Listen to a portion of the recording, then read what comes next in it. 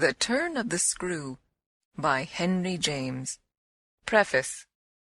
The story had held us round the fire, sufficiently breathless, but except the obvious remark that it was gruesome, as, on Christmas Eve, in an old house, a strange tale should essentially be, I remember no comment uttered, till somebody happened to say that it was the only case he had met in which such a visitation had fallen on a child. The case, I may mention, was that of an apparition, in just such an old house as had gathered us for the occasion, an appearance of a dreadful kind, to a little boy sleeping in the room with his mother, and waking her up in the terror of it, waking her not to dissipate his dread and soothe him to sleep again, but to encounter also herself, before she had succeeded in doing so, the same sight that had shaken him. It was this observation that drew from Douglas, not immediately but later in the evening, a reply that had the interesting consequence to which I call attention. Someone else told a story not particularly effective, which I saw he was not following. This I took for a sign that he had himself something to produce, and that we should only have to wait. We waited, in fact, till 2 nights later, but that same evening, before we scattered, he brought out what was in his mind. I quite agree, in regard to Griffin's ghost, or whatever it was, that its appearing first to the little boy, at so tender an age, adds a particular touch. But it's not the first occurrence of its charming kind that I know to have involved a child. If the child gives the effect another turn of the screw, what do you say to 2 children? We say, of course, somebody exclaimed, that they give 2 turns. Also that we want to hear about them. I can see Douglas there before the fire, to which he had got up to present his back, looking down at his interlocutor with his hands in his pockets. Nobody but me till now has ever heard. It's quite too horrible. This naturally was declared by several voices to give the thing the utmost price, and our friend, with quiet art, prepared his triumph by turning his eyes over the rest of us and going on. It's beyond everything. Nothing at all that I know touches it. For sheer terror, I remember asking. He seemed to say it was not so simple as that, to be really at a loss how to qualify it. He passed his hand over his eyes, made a little wincing grimace, for dreadfulness.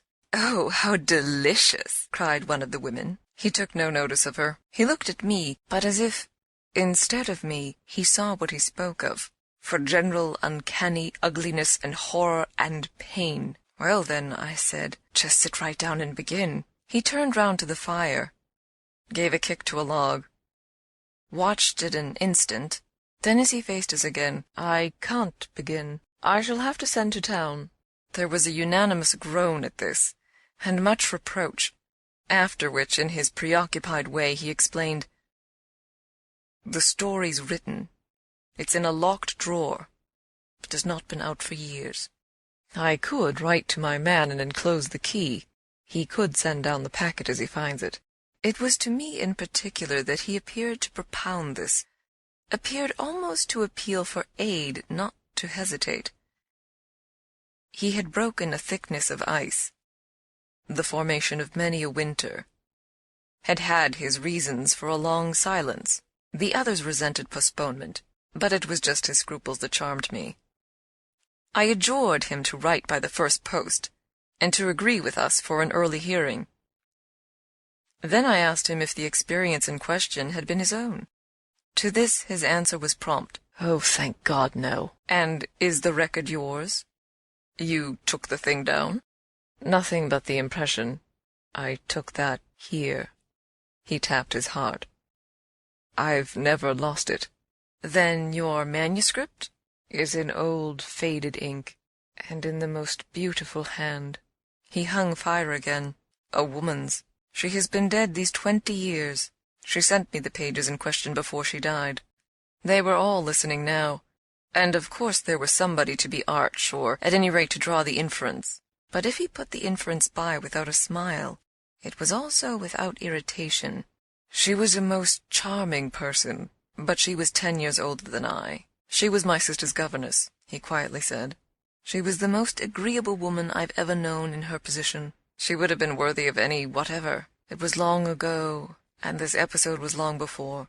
It was at Trinity, and I found her at home on my coming down the second summer. I was much there that year. It was a beautiful one, and we had, in her off-hours, some strolls and talks in the garden. Talks in which she struck me as awfully clever and nice. Oh yes, don't grin. I liked her extremely, and am glad to this day to think she liked me too. If she hadn't, she wouldn't have told me. She had never told anyone. It wasn't simply that she said so, but that I knew she hadn't. I was sure. I could see. You'll easily judge why when you hear. Because the thing had been such a scare? He continued to fix me. You'll easily judge, he repeated. You will. I fixed him too. I see. She was in love. He laughed for the first time. You are acute. Yes, she was in love. That is, she had been. That came out. She couldn't tell a story without its coming out. I saw it. And she saw I saw it. But neither of us spoke of it. I remember the time and the place. The corner of the lawn. The shade of the great beeches in the long, hot summer afternoon. It wasn't a scene for a shudder. But oh... He quitted the fire and dropped back into his chair. "You'll receive the packet Thursday morning?" I inquired. "Probably not till the second post." "Well, then, after dinner. You'll all meet me here?" He looked at us round again. "Isn't anybody going?" It was almost the tone of hope. "Everybody will stay." "I will, and I will," cried the ladies, whose departure had been fixed. Mrs. Griffin, however, expressed the need for a little more light. "Who was it she was in love with?" "The story will tell," I took upon myself to reply. "Oh, I can't wait for the story." "The story won't tell," said Douglas. "Not in any literal, vulgar way." "More's the pity, then. That's the only way I ever understand." "Won't you tell, Douglas?" somebody else inquired. He sprang to his feet again. "Yes, tomorrow. Now I must go to bed. Good night." And quickly catching up a candlestick, he left us slightly bewildered. From our end of the great brown hall we heard his step on the stair, whereupon Mrs. Griffin spoke. "Well, if I don't know who she was in love with, I know who he was." "She was 10 years older," said her husband. "Raison de plus at that age. But it's rather nice, his long reticence." 40 years, Griffin put in, "with this outbreak at last." "The outbreak," I returned, "will make a tremendous occasion of Thursday night." And everyone so agreed with me that in the light of it we lost all attention for everything else. The last story, however incomplete and like the mere opening of a serial, had been told. We hand-shook and candle-stuck, as somebody said, and went to bed. I knew the next day that a letter containing the key had, by the first post, gone off to his London apartments. But in spite of, or perhaps just on account of, the eventual diffusion of this knowledge, we quite left him alone till after dinner. Till such an hour of the evening, in fact, as might best accord with the kind of emotion on which our hopes were fixed. Then he became as communicative as we could desire, and indeed gave us his best reason for being so. We had it from him again before the fire in the hall, as we had had our mild wonders of the previous night. It appeared that the narrative he had promised to read us really required for a proper intelligence a few words of prologue. Let me say here distinctly, to have done with it, that this narrative, from an exact transcript of my own made much later, is what I shall presently give. Poor Douglas, before his death, when it was in sight, committed to me the manuscript that reached him on the 3rd of these days, and that, on the same spot, with immense effect, he began to read to our hushed little circle on the night of the 4th. The departing ladies who had said they would stay didn't, of course, thank heaven, stay. They departed, in consequence of arrangements made, in a rage of curiosity, as they professed, produced by the touches with which he had already worked us up. But that only made his little final auditory more compact and select, kept it round the hearth, subject to a common thrill. The first of these touches conveyed that the written statement took up the tale at a point after it had, in a manner, begun. The fact to be in possession of was therefore that his old friend, the youngest of several daughters of a poor country parson, had, at the age of 20, on taking service for the first time in the schoolroom, come up to London, in trepidation, to answer in person an advertisement that had already placed her in brief correspondence with the advertiser. This person proved on her presenting herself, for judgment, at a house in Harley Street, that impressed her as vast and imposing. This prospective patron proved a gentleman, a bachelor in the prime of life, such a figure as had never risen, save in a dream or an old novel, before a fluttered, anxious girl out of a Hampshire vicarage. One could easily fix his type. It never happily dies out. He was handsome and bold and pleasant, off-hand and gay and kind. He struck her inevitably as gallant and splendid. But what took her most of all, and gave her the courage she afterward showed, was that he put the whole thing to her as a kind of favor, an obligation he should gratefully incur. She conceived him as rich, but as fearfully extravagant, saw him all in a glow of high fashion, of good looks, of expensive habits, of charming ways with women. He had for his own town residence a big house filled with the spoils of travel and the trophies of the chase, but it was to his country home, an old family place in Essex, that he wished her immediately to proceed. He had been left, by the death of their parents in India, guardian to a small nephew and a small niece, children of a military brother, whom he had lost 2 years before. These children were, by the strangest of chances for a man in his position, a lone man without the right sort of experience or a grain of patience, very heavily on his hands. It had all been a great worry, and, on his own part doubtless, a series of blunders. But he immensely pitied the poor chicks, and had done all he could. Had in particular sent them down to his other house, the proper place for them being, of course, the country, and kept them there, from the first, with the best people he could find to look after them, parting even with his own servants to wait on them, and going down himself, whenever he might, to see how they were doing. The awkward thing was that they had practically no other relations, and that his own affairs took up all his time. He had put them in possession of Bly, which was healthy and secure, and had placed at the head of their little establishment, but below stairs only, an excellent woman, Mrs. Grose, whom he was sure his visitor would like, and who had formerly been maid to his mother. She was now housekeeper, and was also acting for the time as superintendent to the little girl, of whom, without children of her own, she was by good luck extremely fond. There were plenty of people to help, but of course the young lady who should go down as governess would be in supreme authority. She would also have, in holidays, to look after the small boy, who had been for a term at school, young as he was to be sent, but what else could be done? And who, as the holidays were about to begin, would be back from one day to the other. There had been for the 2 children at first a young lady whom they had had the misfortune to lose. She had done for them quite beautifully. She was a most respectable person, till her death, the great awkwardness of which had precisely left no alternative but the school for little Miles. Mrs. Grose, since then, in the way of manners and things, had done as she could for Flora, and there were further a cook, a housemaid, a dairywoman, an old pony, an old groom, and an old gardener, all likewise thoroughly respectable. So far had Douglas presented his picture, when someone put a question, and what did the former governess die of? Of so much respectability? Our friend's answer was prompt. That will come out. I don't anticipate. Excuse me, I thought that was just what you are doing. In her successor's place, I suggested, I should have wished to learn if the office brought with it necessary danger to life. Douglas completed my thought. She did wish to learn, and she did learn. You shall hear tomorrow what she learned. Meanwhile, of course, the prospect struck her as slightly grim. She was young, untried, nervous. It was a vision of serious duties and little company, of really great loneliness.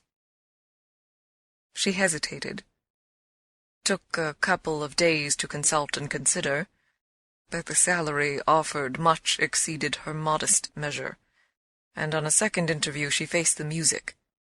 She engaged. And Douglas, with this, made a pause that, for the benefit of the company, moved me to throw in, the moral of which was of course the seduction exercised by the splendid young man. She succumbed to it. He got up, as he had done the night before, went to the fire, gave a stir to a log with his foot, then stood a moment with his back to us. She saw him only twice. Yes, but that's just the beauty of her passion. A little to my surprise on this, Douglas turned round to me. It was the beauty of it. There were others, he went on, who hadn't succumbed. He told her frankly all his difficulty, that for several applicants the conditions had been prohibitive. They were, somehow, simply afraid. It sounded dull, it sounded strange, and all the more so because of his main condition, which was that she should never trouble him, but never, never, neither appeal nor complain, nor write about anything, only meet all questions herself, receive all moneys from his solicitor, take the whole thing over and let him alone. She promised to do this, and she mentioned to me that when for a moment, disburdened, delighted, he held her hand, thanking her for the sacrifice, she already felt rewarded. "But was that all her reward?" one of the ladies asked. "She never saw him again." "Oh!" said the lady, which, as our friend immediately left us again, was the only other word of importance contributed to the subject till the next night. By the corner of the hearth, in the best chair, he opened the faded red cover of a thin, old-fashioned gilt-edged album. The whole thing took indeed more nights than one, but on the first occasion the same lady put another question. "What is your title?" "I haven't one."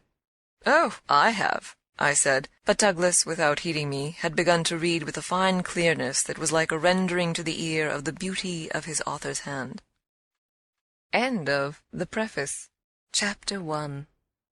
I remember the whole beginning as a succession of flights and drops, a little seesaw of the right throbs and the wrong. After rising in town to meet his appeal, I had at all events a couple of very bad days, found myself doubtful again, felt indeed sure I had made a mistake. In this state of mind I spent the long hours of bumping, swinging coach that carried me to the stopping place, at which I was to be met by a vehicle from the house. This conveyance, I was told, had been ordered, and I found, toward the close of the June afternoon, a commodious fly in waiting for me. Driving at that hour on a lovely day, through a country to which the summer sweetness seemed to offer me a friendly welcome, my fortitude mounted afresh, and as we turned into the avenue, encountered a reprieve that was probably but a proof of the point to which it had sunk. I suppose I had expected, or had dreaded, something so melancholy that what greeted me was a good surprise. I remember as a most pleasant impression the broad, clear front, its open windows and fresh curtains, and the pair of maids looking out. I remember the lawn, and the bright flowers, and the crunch of my wheels on the gravel, and the clustered tree-tops over which the rook circled and cawed in the golden sky. The scene had a greatness that made it a different affair from my own scant home, and there immediately appeared at the door, with a little girl in her hand, a civil person who dropped me as decent a curtsy as if I had been the mistress or a distinguished visitor. I had received in Harley Street a narrower notion of the place, and that, as I recalled it, made me think the proprietor still more of a gentleman, suggested that what I was to enjoy might be something beyond his promise. I had no drop again till the next day, for I was carried triumphantly through the following hours by my introduction to the younger of my pupils. The little girl who accompanied Mrs. Grose appeared to me on the spot a creature so charming as to make it a great fortune to have to do with her. She was the most beautiful child I had ever seen, and I afterward wondered that my employer had not told me more of her. I slept little that night. I was too much excited, and this astonished me too, I recollect, remained with me, adding to my sense of the liberality with which I was treated, The large, impressive room, one of the best in the house. The great state bed, as I almost felt it. The full, figured draperies, the long glasses in which, for the first time, I could see myself from head to foot. All struck me like the extraordinary charm of my small charge, as so many things thrown in. It was thrown in as well from the first moment that I should get on with Mrs. Grose, in a relation over which, on my way in the coach, I fear I had rather brooded. The only thing, indeed, that in this early outlook might have made me shrink again was the clear circumstance of her being so glad to see me. I perceived within half an hour that she was so glad, stout, simple, plain, clean, wholesome woman, as to be positively on her guard against showing it too much. I wondered even then a little why she should wish not to show it, and that, with reflection, with suspicion, might of course have made me uneasy. But it was a comfort that there could be no uneasiness in a connection with anything so beatific as the radiant image of my little girl, the vision of whose angelic beauty had probably more than anything else to do with the restlessness that, before morning, made me several times rise and wander about my room, to take in the whole picture and prospect, to watch from my open window the faint summer dawn, to look at such portions of the rest of the house as I could catch, and to listen, while in the fading dusk the first birds began to twitter, for the possible recurrence of a sound or two, less natural and not without, but within, that I had fancied I heard. There had been a moment when I believed I recognized, faint and far, the cry of a child. There had been another when I found myself just consciously starting as at the passage before my door of a light footstep. But these fancies were not marked enough to be thrown off, and it is only in the light, or the gloom, I should rather say, of other and subsequent matters that they now come back to me. To watch, teach, form little Flora would too evidently be the making of a happy and useful life. It had been agreed between us downstairs that after this first occasion I should have her as a matter of course at night, her small white bed being already arranged to that end in my room. What I had undertaken was the whole care of her, and she had remained, just this last time, with Mrs. Grose, only as an effect of our consideration for my inevitable strangeness and her natural timidity. In spite of this timidity, which the child herself, in the oddest way in the world, had been perfectly frank and brave about, allowing it, without a sign of uncomfortable consciousness, with the deep, sweet serenity, indeed, of one of Raphael's holy infants, to be discussed, to be imputed to her, and to determine us, I feel quite sure she would presently like me. It was part of what I already liked Mrs. Grose herself for, the pleasure I could see her feel in my admiration and wonder, as I sat at supper with 4 tall candles, and with my pupil, in a high chair and a bib, brightly facing me, between them, over bread and milk. There were naturally things that in Flora's presence could pass between us only as prodigious and gratified looks, obscure and roundabout allusions. And the little boy? Does he look like her? Is he too so very remarkable? One wouldn't flatter a child. Oh, miss, most remarkable, if you think well of this one. And she stood there with a plate in her hand, beaming at our companion, who looked from one of us to the other with placid, heavenly eyes that contained nothing to check us. Yes, if I do, you will be carried away by the little gentleman. That, I think, is what I came for. To be carried away. I am afraid, however, I remember feeling the impulse to add, I am rather easily carried away. I was carried away in London. I can still see Mrs. Grose's broad face as she took this in. In Harley Street? In Harley Street. Well, miss, you're not the first, and you won't be the last. Oh, I've no pretension, I could laugh, to being the only one. My other pupil, at any rate, as I understand, comes back tomorrow." "Not tomorrow. Friday, miss. He arrives, as you did, by the coach under care of the guard, and is to be met by the same carriage." I forthwith expressed that the proper, as well as the pleasant and friendly thing, would be therefore that on the arrival of the public conveyance I should be in waiting for him with his little sister, an idea in which Mrs. Grose concurred so heartily that I somehow took her manner as a kind of comforting pledge, never falsified, thank heaven, that we should on every question be quite at one. Oh, she was glad I was there. What I felt the next day was, I suppose, nothing that could be fairly called a reaction from the cheer of my arrival. It was probably, at the most, only a slight oppression produced by a fuller measure of the scale. As I walked round them, gazed up at them, took them in, of my new circumstances, they had, as it were, an extent and mass for which I had not been prepared, and in the presence of which I found myself, freshly, a little scared as well as a little proud. Lessons in this agitation certainly suffered some delay. I reflected that my first duty was, by the gentlest arts I could contrive, to win the child into the sense of knowing me. I spent the day with her out of doors. I arranged with her, to her great satisfaction, that it should be she only, who might show me the place. She showed it step by step, and room by room, and secret by secret, with droll, delightful, childish talk about it, and with the result, in half an hour, of our becoming immense friends.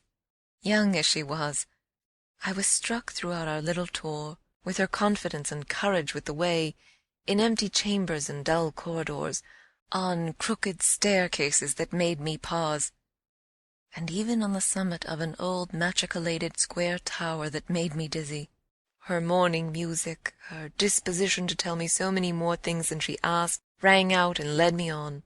I have not seen Bly since the day I left it, and I dare say that to my older and more informed eyes it would now appear sufficiently contracted. But as my little conductress, with her hair of gold and her frock of blue, danced before me round corners and pattered down passages, I had the view of a castle of romance inhabited by a rosy sprite, such a place as would somehow, for diversion of the young idea, take all colour out of story-books and fairy-tales. Wasn't it just a story-book over which I had fallen a doze and a dream? No, it was a big, ugly, antique, but convenient house, embodying a few features of a building still older, half replaced and half utilized, in which I had the fancy of our being almost as lost as a handful of passengers in a great drifting ship. Well, I was, strangely, at the helm. End of Chapter 1. Chapter 2. This came home to me when, 2 days later, I drove over with Flora to meet, as Mrs. Grose said, the little gentleman, and all the more for an incident that, presenting itself the second evening, had deeply disconcerted me. The first day had been, on the whole, as I have expressed, reassuring, but I was to see it wind up in keen apprehension. The post-bag, that evening, it came late, contained a letter for me, which, however, in the hand of my employer I found to be composed but of a few words enclosing another, addressed to himself, with a seal still unbroken. "This, I recognize, is from the headmaster, and the headmaster's an awful bore. Read him, please. Deal with him. But mind you don't report. Not a word. I'm off." I broke the seal with a great effort, so great a one that I was a long time coming to it, took the unopened missive at last up to my room, and only attacked it just before going to bed. I had better have let it wait till morning, for it gave me a second sleepless night. With no counsel to take, the next day, I was full of distress, and it finally got so the better of me that I determined to open myself at least to Mrs. Grose. "What does it mean the child's dismissed his school?" She gave me a look that I remarked at the moment. Then, visibly, with a quick blankness, seemed to try to take it back. "But aren't they all sent home?" "Yes, but only for the holidays. Miles may never go back at all." Consciously under my attention she reddened. "They won't take him?" "They absolutely decline." At this she raised her eyes, which she had turned from me. I saw them fill with good tears. "What has he done?" I hesitated.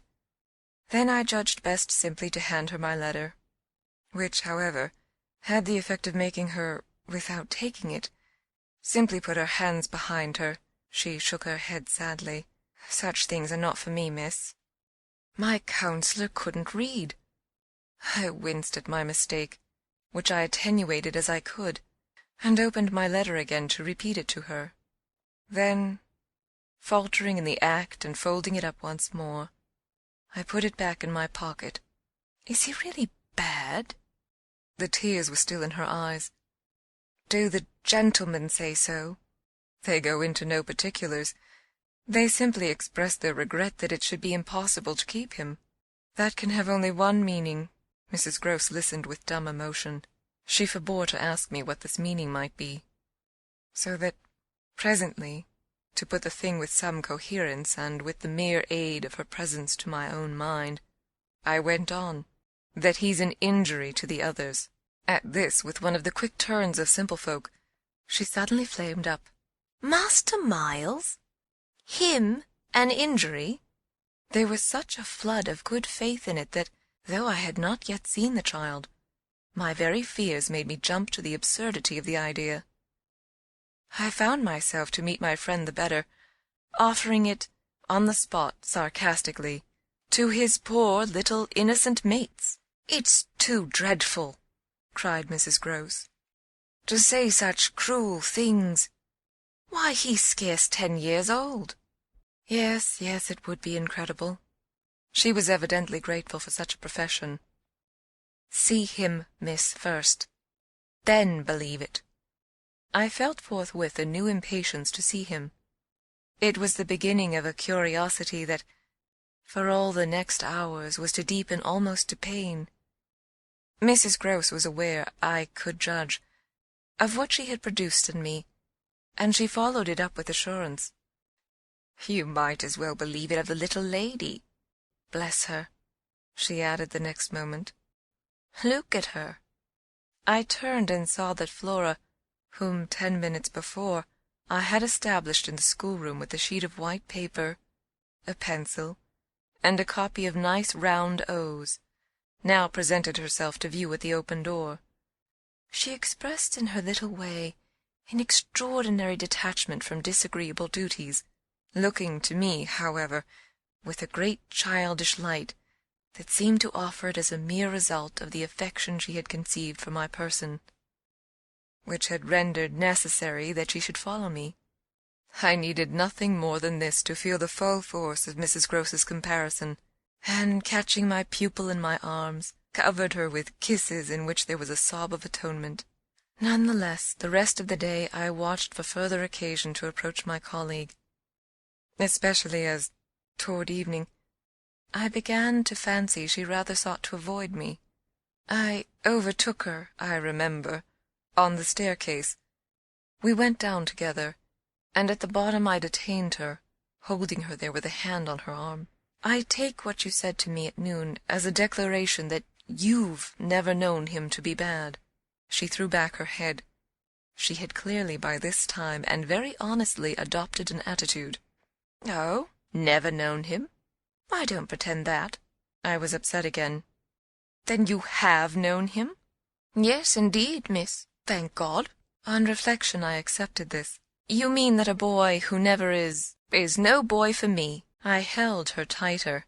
"You like them with the spirit to be naughty." Then, keeping pace with her answer, "So do I," I eagerly brought out, "but not to the degree to contaminate—" "To contaminate?" My big word left her at a loss. I explained it. "To corrupt."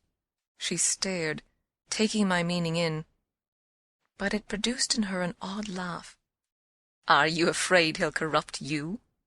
She put the question with such a fine, bold humor that, with a laugh, a little silly, doubtless, to match her own, I gave way for the time to the apprehension of ridicule.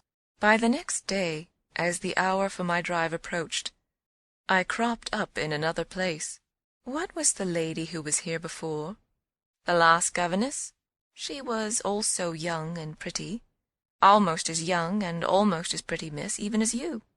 Ah, then I hope her youth and her beauty helped her. I recollect throwing off. He seems to like us young and pretty. Oh, he did, Mrs. Grose assented. It was the way he liked everyone.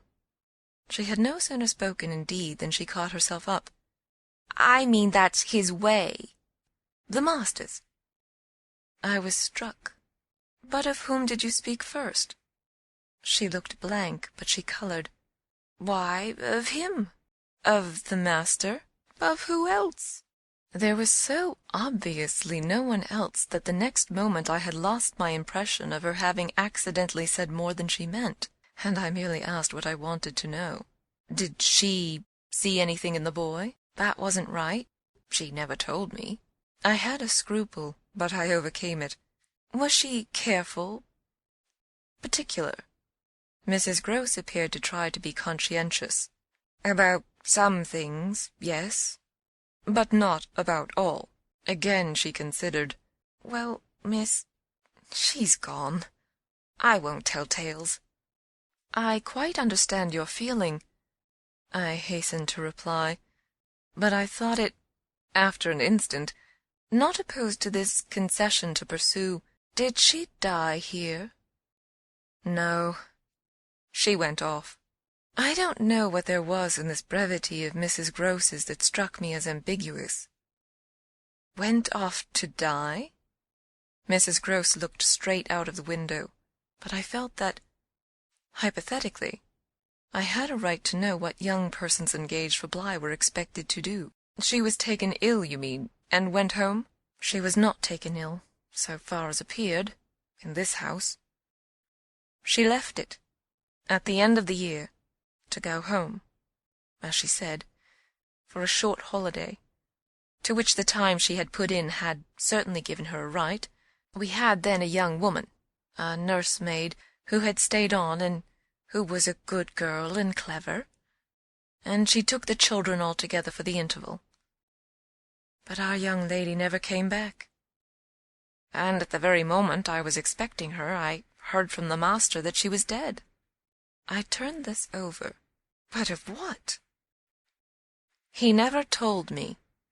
But please, miss, said Mrs. Grose, I must get to my work. End of Chapter 2. Chapter 3. Her thus turning her back on me was fortunately not, for my just preoccupations, a snub that could check the growth of our mutual esteem. We met, after I had brought home little Miles, more intimately than ever on the ground of my stupefaction, my general emotion. So monstrous was I then ready to pronounce it that such a child as had now been revealed to me should be under an interdict. I was a little late on the scene, and I felt, as he stood wistfully looking out for me before the door of the inn at which the coach had put him down, that I had seen him, on the instant, without and within, in the great glow of freshness, the same positive fragrance of purity in which I had, from the first moment, seen his little sister.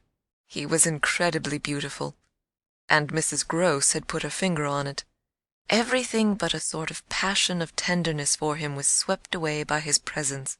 What I then and there took him to my heart for was something divine that I have never found to the same degree in any child.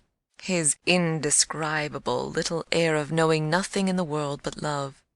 It would have been impossible to carry a bad name with a greater sweetness of innocence, and by the time I had got back to Bly with him, I remained merely bewildered, so far, that is, as I was not outraged by the sense of the horrible letter locked up in my room, in a drawer. As soon as I could compass a private word with Mrs. Grose, I declared to her that it was grotesque. She promptly understood me.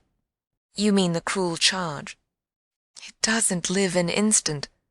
My dear woman, look at him." She smiled at my pretension to have discovered his charm. "I assure you, miss, I do nothing else." "What will you say, then?" she immediately added, "in answer to the letter?" I had made up my mind. Nothing. "And to his uncle?" I was incisive. Nothing. "And to the boy himself?" I was wonderful. Nothing. She gave with her apron a great wipe to her mouth. "Then I'll stand by you. We'll see it out.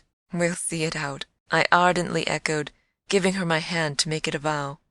She held me there a moment, then whisked up her apron again with her detached hand. "Would you mind, miss, if I used the freedom—" "To kiss me? No." I took the good creature in my arms, and, after we had embraced like sisters, felt still more fortified and indignant. This, at all events, was for the time, a time so full that, as I recall the way it went, it reminds me of all the art I now need to make it a little distinct. What I look back at with amazement is the situation I accepted. I had undertaken, with my companion, to see it out, and I was under a charm, apparently, that could smooth away the extent and the far and difficult connections of such an effort. I was lifted aloft on a great wave of infatuation and pity. I found it simple, in my ignorance, my confusion, and perhaps my conceit, to assume that I could deal with a boy whose education for the world was all on the point of beginning. I am unable even to remember at this day what proposal I framed for the end of his holidays, and the resumption of his studies. Lessons with me, indeed, that charming summer, we all had a theory that he was to have, but I now feel that, for weeks, the lessons must have been rather my own. I learned something, at first, certainly, that had not been one of the teachings of my small, smothered life, learned to be amused, and even amusing, and not to think for the morrow. It was the first time, in a manner, that I had known space and air and freedom, all the music of summer, and all the mystery of nature.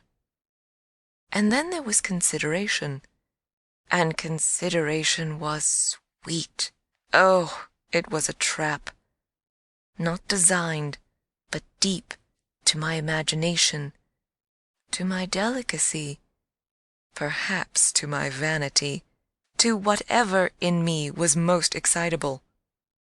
The best way to picture it all is to say that I was off my guard. They gave me so little trouble. They were of a gentleness so extraordinary. I used to speculate, but even this with a dim disconnectedness, as to how the rough future, for all futures are rough, would handle them and might bruise them. They had the bloom of health and happiness, and yet, as if I had been in charge of a pair of little grandees, of princes of the blood, for whom everything, to be right, would have to be enclosed and protected, the only form that, in my fancy, the after years could take for them was that of a romantic, a really royal extension of the garden and the park. It may be, of course, above all, that what suddenly broke into this gives the previous time a charm of stillness, that hush in which something gathers or crouches. The change was actually like the spring of a beast. In the first weeks the days were long.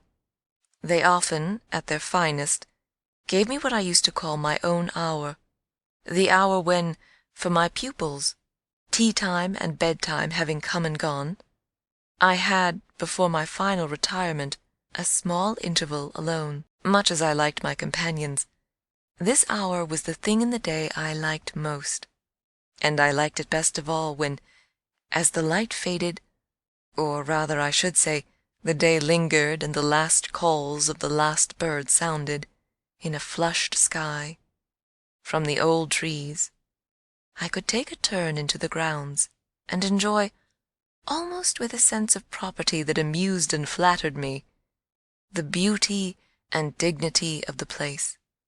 It was a pleasure at these moments to feel myself tranquil and justified, doubtless, perhaps, also to reflect that by my discretion, my quiet good sense, and general high propriety, I was giving pleasure, if he ever thought of it, to the person to whose pressure I had responded. What I was doing was what he had earnestly hoped and directly asked of me, and that I could, after all, do it, proved even a greater joy than I had expected. I dare say I fancied myself, in short, a remarkable young woman, and took comfort in the faith that this would more publicly appear. Well, I needed to be remarkable, to offer a front to the remarkable things that presently gave their first sign. It was plump, one afternoon, in the middle of my very hour. The children were tucked away, and I had come out for my stroll. One of the thoughts that, as I don't in the least shrink now from noting, used to be with me in these wanderings, was that it would be as charming and as a charming story suddenly to meet someone. Someone would appear there at the turn of a path, and would stand before me and smile and approve. I didn't ask more than that. I only asked that he should know, and the only way to be sure he knew would be to see it, and the kind light of it in his handsome face. That was exactly present to me, by which I mean the face was, when, on the first of these occasions, at the end of a long June day, I stopped short on emerging from one of the plantations and coming into view of the house. What arrested me on the spot, and with a shock much greater than any vision had allowed for, was the sense that my imagination had, in a flash, turned real. He did stand there, but high up, beyond the lawn, and at the very top of the tower to which, on that first morning, little Flora had conducted me. This tower was one of a pair, square, incongruous, crenellated structures, that were distinguished for some reason, though I could see little difference, as the new and the old. They flanked opposite ends of the house, and were probably architectural absurdities, redeemed in a measure, indeed, by not being wholly disengaged, nor of a height too pretentious, dating in their gingerbread antiquity from a romantic revival that was already a respectable past. I admired them, had fancies about them, for we could all profit in a degree, especially when they loomed through the dusk, by the grandeur of their actual battlements. Yet it was not at such an elevation that the figure I had so often invoked seemed most in place. It produced in me, this figure, in the clear twilight, I remember, two distinct gasps of emotion, which were, sharply, the shock of my first and that of my second surprise. My second was a violent perception of the mistake of my first. The man who met my eyes was not the person I had precipitately supposed. There came to me thus a bewilderment of vision of which, after these years, there is no living view that I can hope to give. An unknown man in a lonely place is a permitted object of fear to a young woman privately bred, and the figure that faced me was, a few more seconds assured me, as little anyone else I knew, as it was the image that had been in my mind. I had not seen it in Harley Street. I had not seen it anywhere. The place, moreover, in the strangest way in the world, had on the instant and by the very fact of its appearance, become a solitude. To me at least, making my statement here with the deliberation with which I have never made it, the whole feeling of the moment returns. It was as if, while I took in what I did take in, all the rest of the scene had been stricken with death.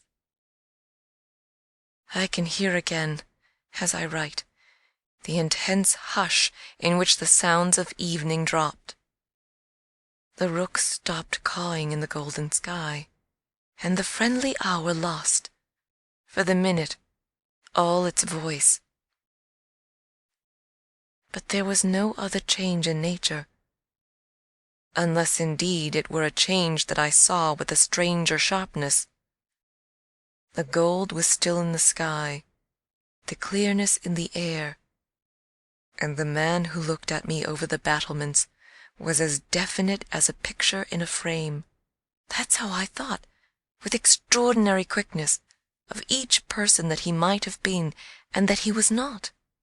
We were confronted across our distance quite long enough for me to ask myself with intensity who then he was, and to feel, as an effect of my inability to say, a wonder that in a few instants more became intense. The great question, or one of these, is, afterward, I know, with regard to certain matters, the question of how long they have lasted. Well, this matter of mine, think what you will of it, lasted while I caught at a dozen possibilities, none of which made a difference for the better. That I could see, in their having been in the house, and for how long, above all, a person of whom I was in ignorance. It lasted while I just bridled a little with the sense that my office demanded that there should be no such ignorance and no such person.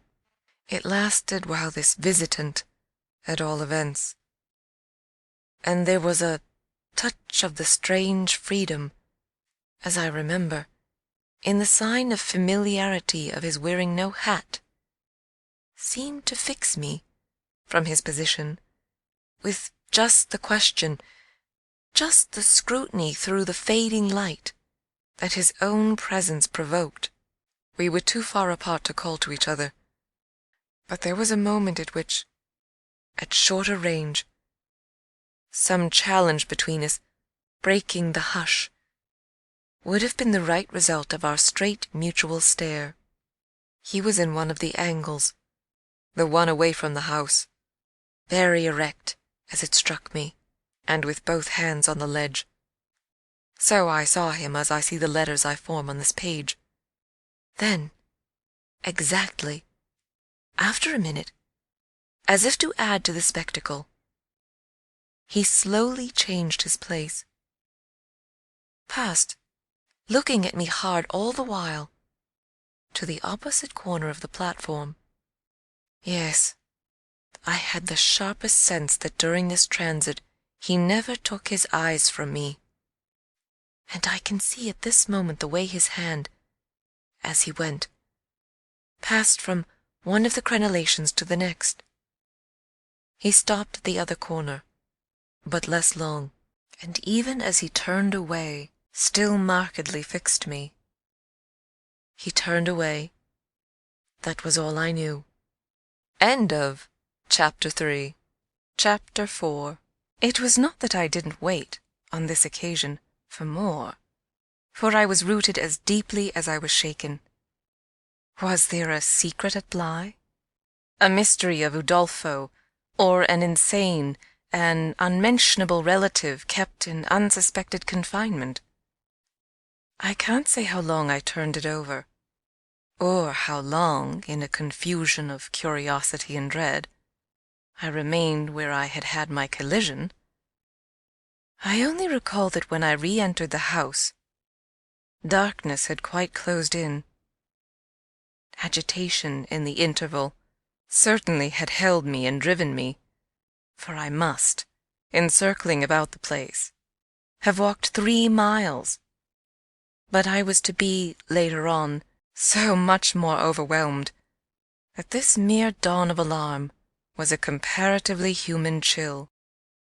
The most singular part of it, in fact, singular as the rest had been, was the part I became, in the hall, aware of in meeting Mrs. Grose. This picture comes back to me in the general train. The impression, as I received it on my return, of the wide white-panelled space, bright in the lamplight, and with its portraits and red carpet, and of the good surprised look of my friend, which immediately told me she had missed me. It came to me straightway, under her contact, that, with plain heartiness, mere relieved anxiety at my appearance, she knew nothing whatever that could bear upon the incident I had there ready for her. I had not suspected in advance that her comfortable face would pull me up, and I somehow measured the importance of what I had seen by my thus finding myself hesitant to mention it. Scarce anything in the whole history seems to me so odd as this fact, that my real beginning of fear was one, as I may say, with the instinct of sparing my companion, on the spot accordingly, in the pleasant hall, and with her eyes on me, I, for a reason that I couldn't then have phrased, achieved an inward resolution, offered a vague pretext for my lateness, and, with the plea of the beauty of the night, and of the heavy dew and wet feet, went as soon as possible to my room. Here it was another affair. Here, for many days after, it was a queer affair enough.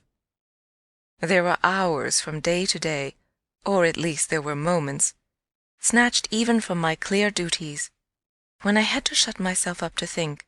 It was not so much yet that I was more nervous than I could bear to be, as that I was remarkably afraid of becoming so, that the truth I had now to turn over was, simply and clearly, the truth that I could arrive at no account whatever of the visitor with whom I had been so inexplicably and yet, as it seemed to me, so intimately concerned.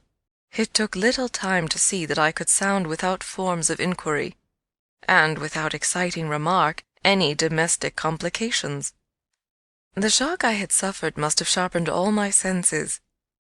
I felt sure, at the end of 3 days, and as the result of mere closer attention, that I had not been practised upon by the servants, nor made the object of any game. Of whatever it was that I knew, nothing was known around me. There was but one sane inference. Someone had taken a liberty rather gross. That was what, repeatedly, I dipped into my room and locked the door to say to myself. We had been, collectively, subject to an intrusion. Some unscrupulous traveller, curious in old houses, had made his way in unobserved, enjoyed the prospect from the best point of view, and then stolen out as he came. If he had given me such a bold, hard stare, that was but a part of his indiscretion. The good thing, after all, was that we should surely see no more of him. This was not so good a thing, I admit, as not to leave me to judge that what, essentially, made nothing else much, signify was simply my charming work. My charming work was just my life with Miles and Flora, and through nothing could I so like it as through feeling that I could throw myself into it in trouble. The attraction of my small charges was a constant joy, leading me to wonder afresh at the vanity of my original fears. The distaste I had begun by entertaining for the probable grey prose of my office. There was to be no grey prose, it appeared, and no long grind. So how could work not be charming that presented itself as daily beauty? It was all the romance of the nursery and the poetry of the schoolroom. I don't mean by this, of course, that we studied only fiction and verse.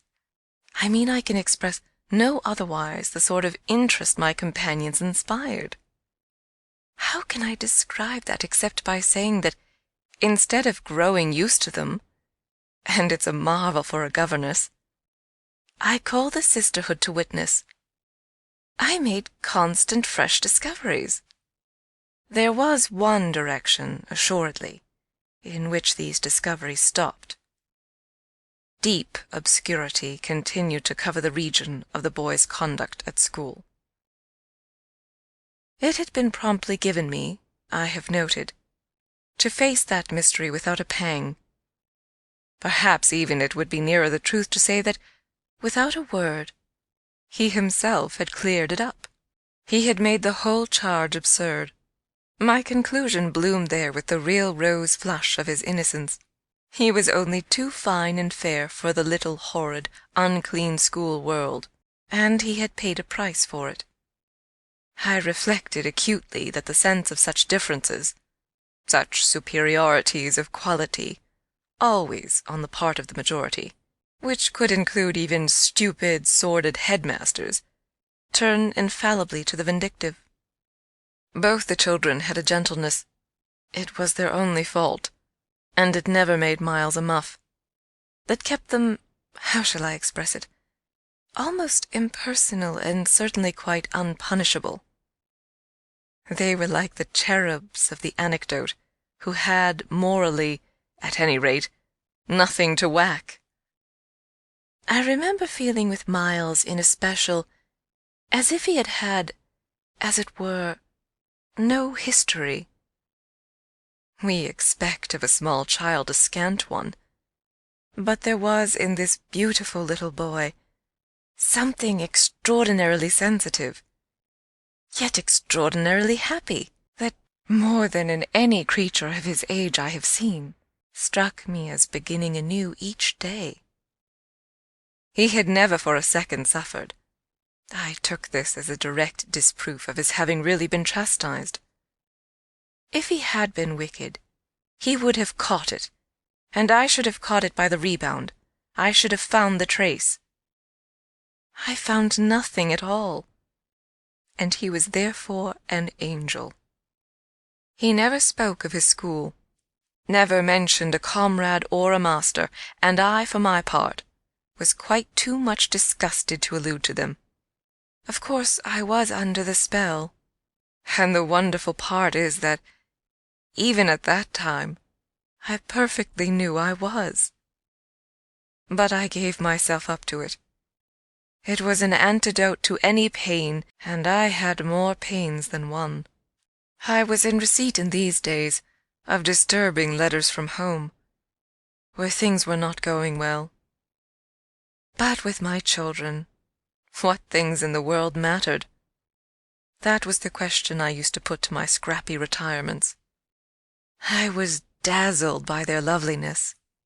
There was a Sunday, to get on, when it rained with such force, and for so many hours, that there could be no procession to church, in consequence of which, as the day declined, I had arranged with Mrs. Grose that, should the evening show improvement, we would attend together the late service. The rain happily stopped, and I prepared for our walk, which, through the park and by the good road to the village, would be a matter of 20 minutes. Coming downstairs to meet my colleague in the hall, I remembered a pair of gloves that had required 3 stitches, and that had received them, with a publicity perhaps not edifying, while I sat with the children at their tea, served on Sundays, by exception, in that cold, clean temple of mahogany and brass, the grown-up dining-room.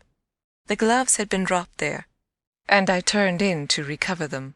The day was grey enough, but the afternoon light still lingered, and it enabled me, on crossing the threshold, not only to recognize, on a chair near the wide window, then closed, the articles I wanted, but to become aware of a person on the other side of the window and looking straight in.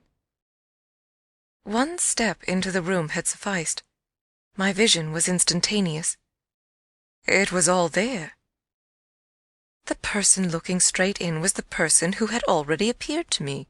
He appeared thus again with, I won't say greater distinctness, for that was impossible, but with a nearness that represented a forward stride in our intercourse, and made me, as I met him, catch my breath and turn cold.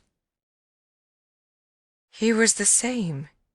He was the same, and seen this time as he had been seen before, from the waist up, the window. though the dining room was on the ground floor, not going down to the terrace on which he stood. His face was close to the glass, yet the effect of this better view was strangely only to show me how intense the former had been. He remained but a few seconds, long enough to convince me he also saw and recognized.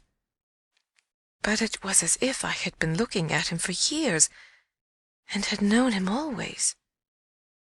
Something, however, happened this time that had not happened before. His stare into my face, through the glass and across the room, was as deep and hard as then. But it quitted me for a moment, during which I could still watch it, see it fix successively several other things. On the spot there came to me the added shock of a certitude that it was not for me he had come there. He had come for someone else. The flash of this knowledge, for it was knowledge in the midst of dread, produced in me the most extraordinary effect. Started as I stood there a sudden vibration of duty and courage. I say courage because I was beyond all doubt already far gone. I bounded straight out of the door again, reached that of the house, got, in an instant, upon the drive, and, passing along the terrace as fast as I could rush, turned a corner and came full in sight. But it was in sight of nothing now. My visitor had vanished. I stopped. I almost dropped, with the real relief of this, but I took in the whole scene. I gave him time to reappear. I call it time, but how long was it? I can't speak to the purpose today of the duration of these things. That kind of measure must have left me. They couldn't have lasted as they actually appeared to me to last. The terrace and the whole place, the lawn and the garden beyond it, all I could see of the park, were empty with a great emptiness. There were shrubberies and big trees, but I remember the clear assurance I felt that none of them concealed him. He was there or was not there if I didn't see him. I got hold of this. Then, instinctively, instead of returning as I had come, went to the window. It was confusedly present to me that I ought to place myself where he had stood. I did so. I applied my face to the pane and looked, as he had looked, into the room, as if, at this moment, to show me exactly what his range had been, Mrs. Grose, as I had done for himself just before, came in from the hall. With this I had the full image of a repetition of what had already occurred. She saw me as I had seen my own visitant. She pulled up short as I had done. I gave her something of the shock that I had received. She turned white, and this made me ask myself if I had blanched as much.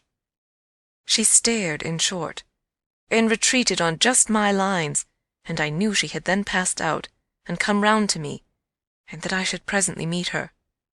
I remained where I was, and while I waited, I thought of more things than one. But there's only one I take space to mention. I wondered why she should be scared. End of Chapter 4. Chapter 5. Oh, she let me know as soon. Round the corner of the house, she loomed again into view. What in the name of goodness is the matter? She was now flushed and out of breath. I said nothing till she came quite near.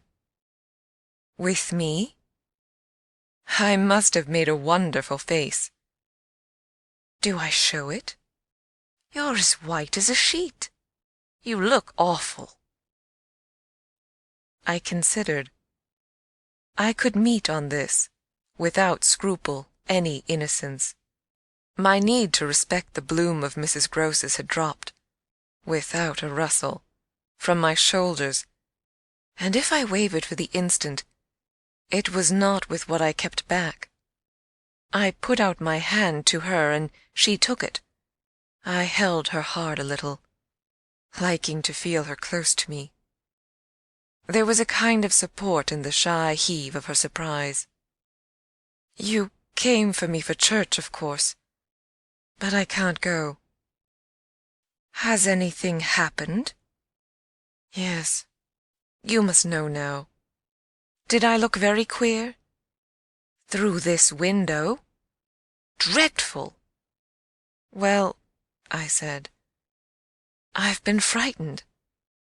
Mrs. Groce's eyes expressed plainly that she had no wish to be, yet also that she knew too well her place not to be ready to share with me any marked inconvenience. Oh, it was quite settled that she must share. Just what you saw from the dining-room a minute ago was the effect of that. What I saw just before was much worse. Her hand tightened. What was it? An extraordinary man. Looking in. What extraordinary man? I haven't the least idea. Mrs. Groce gazed round us in vain. Then where is he gone? I know still less. Have you seen him before? Yes, once. On the old tower. She could only look at me harder. Do you mean he's a stranger? Oh, very much. Yet you didn't tell me. No, for reasons. But now that you've guessed... Mrs. Groce's round eyes encountered this charge. Ah, I haven't guessed, she said very simply. How can I if you don't imagine? I don't in the very least. You've seen him nowhere but on the tower. And on this spot just now. Mrs. Groce looked round again. What was he doing on the tower? Only standing there and looking down at me. She thought a minute. Was he a gentleman? I found I had no need to think. No. She gazed in deeper wonder. No. Then nobody about the place? Nobody from the village? Nobody. I didn't tell you, but I made sure. She breathed a vague relief. This was, oddly, so much to the good. It only went, indeed, a little way. But if he isn't a gentleman, what is he? He's a horror. A horror? He's... God help me if I know what he is. Mrs. Groce looked round once more. She fixed her eyes on the duskier distance. Then, pulling herself together, turned to me with abrupt inconsequence. It's time we should be at church. Oh, I'm not fit for church.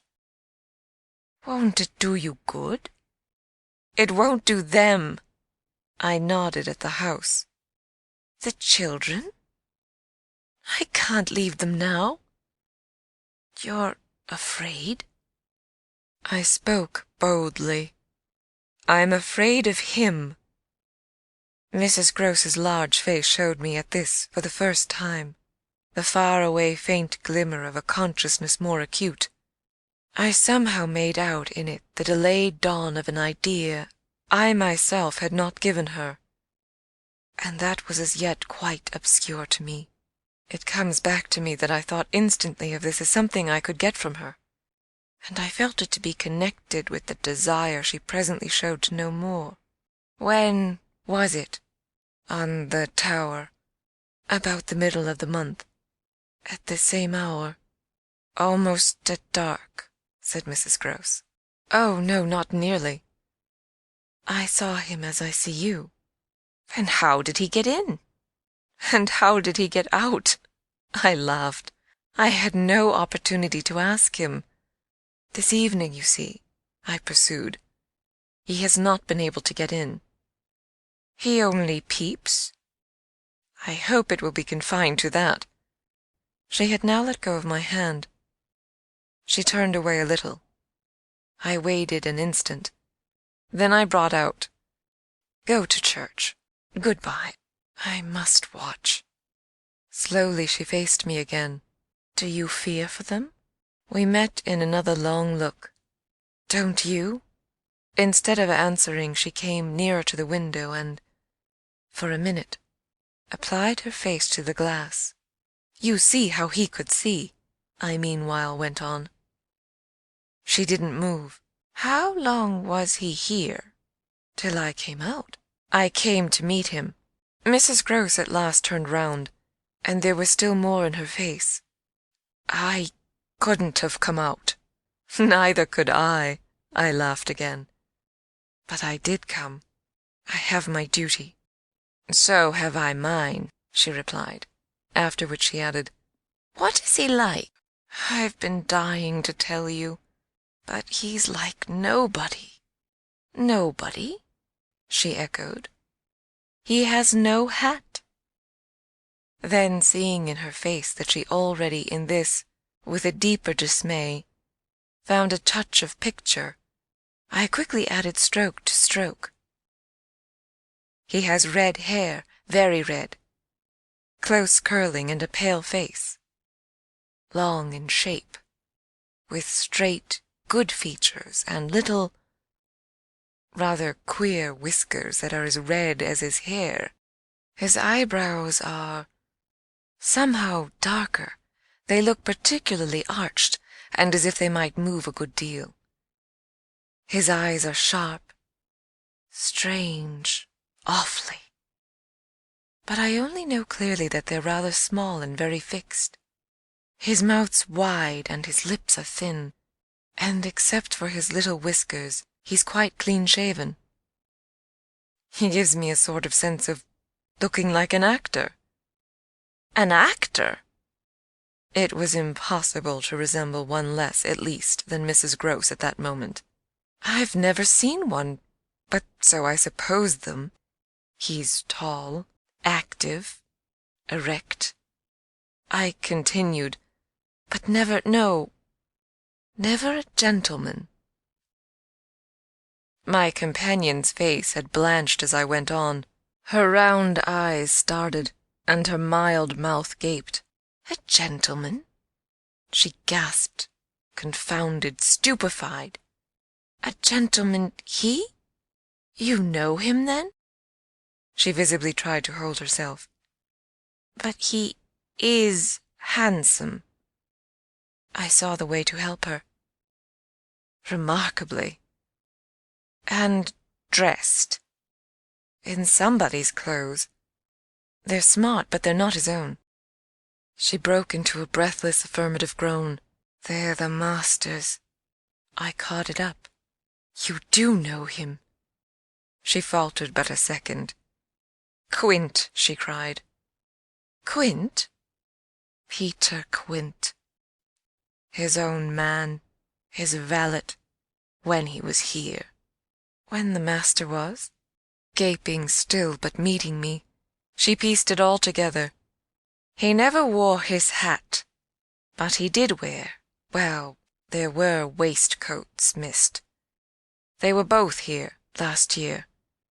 Then the master went, and Quint was alone." I followed, but halting a little. "Alone?" "Alone with us." Then, as from a deeper depth, "In charge," she added. "And what became of him?" She hung fire so long that I was still more mystified. "He went too," she brought out at last. "Went where?" Her expression at this became extraordinary. "God knows where. He died." "Died!" I almost shrieked. She seemed fairly to square herself, plant herself more firmly to utter the wonder of it. "Yes, Mr. Quint is dead." End of Chapter 5. Chapter 6. It took, of course, more than that particular passage to place us together in presence of what we had now to live with as we could. my dreadful liability to impressions of the order so vividly exemplified, and my companion's knowledge, henceforth, a knowledge half consternation and half compassion of that liability.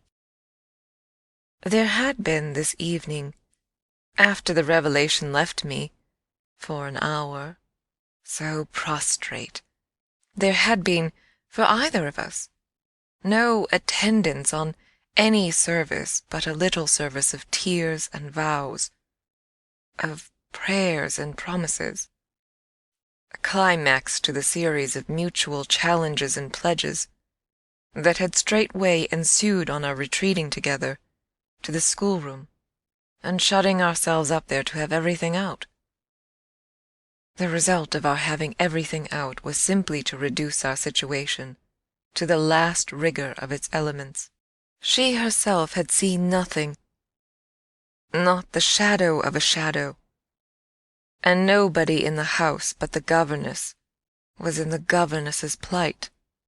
Yet she accepted, without directly impugning my sanity, the truth as I gave it to her, and ended by showing me, on this ground, an awe-stricken tenderness, an expression of the sense of my more than questionable privilege, of which the very breath has remained with me as that of the sweetest of human charities.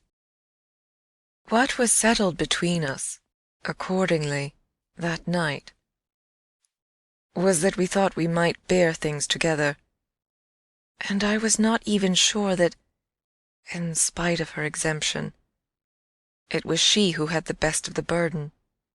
I knew at this hour, I think, as well as I knew later, what I was capable of meeting to shelter my pupils. But it took me some time to be wholly sure of what my honest ally was prepared for, to keep terms with so compromising a contract. I was queer company enough, quite as queer as the company I received, but as I trace over what we went through, I see how much common ground we must have found in the one idea that, by good fortune, could steady us.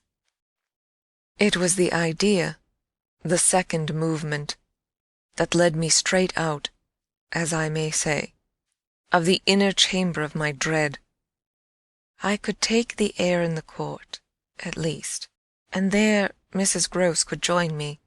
Perfectly can I recall now the particular way strength came to me before we separated for the night. We had gone over and over every feature of what I had seen.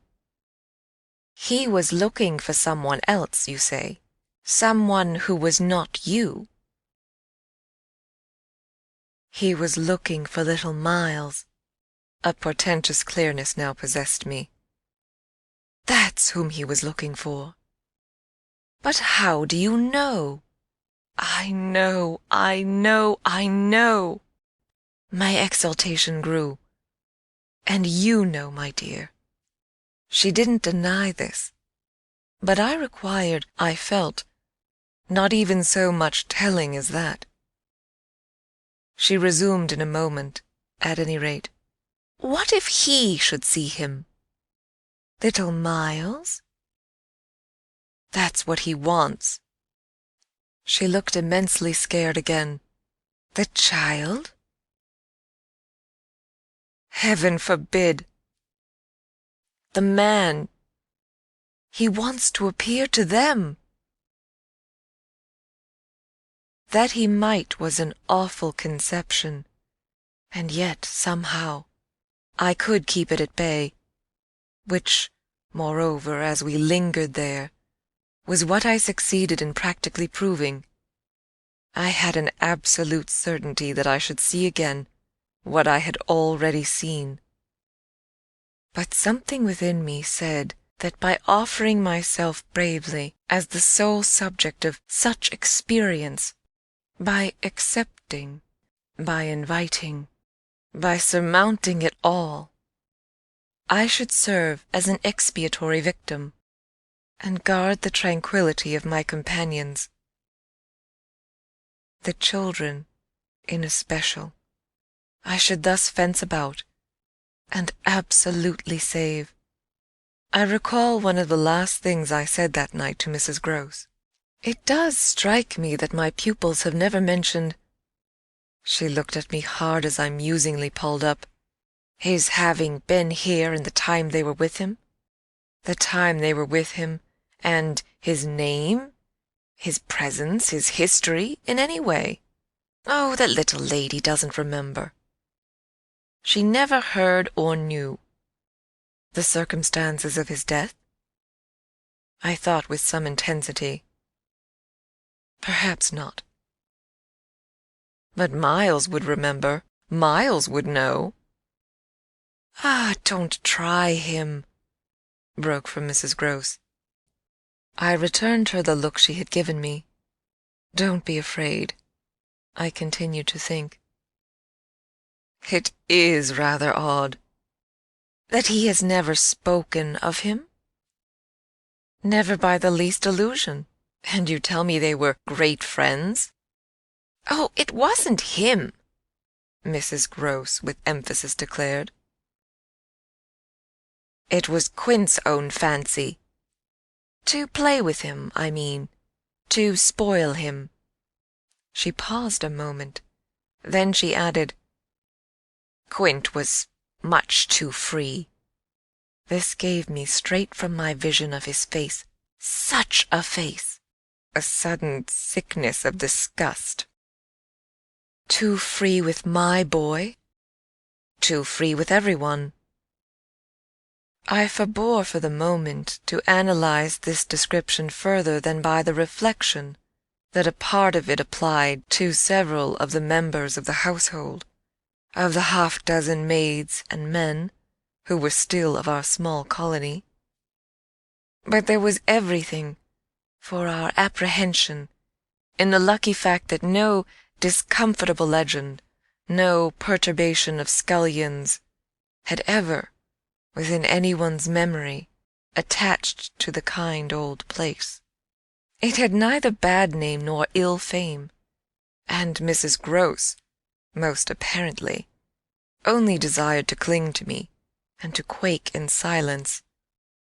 I even put her, the very last thing of all, to the test.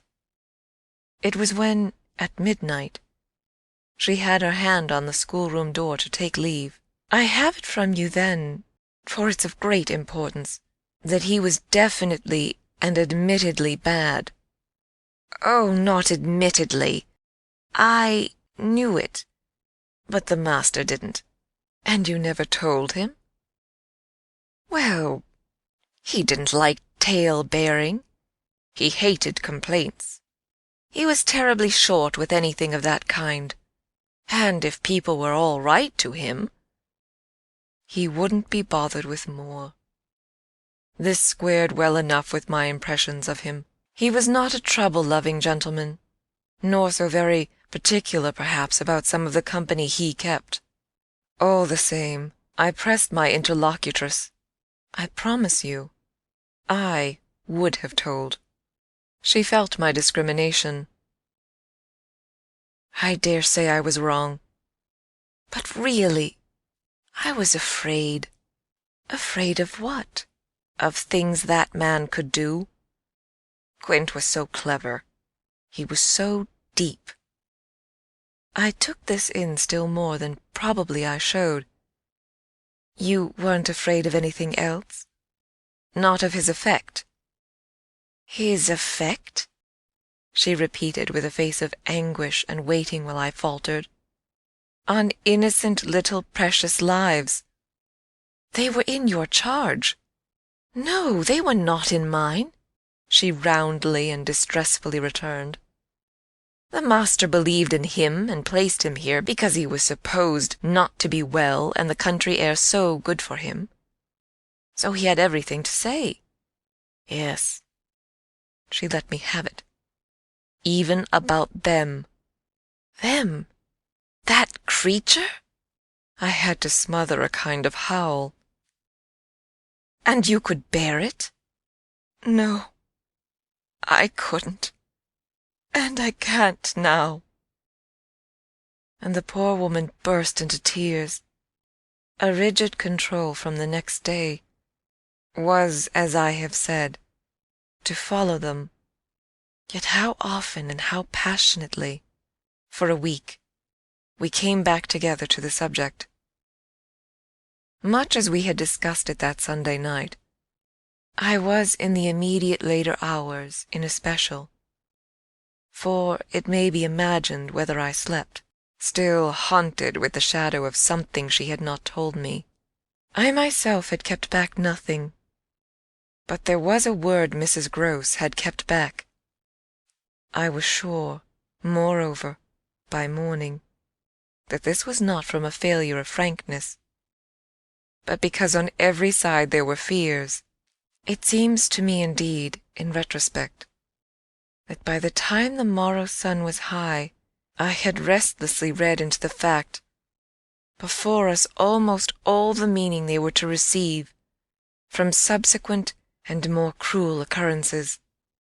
What they gave me above all was just the sinister figure of the living man.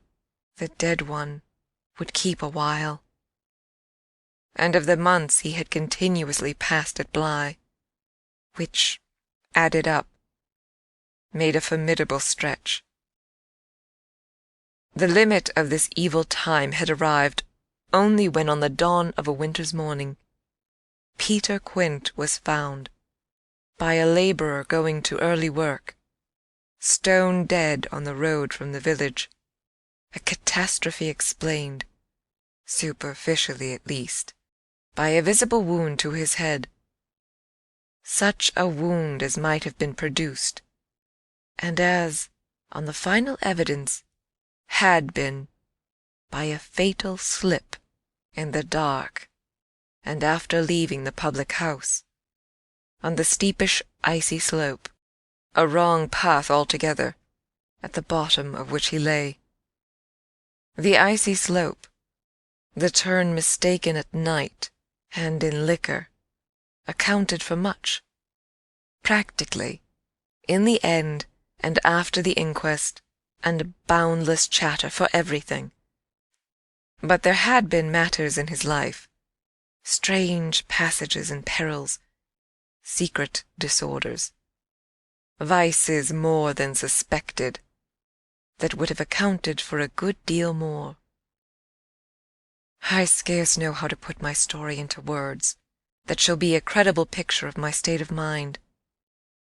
But I was in these days literally able to find a joy in the extraordinary flight of heroism the occasion demanded of me.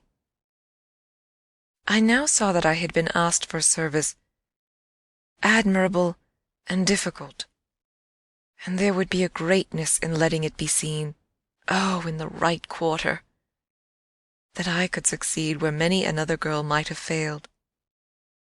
It was an immense help to me. I confess I rather applaud myself as I look back, that I saw my service so strongly and so simply. I was there to protect and defend the little creatures in the world the most bereaved and the most lovable, the appeal of whose helplessness had suddenly become only too explicit, a deep, constant ache of one's own committed heart. We were cut off, really, together. We were united in our danger. They had nothing but me, and I had them. It was, in short, a magnificent chance. This chance presented itself to me in an image richly material. I was a screen. I was to stand before them. The more I saw, the less they would. I began to watch them in a stifled suspense, a disguised excitement that might well, had it continued too long, have turned to something like madness. What saved me, as I now see, was that it turned to something else altogether. It didn't last as suspense. It was superseded by horrible proofs. Proofs, I say, yes, from the moment I really took hold. This moment dated from an afternoon hour that I had happened to spend in the grounds, with the younger of my pupils alone. We had left Miles indoors, on the red cushion of a deep window-seat. He had wished to finish a book, and I had been glad to encourage a purpose so laudable in a young man, whose only defect was an occasional excess of the restless. His sister, on the contrary, had been alert to come out, and I strolled with her half an hour, seeking the shade, for the sun was still high and the day exceptionally warm. I was aware afresh with her, as we went, of how, like her brother, she contrived, it was the charming thing in both children, to let me alone without appearing to drop me, and to accompany me without appearing to surround. They were never importunate, and yet never listless. My attention to them all really went to seeing them amuse themselves immensely without me. This was a spectacle they seemed actively to prepare, and that engaged me as an active admirer. I walked in a world of their invention. They had no occasion whatever to draw upon mine, so that my time was taken only with being for them some remarkable person or thing that the game of the moment required, and that was merely, thanks to my superior, my exalted stamp, a happy and highly distinguished sinecure. I forget what I was on the present occasion. I only remember that I was something very important and very quiet, and that Flora was playing very hard.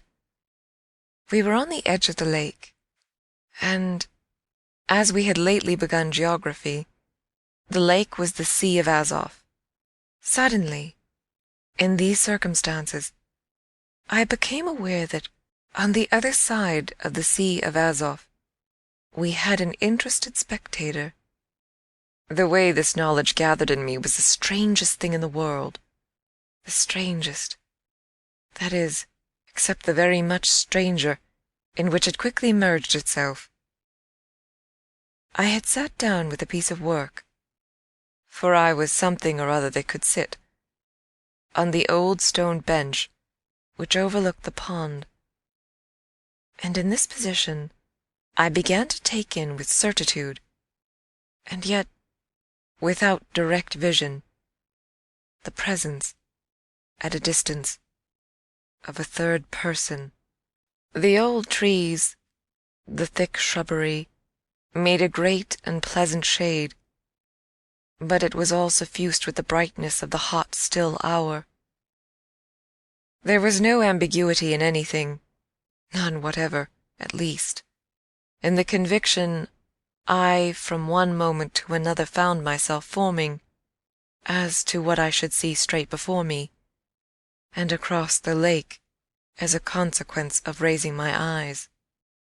They were attached at this juncture to the stitching in which I was engaged, and I can feel once more the spasm of my effort not to move them till I should so have steadied myself as to be able to make up my mind what to do.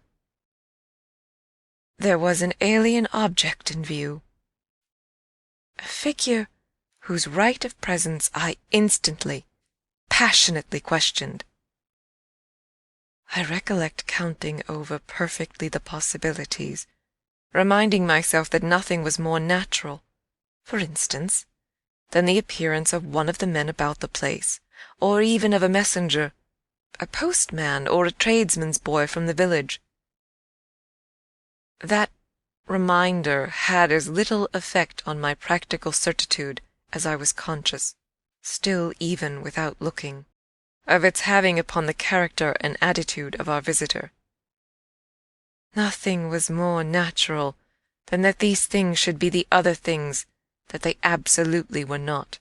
Of the positive identity of the apparition I would assure myself as soon as the small clock of my courage should have ticked out the right second.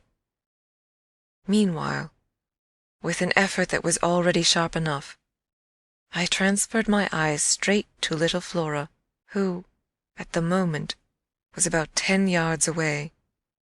My heart had stood still for an instant, with the wonder and terror of the question, whether she too would see. And I held my breath while I waited for what a cry from her, what some sudden innocent sign either of interest or of alarm, would tell me. I waited, but nothing came. Then, in the first place, and there is something more dire in this, I feel, than in anything I have to relate, I was determined by a sense that, within a minute, all sounds from her had previously dropped, and in the second, by the circumstance that, also within the minute, she had, in her play, turned her back to the water. This was her attitude when I at last looked at her, looked with the confirmed conviction that we were still together, under direct personal notice. She had picked up a small flat piece of wood, which happened to have in it a little hole that had evidently suggested to her the idea of sticking in another fragment that might figure as a mast and make the thing a boat. This second morsel, as I watched her, she was very markedly and intently attempting to tighten in its place. My apprehension of what she was doing sustained me so that, after some seconds, I felt I was ready for more. Then again I shifted my eyes. I faced what I had to face. End of Chapter 6. Chapter 7. I got hold of Mrs. Grose as soon after this as I could, and I can give no intelligible account of how I fought out the interval. Yet I still hear myself cry, as I fairly threw myself into her arms. They know! It's too monstrous! They know! They know! And what on earth? I felt her incredulity as she held me. Why, all that we know! And heaven knows what else besides. Then, as she released me, I made it out to her, made it out perhaps only now with full coherency even to myself. 2 hours ago, in the garden, I could scarce articulate. Flora saw. Mrs. Grose took it as she might have taken a blow in the stomach. "She has told you?" she panted. "Not a word. That's the horror. She kept it to herself. The child of 8. That child!" Unutterable still, for me, was the stupefaction of it. Mrs. Grose, of course, could only gape the wider. "Then how do you know?" "I was there. I saw with my eyes. Saw that she was perfectly aware." "Do you mean aware of him?" "No. Of her." I was conscious as I spoke that I looked prodigious things, for I got the slow reflection of them in my companion's face. Another person this time, but a figure of quite as unmistakable horror and evil. A woman in black, pale and dreadful, with such an air also, and such a face. On the other side of the lake. I was there with the child, quiet for the hour, and in the midst of it she came. Came how? From where? From where they come from. She just appeared and stood there, but not so near. And without coming nearer? Oh, for the effect and the feeling! She might have been as close as you. My friend, with an odd impulse, fell back a step. Was she someone you've never seen? Yes, but someone the child has. Someone you have. Then, to show how I had thought it all out, my predecessor, the one who died. Miss Jessel? Miss Jessel, you don't believe me, I pressed. She turned right and left in her distress. How can you be sure? This drew from me, in the state of my nerves, a flash of impatience. Then ask Flora. She's sure. But I had no sooner spoken than I caught myself up. No, for God's sake, don't. She'll say she isn't. She'll lie. Mrs. Grose was not too bewildered instinctively to protest. Ah, how can you? Because I'm clear. Flora doesn't want me to know. It's only then to spare you. No, no. There are depths, depths. The more I go over it, the more I see in it. And the more I see in it, the more I fear. I don't know what I don't see, what I don't fear. Mrs. Grose tried to keep up with me. You mean you're afraid of seeing her again? Oh, no, that's nothing now. Then I explained. It's of not seeing her. But my companion only looked wan. I don't understand you.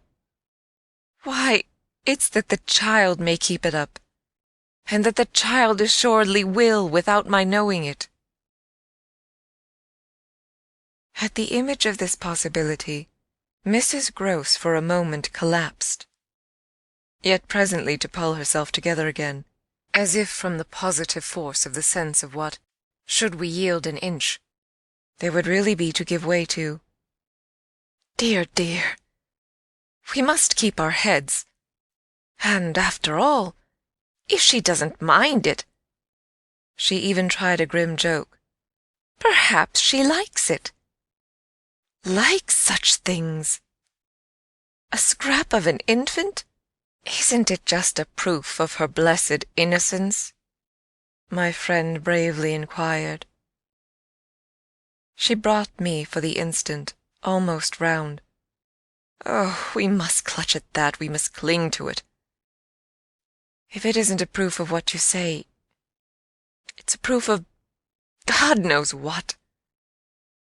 For the woman's a horror of horrors. Mrs. Grose, at this, fixed her eyes a minute on the ground.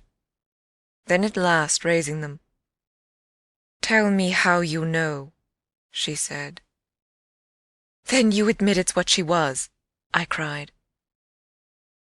"Tell me how you know," my friend simply repeated. "No, by seeing her, by the way she looked." "At you? Do you mean so wickedly?" "Dear me, no. I could have borne that. She gave me never a glance. She only fixed the child." Mrs. Grose tried to see it. Fixed her. Ah, with such awful eyes. She stared at mine as if they might really have resembled them.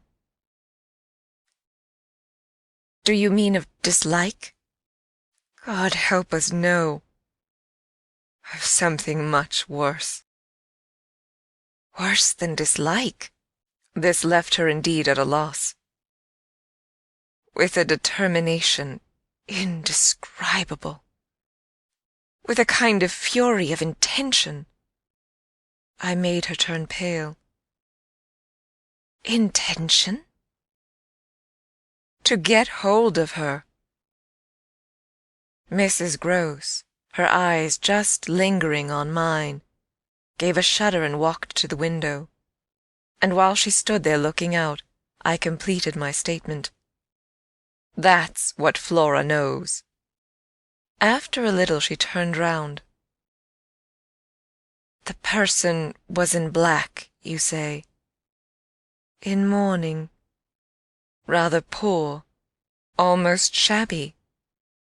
But yes, with extraordinary beauty." I now recognized to what I had at last, stroke by stroke, brought the victim of my confidence, for she quite visibly weighed this. "Oh, handsome, very, very," I insisted. "Wonderfully handsome, but infamous." She slowly came back to me. Miss Jessel was infamous. She once more took my hand in both her own, holding it as tight as if to fortify me against the increase of alarm I might draw from this disclosure. "They were both infamous," she finally said. So for a little we faced it once more together, and I found absolutely a degree of help in seeing it now so straight. "I appreciate," I said, "the great decency of your not having hitherto spoken, but the time has certainly come to give me the whole thing." She appeared to assent to this, but still only in silence, seeing which I went on. "I must have it now. Of what did she die? Come, there was something between them." "There was everything." "In spite of the difference?" "Oh, of their rank? Their condition?" She brought it woefully out. "She was a lady." I turned it over. I again saw. "Yes, she was a lady, and he so dreadfully below," said Mrs. Grose. I felt that I doubtless needn't press too hard, in such company, on the place of a servant in the scale, but there was nothing to prevent an acceptance of my companion's own measure of my predecessor's abasement. There was a way to deal with that, and I dealt, the more readily for my full vision, on the evidence of our employer's late clever, good-looking own man, impudent, assured, spoiled, depraved. The fellow was a hound. Mrs. Grose considered as if it were perhaps a little case for a sense of shades. "I've never seen one like him. He did what he wished." "With her?" "With them all." It was as if now in my friend's own eyes Miss Jessel had again appeared. I seemed, at any rate, for an instant, to see their evocation of her as distinctly as I had seen her by the pond, and I brought out with decision, "It must have been also what she wished." Mrs. Grose's face signified that it had been indeed, but she said at the same time, "Poor woman! She paid for it." "Then you do know what she died of?" I asked. "No, I know nothing. I wanted not to know. I was glad enough I didn't, and I thanked heaven she was well out of this." "Yet you had then your idea?" "Of her real reason for leaving? Oh, yes. As to that, she couldn't have stayed. Fancy it here, for a governess. And afterward I imagined, and I still imagine. And what I imagine is dreadful." "Not so dreadful as what I do," I replied, on which I must have shown her, as I was indeed but too conscious, a front of miserable defeat. It brought out again all her compassion for me, and at the renewed touch of her kindness my power to resist broke down. I burst as I had the other time, made her burst into tears. She took me to her motherly breast, and my lamentation overflowed. "I don't do it," I sobbed in despair. "I don't save or shield them. It's far worse than I dreamed. They're lost." End of Chapter 7. Chapter 8. What I had said to Mrs. Grose was true enough. There were in the matter I had put before her depths and possibilities that I lacked resolution to sound, so that when we met once more in the wonder of it, we were of a common mind about the duty of resistance to extravagant fancies. We were to keep our heads if we should keep nothing else, difficult indeed as that might be in the face of what, in our prodigious experience, was least to be questioned. Late that night, while the house slept, we had another talk in my room, when she went all the way with me, as to its being beyond doubt that I had seen exactly what I had seen. To hold her perfectly in the pinch of that, I found I had only to ask her now if I had made it up. I came to be able to give, of each of the persons appearing to me, a picture disclosing, to the last detail, their special marks, a portrait on the exhibition of which she had instantly recognized and named them. She wished, of course, small blame to her, to sink the whole subject, and I was quick to assure her that my own interest in it had now violently taken the form of a search for the way to escape from it.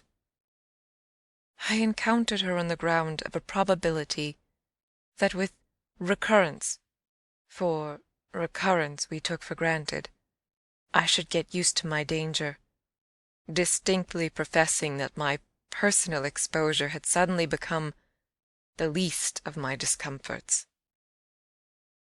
It was my new suspicion that was intolerable, and yet even to this complication the later hours of the day had brought a little ease. On leaving her, after my first outbreak, I had of course returned to my pupils, associating the right remedy for my dismay with that sense of their charm which I had already found to be a thing I could positively cultivate, and which had never failed me yet. I had simply, in other words, plunged afresh into Flora's special society, and there become aware, it was almost a luxury, that she could put her little conscious hand straight upon the spot that ached. She had looked at me in sweet speculation, and then had accused me to my face of having cried. I had supposed I had brushed away the ugly signs, but I could literally, for the time, at all events, rejoice under this fathomless charity that they had not entirely disappeared. To gaze into the depths of blue of the child's eyes, and pronounce their loveliness a trick of premature cunning, was to be guilty of a cynicism, in preference to which I naturally preferred to abjure my judgment, and, so far as might be, my agitation. I couldn't abjure for merely wanting to, but I could repeat to Mrs. Grose, as I did there, over and over, in the small hours, that with their voices in the air, their pressure on one's heart, and their fragrant faces against one's cheek, everything fell to the ground but their incapacity and their beauty.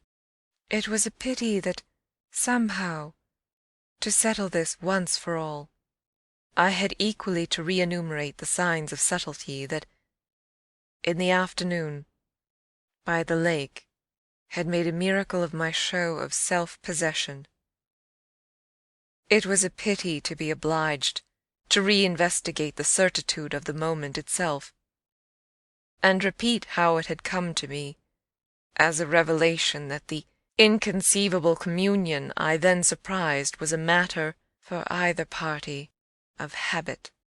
It was a pity that I should have had to quaver out again the reasons for my not having, in my delusion, so much as questioned that the little girl saw our visitant, even as I actually saw Mrs. Grose herself, and that she wanted, by just so much as she did thus see, to make me suppose she didn't, and at the same time, without showing anything, arrive at a guess as to whether I myself did. It was a pity that I needed once more to describe the portentous little activity by which she sought to divert my attention, the perceptible increase of movement, the greater intensity of play, the singing, the gabbling of nonsense, and the invitation to romp. Yet if I had not indulged, to prove there was nothing in it, in this review, I should have missed the 2 or 3 dim elements of comfort that still remained to me. I should not for the instance have been able to asseverate to my friend that I was certain, which was so much to the good, that I at least had not betrayed myself. I should not have been prompted by stress of need, by desperation of mind, I scarce know what to call it, to invoke such further aid to intelligence as might spring from pushing my colleague fairly to the wall. She had told me, bit by bit, under pressure, a great deal, but a small shifty spot on the wrong side of it all still sometimes brushed my brow like the wing of a bat. And I remember how on this occasion, for the sleeping house and the concentration alike of our danger and our watch seemed to help, I felt the importance of giving the last jerk to the curtain. "I don't believe anything so horrible," I recollect saying. "No, let us put it definitely, my dear, that I don't.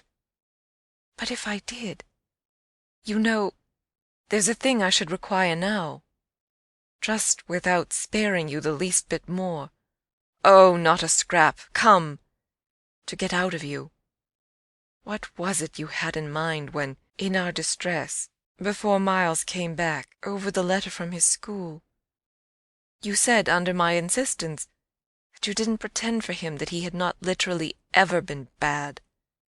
He has not literally ever, in these weeks that I have myself lived with him, and so closely watched him, he has been an imperturbable little prodigy of delightful, lovable goodness.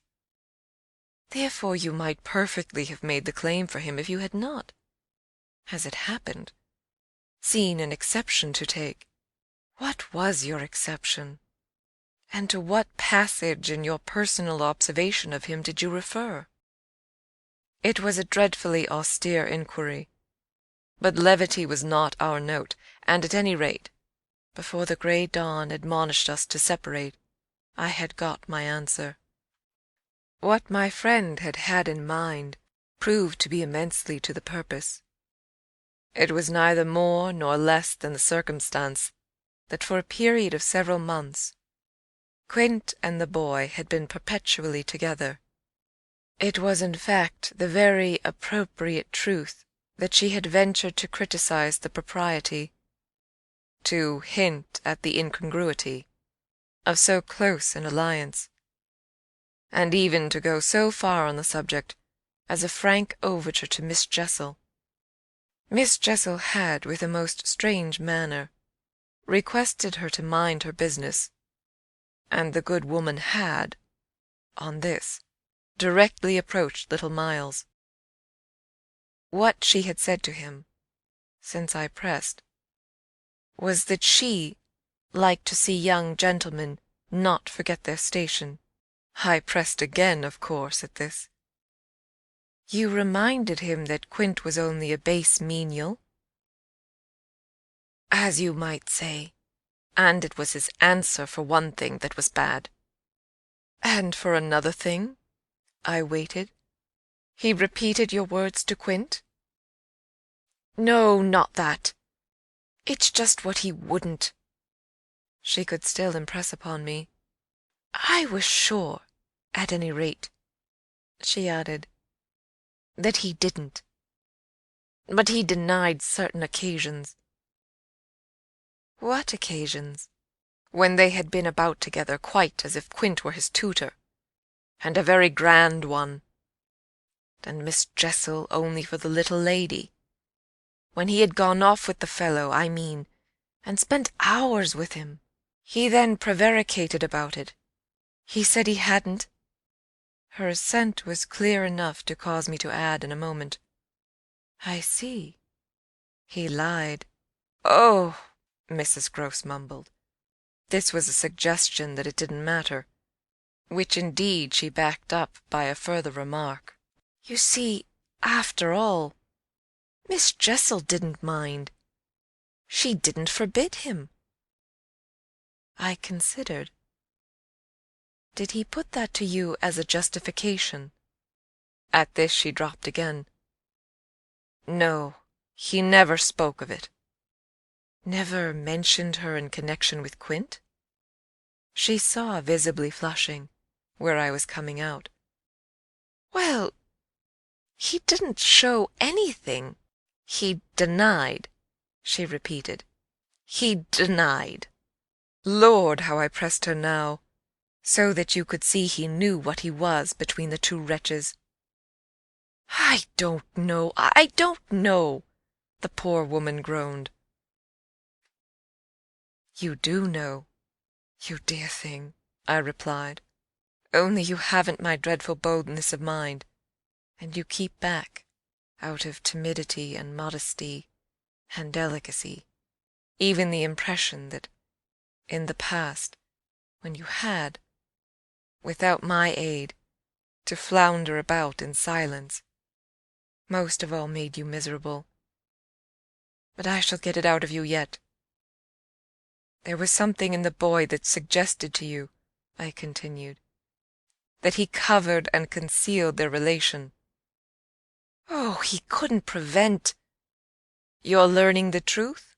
I dare say." "But heavens!" I fell with vehemence a-thinking. "What it shows that they must, to that extent, have succeeded in making of him." "Ah, nothing that's not nice now," Mrs. Grose lugubriously pleaded. "I don't wonder you looked queer," I persisted, "when I mentioned to you the letter from his school." "I doubt if I looked as queer as you," she retorted with homely force. "And if he was so bad then as that comes to, how is he such an angel now? Yes, indeed. And if he was a fiend at school, how? "Well," I said in my torment, "you must put it to me again, but I shall not be able to tell you for some days. Only put it to me again," I cried in a way that made my friend stare. "There are directions in which I must not for the present let myself go." Meanwhile I returned to her first example, the one to which she had just previously referred, of the boy's happy capacity for an occasional slip. If Quint, on your remonstrance at the time you speak of, was a base menial, one of the things Miles said to you, I find myself guessing, was that you were another. Again her admission was so adequate that I continued. "And you forgave him that? Wouldn't you?" "Oh, yes." And we exchanged there, in the stillness, a sound of the oddest amusement. Then I went on. "At all events, while he was with the man, Miss Flora was with the woman. It suited them all. It suited me, too, I felt, only too well, by which I mean that it suited exactly the particularly deadly view I was in the very act of forbidding myself to entertain. But I so far succeeded in checking the expression of this view that I will throw, just here, no further light on it than may be offered by the mention of my final observation to Mrs. Grose. His having lied and been impudent are, I confess, less engaging specimens than I had hoped to have from you, of the outbreak in him of the little natural man. Still, I mused, they must do, for they make me feel more than ever that I must watch.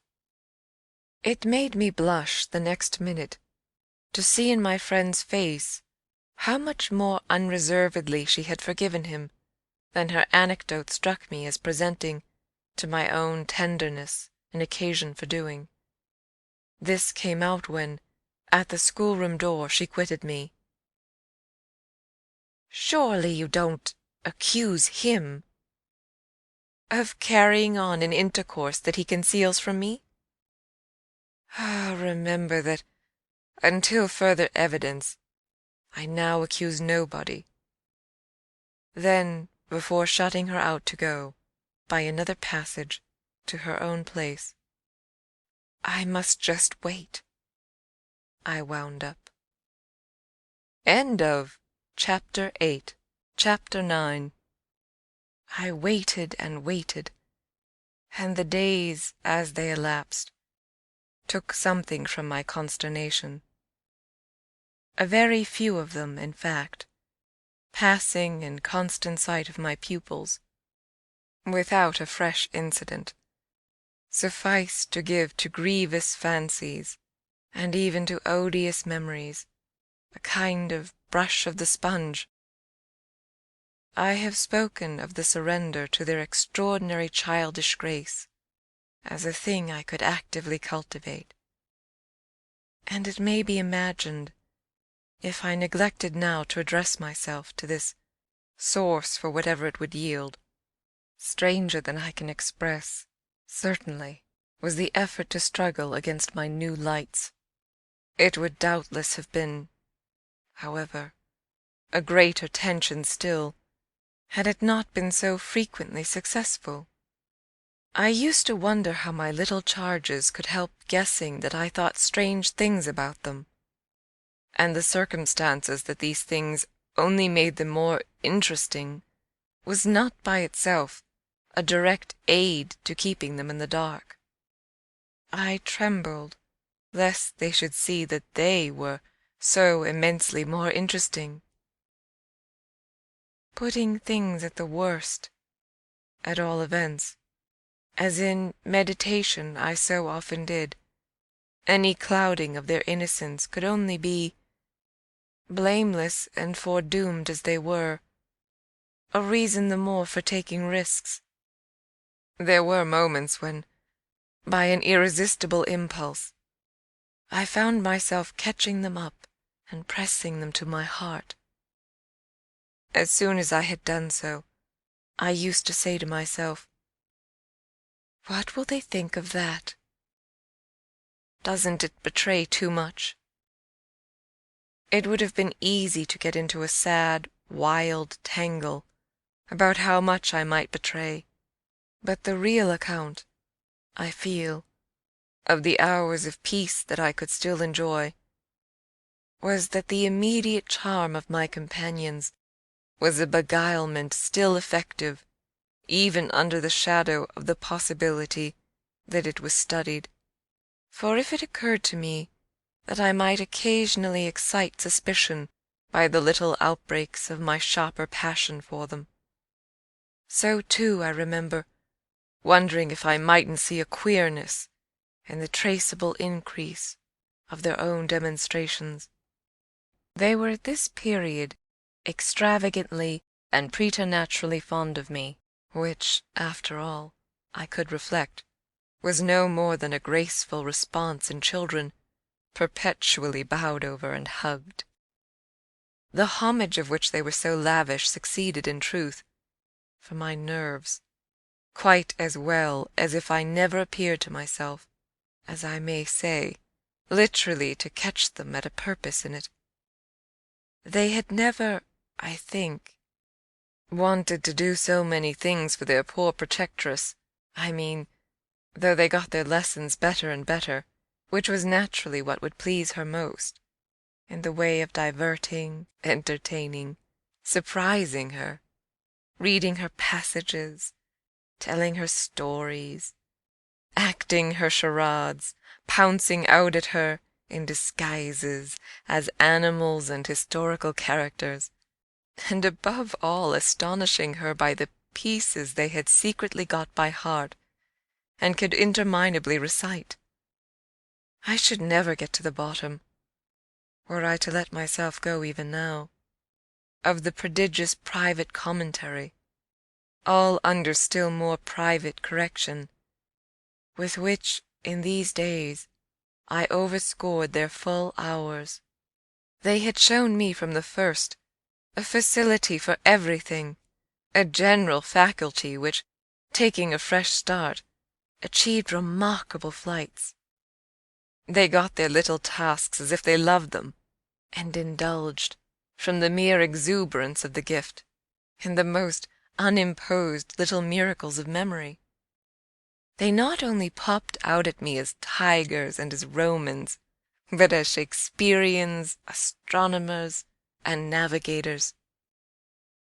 This was so singularly the case that it had presumably much to do with the fact as to which, at the present day, I am at a loss for a different explanation. I allude to my unnatural composure on the subject of another school for miles. What I remember is that I was content not, for the time, to open the question, and that contentment must have sprung from the sense of his perpetually striking show of cleverness. He was too clever for a bad governess, for a parson's daughter, to spoil, and the strangest, if not the brightest thread in the pensive embroidery I just spoke of, was the impression I might have got, if I had dared to work it out, that he was under some influence, operating in his small, intellectual life, as a tremendous incitement. If it was easy to reflect, however, that such a boy could postpone school, it was at least as marked that for such a boy to have been kicked out by a schoolmaster was a mystification without end. Let me add that in their company now, and I was careful almost never to be out of it, I could follow no scent very far. We lived in a cloud of music and love and success and private theatricals.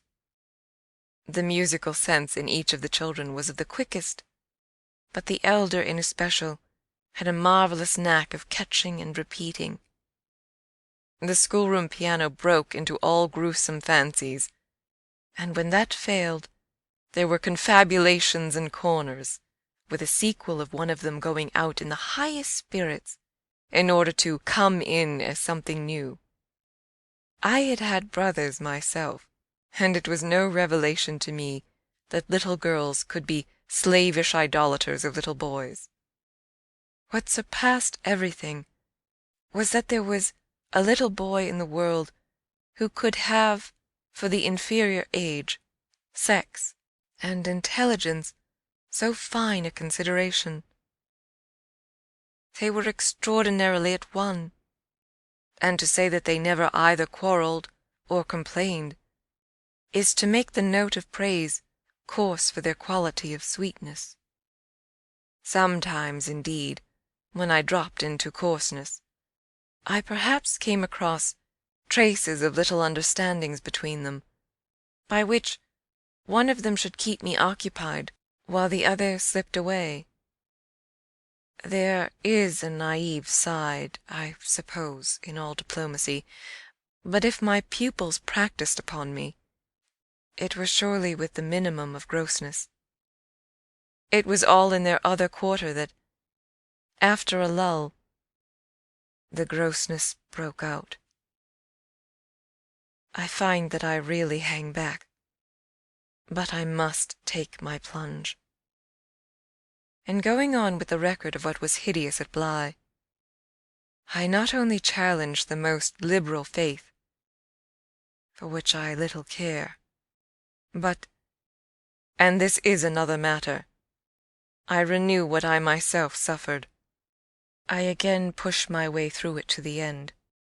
There came suddenly an hour after which, as I look back, the affair seems to me to have been all pure suffering.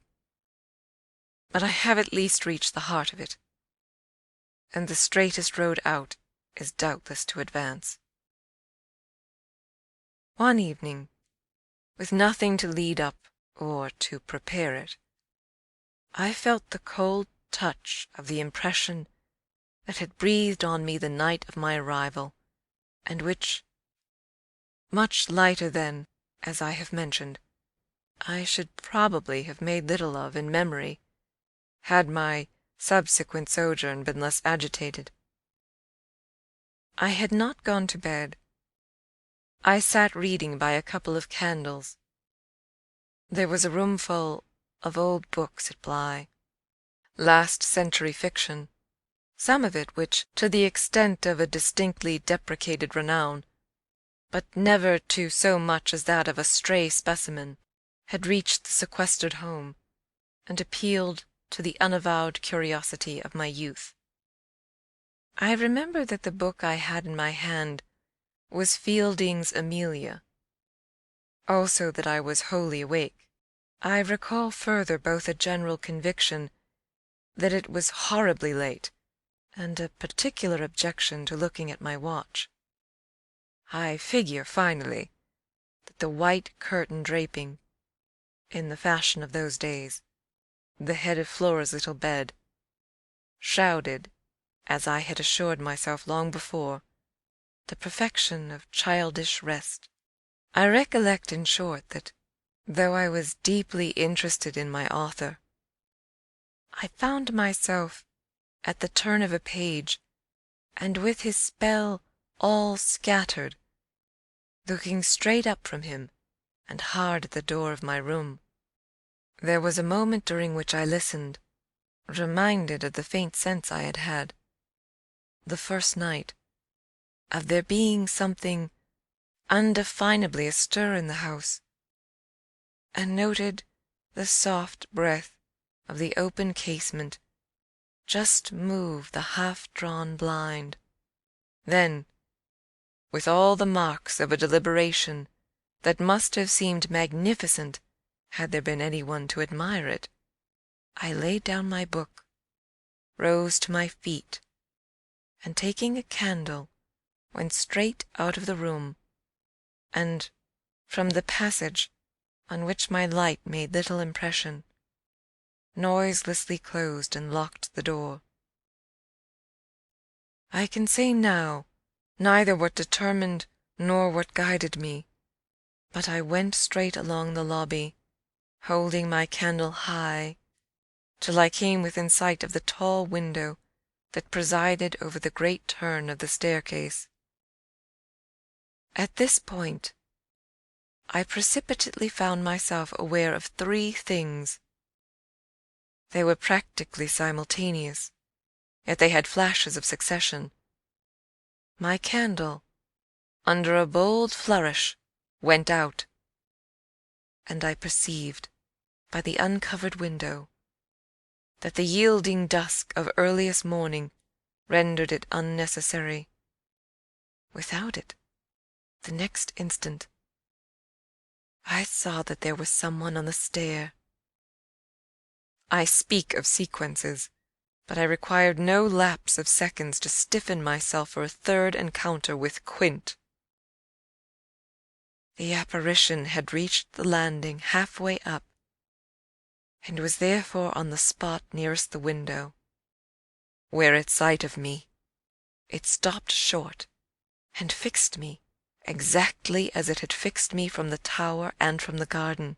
He knew me as well as I knew him, and so, in the cold, faint twilight, with a glimmer in the high glass and another on the polish of the oak stair below, we faced each other in our common intensity. He was absolutely, on this occasion, a living, detestable, dangerous presence. But that was not the wonder of wonders. I reserve this distinction for quite another circumstance, the circumstance that dread had unmistakably quitted me, and that there was nothing in me there that didn't meet and measure him. I had plenty of anguish after the extraordinary moment, but I had, thank God, no terror, and he knew I had not. I found myself at the end of an instant magnificently aware of this. I felt, in a fierce rigour of confidence, that if I stood my ground a minute I should cease, for the time, at least, to have him to reckon with. And during the minute, accordingly, the thing was as human and hideous as a real interview, hideous just because it was human, as human as to have met alone, in the small hours, in a sleeping house, some enemy, some adventurer, some criminal. It was the dead silence of our long gaze at such close quarters that gave the whole horror, huge as it was, its only note of the unnatural. If I had met a murderer in such a place and at such an hour, we still at least would have spoken. Something would have passed in life between us. If nothing had passed, one of us would have moved. The moment was not so prolonged that it would have taken but little more to make me doubt if even I were in life.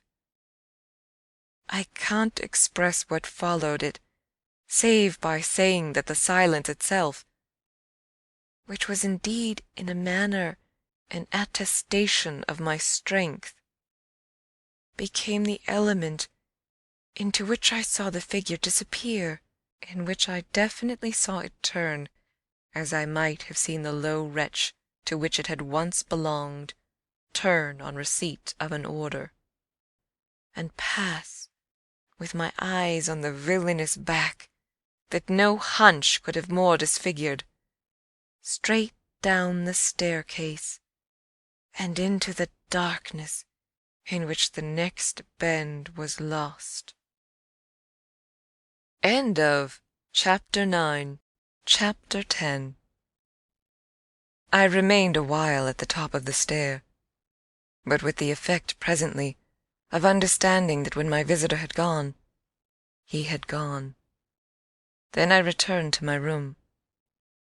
The foremost thing I saw there, by the light of the candle I had left burning, was that Flora's little bed was empty.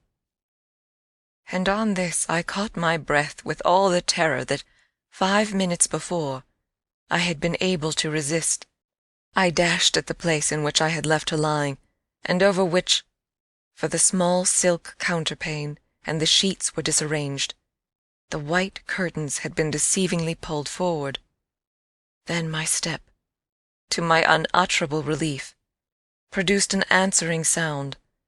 I perceived an agitation of the window blind, and the child, ducking down, emerged rosily from the other side of it. She stood there in so much of her candour, and so little of her nightgown, with her pink bare feet and the golden glow of her curls. She looked intensely grave, and I had never had such a sense of losing an advantage acquired, the thrill of which had just been so prodigious, as on my consciousness that she addressed me with a reproach. "You naughty! Where have you been?" Instead of challenging her own irregularity, I found myself arraigned and explaining. She herself explained, for that matter, with the loveliest, eagerest simplicity. She had known suddenly, as she lay there, that I was out of the room, and had jumped up to see what had become of me. I had dropped, with the joy of her reappearance, back into my chair, feeling then, and then only, a little faint, and she had pattered straight over to me, thrown herself upon my knee, given herself to be held with the flame of the candle, full in the wonderful little face that was still flushed with sleep. I remember closing my eyes an instant, yielding consciously, as before the excess of something beautiful that shone out of the blue of her own. "You were looking for me out of the window?" I said. "You thought I might be walking in the grounds?" "Well, you know, I thought someone was." She never blanched as she smiled out that at me. Oh, how I looked at her now! "And did you see anyone?"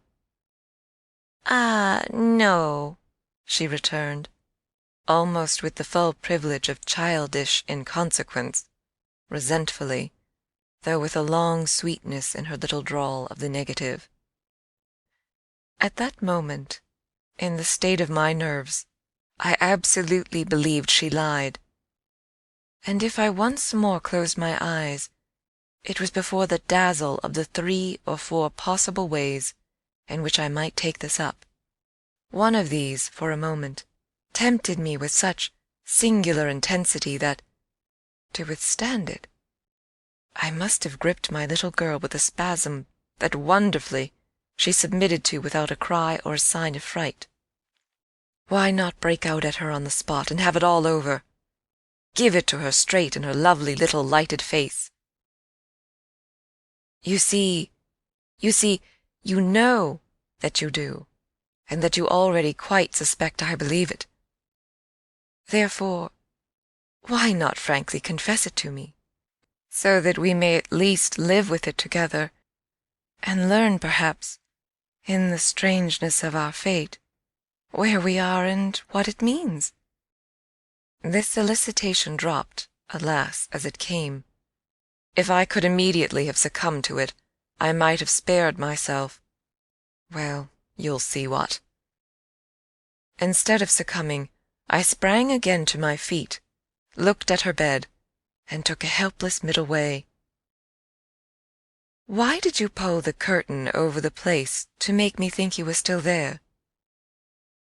Flora luminously considered, after which with her little divine smile, "Because I don't like to frighten you." "But if I had, by your idea, gone out—" She absolutely declined to be puzzled. She turned her eyes to the flame of the candle, as if the question were as irrelevant, or at any rate as impersonal, as Mrs. Marcet or 9 times 9. "Oh, but you know," she quite adequately answered, "that you might come back, you dear, and that you have." And after a little, when she had gotten to bed, I had, for a long time, by almost sitting on her to hold her hand, to prove that I recognized the pertinence of my return. You imagine the general complexion, from that moment, of my nights. I repeatedly sat up till I didn't know when. I selected moments when my roommate unmistakably slept, and, stealing out, took noiseless turns in the passage, and even pushed as far as to where I had last met Quint. But I never met him there again, and I may as well say at once that I on no other occasion saw him in the house. I just missed, on the staircase, on the other hand, a different adventure. Looking down it from the top, I once recognized the presence of a woman, seated on one of the lower steps, with her back presented to me, her body half bowed, and her head, in an attitude of woe, in her hands. I had been there but an instant, however, when she vanished without looking round at me. I knew, none the less, exactly what dreadful face she had to show, and I wondered whether, if instead of being above I had been below, I should have had, for going up, the same nerve I had lately shown Quint. Well, there continued to be plenty of chance for nerve. On the 11th night, after my latest encounter with that gentleman, they were all numbered now, I had an alarm that perilously skirted it, and that indeed, from the particular quality of its unexpectedness, proved quite my sharpest shock. It was precisely the first night during this series that, weary with watching, I had felt that I might again, without laxity, lay myself down at my old hour. I slept immediately, and, as I afterward knew, till about 1 o'clock. But when I woke, it was to sit straight up, as completely roused as if a hand had shook me. I had left a light burning, but it was now out, and I felt an instant certainty that Flora had extinguished it. This brought me to my feet and straight, in the darkness, to her bed, which I found she had left. A glance at the window enlightened me further, and the striking of a match completed the picture. The child had again got up, this time blowing out the taper, and had again, for some purpose of observation or response, squeezed in behind the blind, and was peering out into the night, that she now saw, as she had not.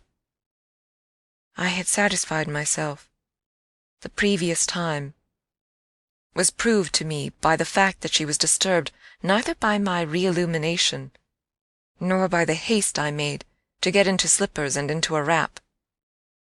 Hidden, protected, absorbed, she evidently rested on the sill, the casement opened forward, and gave herself up. There was a great still moon to help her, and this fact had counted in my quick decision. She was face to face with the apparition we had met at the lake, and could now communicate with it, as she had not then been able to do. What I, on my side, had to care for was, without disturbing her, to reach, from the corridor, some other window in the same quarter. I got to the door without her hearing me.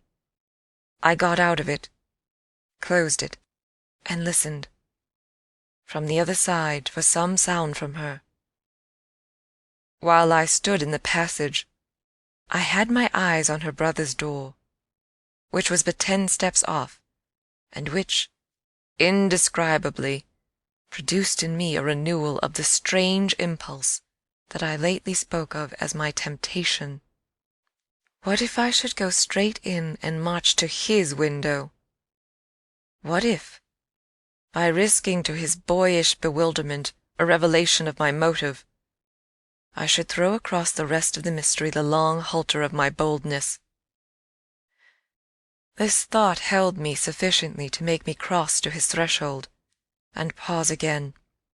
I preternaturally listened.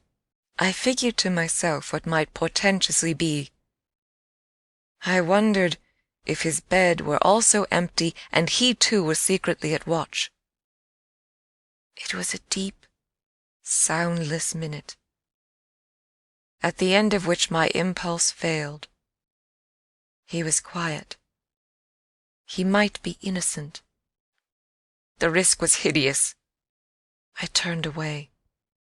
There was a figure in the grounds, a figure prowling for a sight. The visitor with whom Flora was engaged. But it was not the visitor most concerned with my boy. I hesitated afresh, but on other grounds and only for a few seconds. Then I had made my choice. There were empty rooms at Bly, and it was only a question of choosing the right one. The right one suddenly presented itself to me as the lower one, though high above the gardens, in the solid corner of the house that I have spoken of as the old tower. This was a large square chamber, arranged with some state as a bedroom, the extravagant size of which made it so inconvenient that it had not for years, though kept by Mrs. Grose in exemplary order, been occupied. I had often admired it, and I knew my way about in it. I had only, after just faltering at the first chill gloom of its disuse, to pass across it and unbolt as quietly as I could one of the shutters.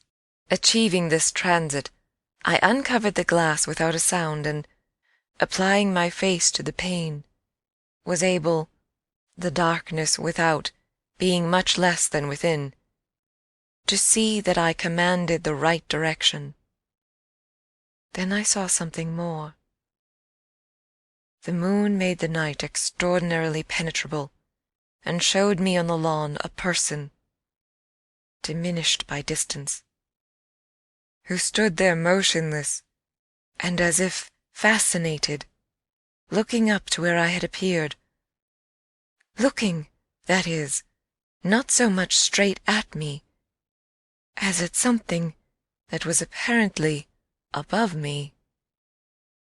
There was clearly another person above me. There was a person on the tower, but the presence on the lawn was not in the least what I had conceived, and had confidently hurried to meet. The presence on the lawn, I felt sick as I made it out, was poor little Miles himself. End of Chapter 10. Chapter 11. It was not till late next day that I spoke to Mrs. Grose, the rigour with which I kept my pupils in sight making it often difficult to meet her privately, and the more as we each felt the importance of not provoking, on the part of the servants quite as much as on that of the children, any suspicion of a secret flurry, or that of a discussion of mysteries. I grew a great security in this particular from her mere smooth aspect. There was nothing in her fresh face to pass on to others my horrible confidences. She believed me, I was sure, absolutely. If she hadn't, I don't know what would have become of me, for I couldn't have borne the business alone. But she was a magnificent monument to the blessing of a want of imagination, and if she could see in our little charges nothing but their beauty and amiability, their happiness and cleverness, she had no direct communication with the sources of my trouble. If they had been at all visibly blighted or battered, she would doubtless have grown, on tracing it back, haggard enough to match them. As matters stood, however, I could feel her, when she surveyed them, with her large white arms folded, and the habit of serenity in all her look. Thank the Lord's mercy that if they were ruined, the pieces would still serve. Flights of fancy gave place, in her mind, to a steady fireside glow, and I had already begun to perceive how, with the development of the conviction that, as time went on without a public accident, our young things could, after all, look out for themselves, she addressed her greatest solicitude to the sad case presented by their instructress. That, for myself, was a sound simplification. I could engage that, to the world, my face should tell no tales, but it would have been, in the conditions, an immense added strain to find myself anxious about hers. At the hour I now speak of, she had joined me, under pressure, on the terrace, where, with the lapse of the season, the afternoon sun was now agreeable, and we sat there together, while before us, at a distance, but within call if we wished, the children strolled to and fro in one of their most manageable moods.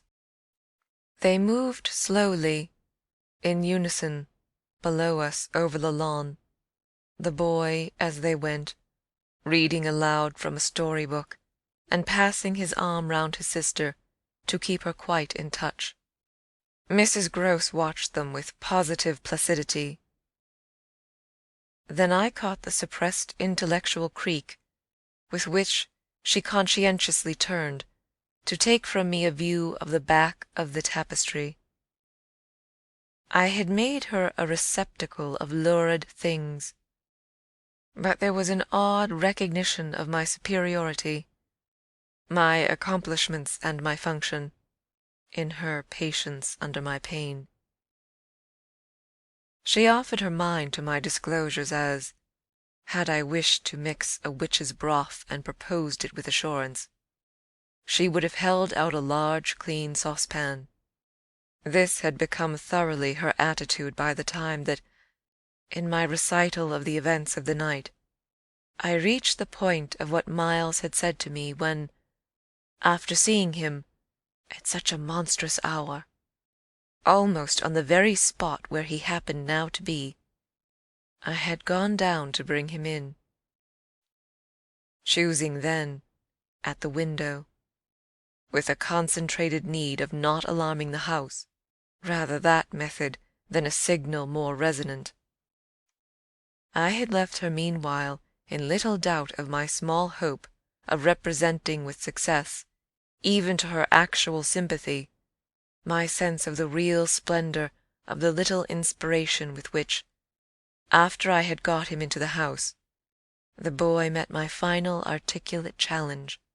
As soon as I appeared in the moonlight on the terrace, he had come to me as straight as possible, on which I had taken his hand without a word, and led him, through the dark spaces, up the staircase where Quint had so hungrily hovered for him, along the lobby where I had listened and trembled, and so to his forsaken room. Not a sound on the way had passed between us, and I had wondered, oh, how I had wondered, if he were groping about in his little mind for something plausible and not too grotesque. It would tax his invention, certainly, and I felt, this time, over his real embarrassment, a curious thrill of triumph. It was a sharp trap for the inscrutable. He couldn't play any longer at innocence, so how the deuce would he get out of it? There beat in me indeed, with the passionate throb of this question, an equal dumb appeal as to how the deuce I should. I was confronted at last, as never yet, with all the risk attached even now to sounding my own horrid note. I remember, in fact, that as we pushed into his little chamber, where the bed had not been slept in at all, and the window, uncovered to the moonlight, made the place so clear that there was no need of striking a match, I remember how I suddenly dropped, sank upon the edge of the bed, from the force of the idea that he must know how he really, as they say, had me. He could do what he liked, with all his cleverness to help him, so long as I should continue to defer to the old tradition of the criminality of those caretakers of the young, who minister to superstitions and fears. He had me indeed, and in a cleft stick, for who would ever absolve me? Who would consent that I should go unhung, if, by the faintest tremor of an overture, I were the first to introduce into our perfect intercourse an element so dire? No, no, it was useless to attempt to convey to Mrs. Grose, just as it is scarcely less so to attempt to suggest here, how in our short, stiff brush in the dark, he fairly shook me with admiration. I was, of course, thoroughly kind and merciful. Never, never yet had I placed on his little shoulders hands of such tenderness as those with which, while I rested against the bed. I held him there well under fire. I had no alternative but, in form at least, to put it to him. You must tell me now, and all the truth. What did you go out for? What were you doing there? I can still see his wonderful smile, the whites of his beautiful eyes, and the uncovering of his little teeth shine to me in the dusk. If I tell you why, will you understand? My heart at this leaped into my mouth. Would he tell me why? I found no sound on my lips to press it, and I was aware of replying only with a vague, repeated, grimacing nod. He was gentleness itself, and while I wagged my head at him, he stood there more than ever a little fairy prince. It was his brightness, indeed, that gave me a respite. Would it be so great if he were really going to tell me? Well, he said at last, just exactly in order that you should do this. do what? Think me, for a change, bad. I shall never forget the sweetness and gaiety with which he brought out the word, nor how, on top of it, he bent forward and kissed me. It was practically the end of everything. I met his kiss, and I had to make, while I folded him for a minute in my arms, the most stupendous effort not to cry. He had given exactly the account of himself that permitted least of my going behind it, and it was only with the effect of confirming my acceptance of it that, as I presently glanced about the room, I could say, "Then you didn't undress at all?" He fairly glittered in the gloom. Not at all. I sat up and read. And when did you go down? At midnight. When I'm bad. I am bad. I see. It's charming. But how could you be sure I would know it? Oh, I arranged that with Flora. His answers rang out with a readiness. She was to get up and look out. Which is what she did do. It was I who fell into the trap. So she disturbed you, and, to see what she was looking at, you also looked. You saw. While you, I concurred, caught your death in the night air. He literally bloomed so from this exploit that he could afford radiantly to assent. How otherwise should I have been bad enough? He asked. Then, after another embrace, the incident and our interview closed on my recognition of all the reserves of goodness that, for his joke, he had been able to draw upon. End of Chapter 11. Chapter 12. The particular impression I had received proved in the morning light. I repeat, not quite successfully presentable to Mrs. Grose, though I reinforced it with the mention of still another remark that he had made before we separated. "It all lies in half a dozen words," I said to her, "words that really settle the matter. Think, you know, what I might do." He threw that off to show me how good he is. He knows down to the ground what he might do. That's what he gave them a taste of at school. "Lord, you do change," cried my friend. "I don't change. I simply make it out. The four, depend upon it, perpetually meet. If on either of these last nights you had been with either child, you would clearly have understood. The more I've watched and waited, the more I've felt that if there were nothing else to make it sure, it would be made so by the systematic silence of each. Never by a slip of the tongue have they so much as alluded to either of their old friends, any more than Miles has alluded to his expulsion. Oh, yes, we may sit here and look at them, and they may show off to us to their fill. But even while they pretend to be lost in their fairy tale, they're steeped in their vision of the dead restored. He's not reading to her, I declared.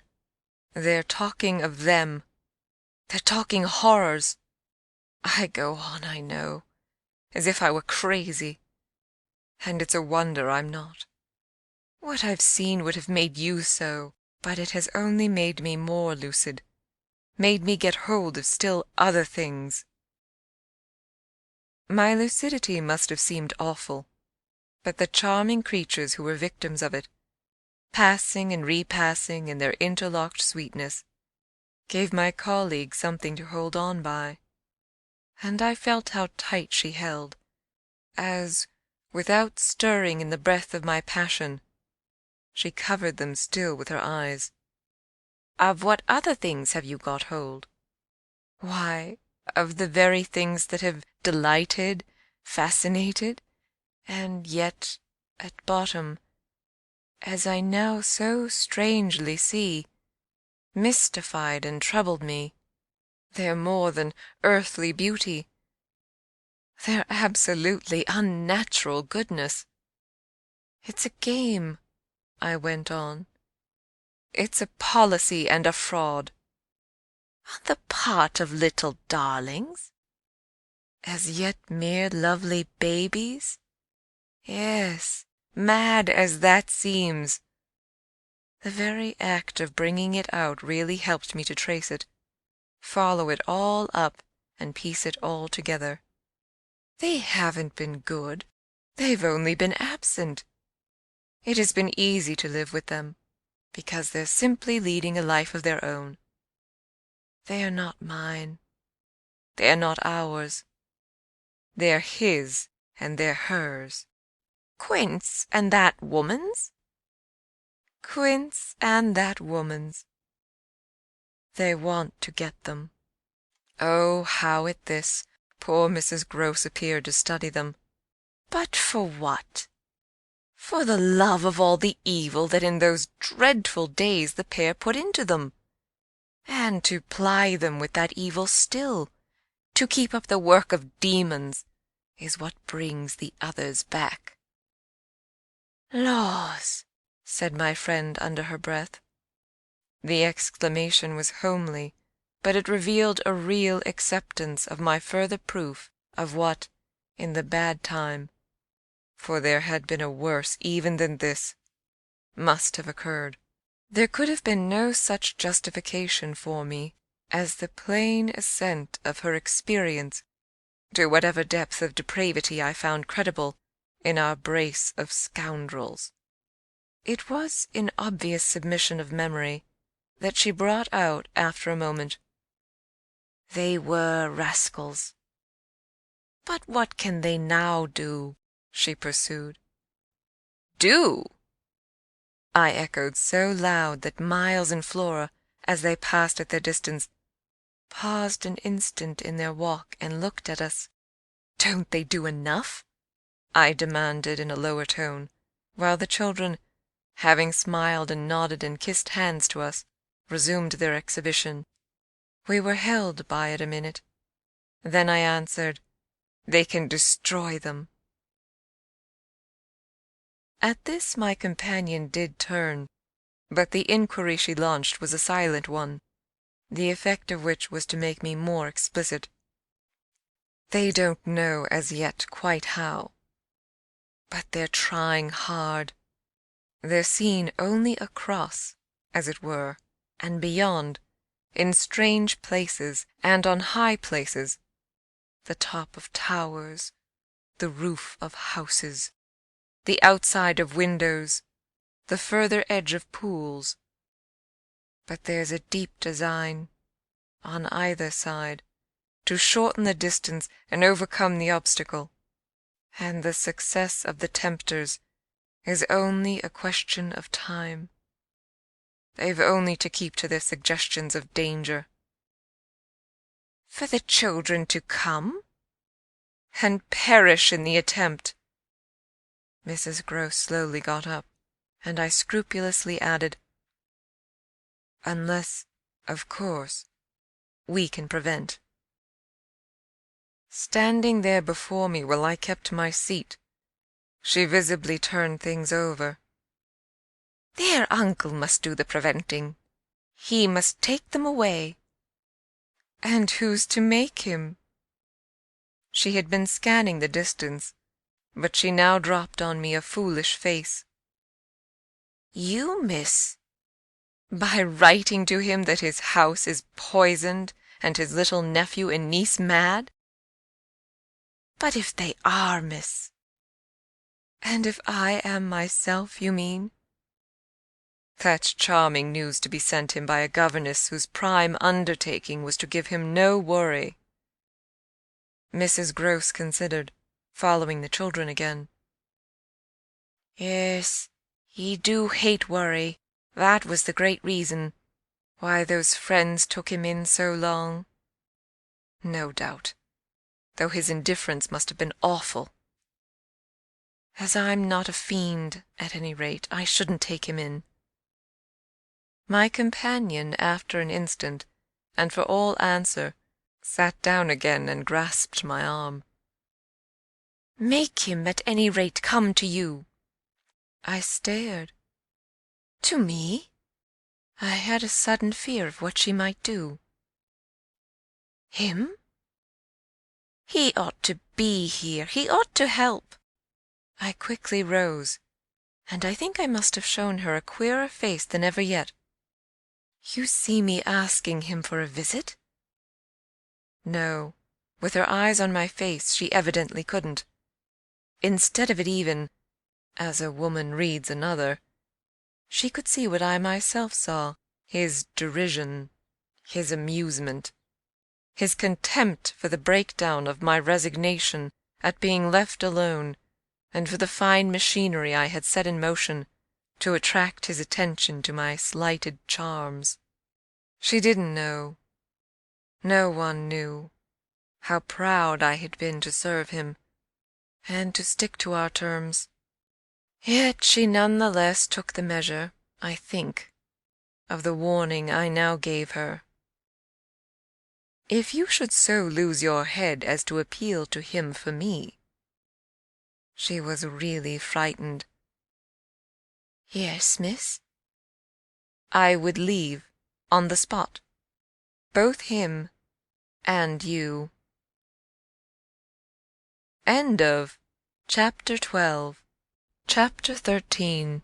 It was all very well to join them, but speaking to them proved quite as much as ever an effort beyond my strength, offered, in close quarters, difficulties as insurmountable as before. This situation continued a month, and with new aggravations and particular notes. The note, above all, sharper and sharper, of the small ironic consciousness on the part of my pupils. It was not, I am as sure today as I was sure then, my mere infernal imagination.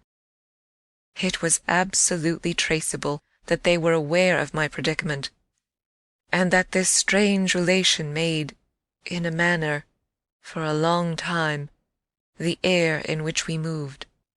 I don't mean that they had their tongues in their cheeks, or did anything vulgar, for that was not one of their dangers. I do mean, on the other hand, that the element of the unnamed and untouched became, between us, greater than any other, and that so much avoidance could not have been so successfully effected without a great deal of tacit arrangement. It was as if, at moments, we were perpetually coming into sight of subjects before which we must stop short, turning suddenly out of alleys that we perceived to be blind, closing with a little bang that made us look at each other. For, like all bangs, it was something louder than we had intended. The doors we had indiscreetly opened. All roads lead to Rome, and there were times when it might have struck us that almost every branch of study or subject of conversation skirted forbidden ground. Forbidden ground was the question of the return of the dead in general, and of whatever, in especial, might survive in memory of the friends little children had lost. There were days when I could have sworn that one of them had, with a small, invisible nudge, said to the other, "She thinks she'll do it this time, but she won't." To do it would have been to indulge, for instance, and for once in a way, in some direct reference to the lady who had prepared them for my discipline. They had a delightful, endless appetite for passages in my own history, to which I had again and again treated them. They were in possession of everything that had ever happened to me, had, with every circumstance, the story of my smallest adventures, and of those of my brothers and sisters, and of the cat and the dog at home, as well as many particulars of the eccentric nature of my father, of the furniture and arrangement of our house, and of the conversation of the old women of our village. There were things enough, taking one with another, to chatter about, if one went very fast and knew by instinct when to go round. They pulled with an art of their own the strings of my invention and my memory, and nothing else, perhaps, when I thought of such occasions afterward, gave me so the suspicion of being watched from under cover. It was in any case over my life, my past, and my friends alone, that we could take anything like our ease, a state of affairs that led them sometimes, without the least pertinence, to break out into sociable reminders. I was invited, with no visible connection, to repeat afresh goody Gosling celebrated Moe, or to confirm the details already supplied as to the cleverness of the vicarage pony. It was partly at such junctures as these, and partly at quite different ones, that, with the turn my matters had now taken, my predicament, as I have called it, grew most sensible. The fact that these days passed for me without another encounter ought, it would have appeared, to have done something toward soothing my nerves, since the light brush, that second night on the upper landing, of the presence of a woman at the foot of the stair, I had seen nothing, whether in or out of the house, that one had better not have seen. There was many a corner round which I expected to come upon Quint, and many a situation that, in a merely sinister way, would have favoured the appearance of Miss Jessel. The summer had turned, the summer had gone, the autumn had dropped upon Bly, and had blown out half our lights. The place, with its grey sky and withered garlands, its bared spaces and scattered dead leaves, was like a theatre after the performance, all strewn with crumpled playbills. There were exactly states of the air, conditions of sound and of stillness, unspeakable impressions of the kind of ministering moment that brought back to me, long enough to catch it, the feeling of the medium in which, that June evening out of doors, I had had my first sight of Quint, and in which, too, at those other instants, I had, after seeing him through the window, looked for him in vain in the circle of shrubbery. I recognized the signs, the portents. I recognized the moment, the spot, But they remained unaccompanied and empty, and I continued unmolested. If unmolested one could call a young woman whose sensibility had in the most extraordinary fashion not declined, but deepened. I had said in my talk with Mrs. Grose on that horrid scene of Flora's by the lake, and had perplexed her by so saying that it would from that moment distress me much more to lose my power than to keep it. I had then expressed what was vividly in my mind, the truth that, whether the children really saw or not, since, that is, it was not yet definitely proved, I greatly preferred, as a safeguard, the fullness of my own exposure. I was ready to know the very worst that was to be known. What I had then had an ugly glimpse of was that my eyes might be sealed just while theirs were most opened. Well, my eyes were sealed, it appeared, at present, a consummation for which it seemed blasphemous not to thank God. There was, alas, a difficulty about that. I would have thanked him with all my soul, had I not had in a proportionate measure this conviction of the secret of my pupils. How can I retrace today the strange steps of my obsession? There were times of our being together when I would have been ready to swear that, literally, in my presence, but with my direct sense of it closed, they had visitors who were known and were welcome. Then it was that, had I not been deterred by the very chance that such an injury might prove greater than the injury to be averted, my exultation would have broken out. "They're here! They're here, you little wretches!" I would have cried, "and you can't deny it now." The little wretches denied it with all the added volume of their sociability and their tenderness, in just the crystal depths of which, like the flash of a fish in a stream, the mockery of their advantage peeped up. The shock, in truth, had sunk into me still deeper than I knew on the night when, looking out to see either Quint or Miss Jessel under the stars, I had beheld the boy over whose rest I watched, and who had immediately brought in with him, had straightway there turned it on me, the lovely upward look with which, from the battlements above me, the hideous apparition of Quint had played. If it was a question of a scare, my discovery on this occasion had scared me more than any other, and it was in the condition of nerves produced by it that I made my actual inductions. They harassed me so that sometimes, at odd moments, I shut myself up audibly to rehearse. It was at once a fantastic relief and a renewed despair, the manner in which I might come to the point. I approached it from one side and the other while, in my room, I flung myself about, but I always broke down in the monstrous utterance of names as they died away on my lips. I said to myself that I should indeed help them to represent something infamous, if, by pronouncing them, I should violate as rare a little case of instinctive delicacy as any schoolroom, probably, had ever known.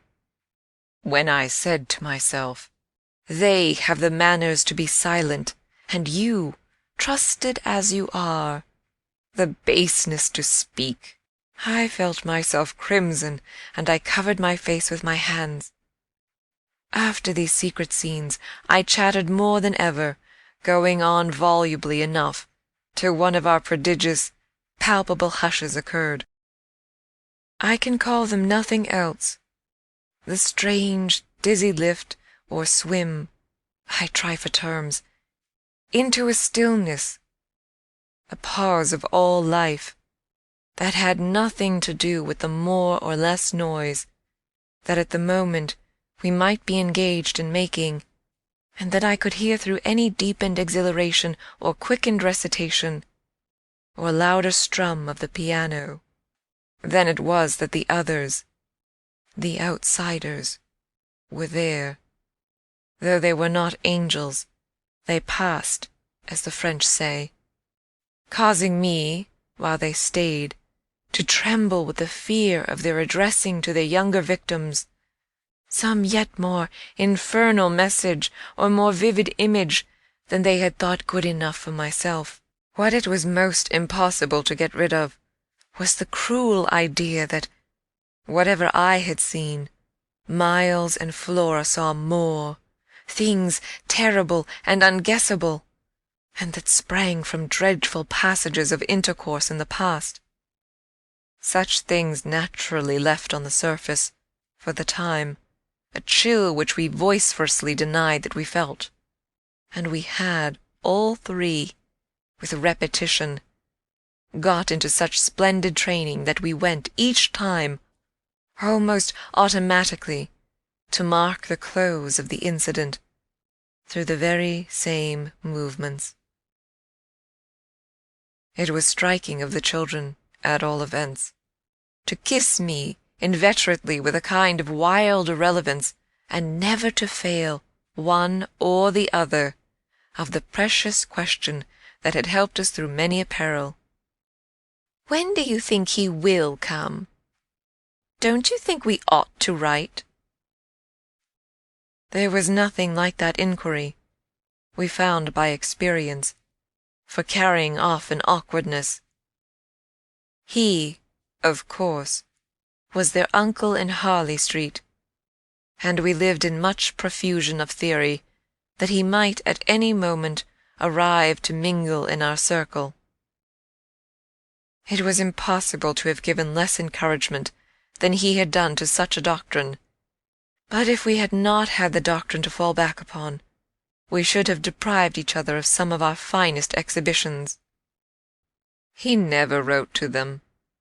That may have been selfish, but it was a part of the flattery of his trust of me, for the way in which a man pays his highest tribute to a woman is apt to be but by the more festal celebration of one of the sacred laws of his comfort. And I held that I carried out the spirit of the pledge, given not to appeal to him, when I let my charges understand that their own letters were but charming literary exercises. They were too beautiful to be posted. I kept them myself. I have them all to this hour. This was a rule indeed which only added to the satiric effect of my being plied with the supposition that he might at any moment be among us. It was exactly as if my charges knew how almost more awkward than anything else that might be for me.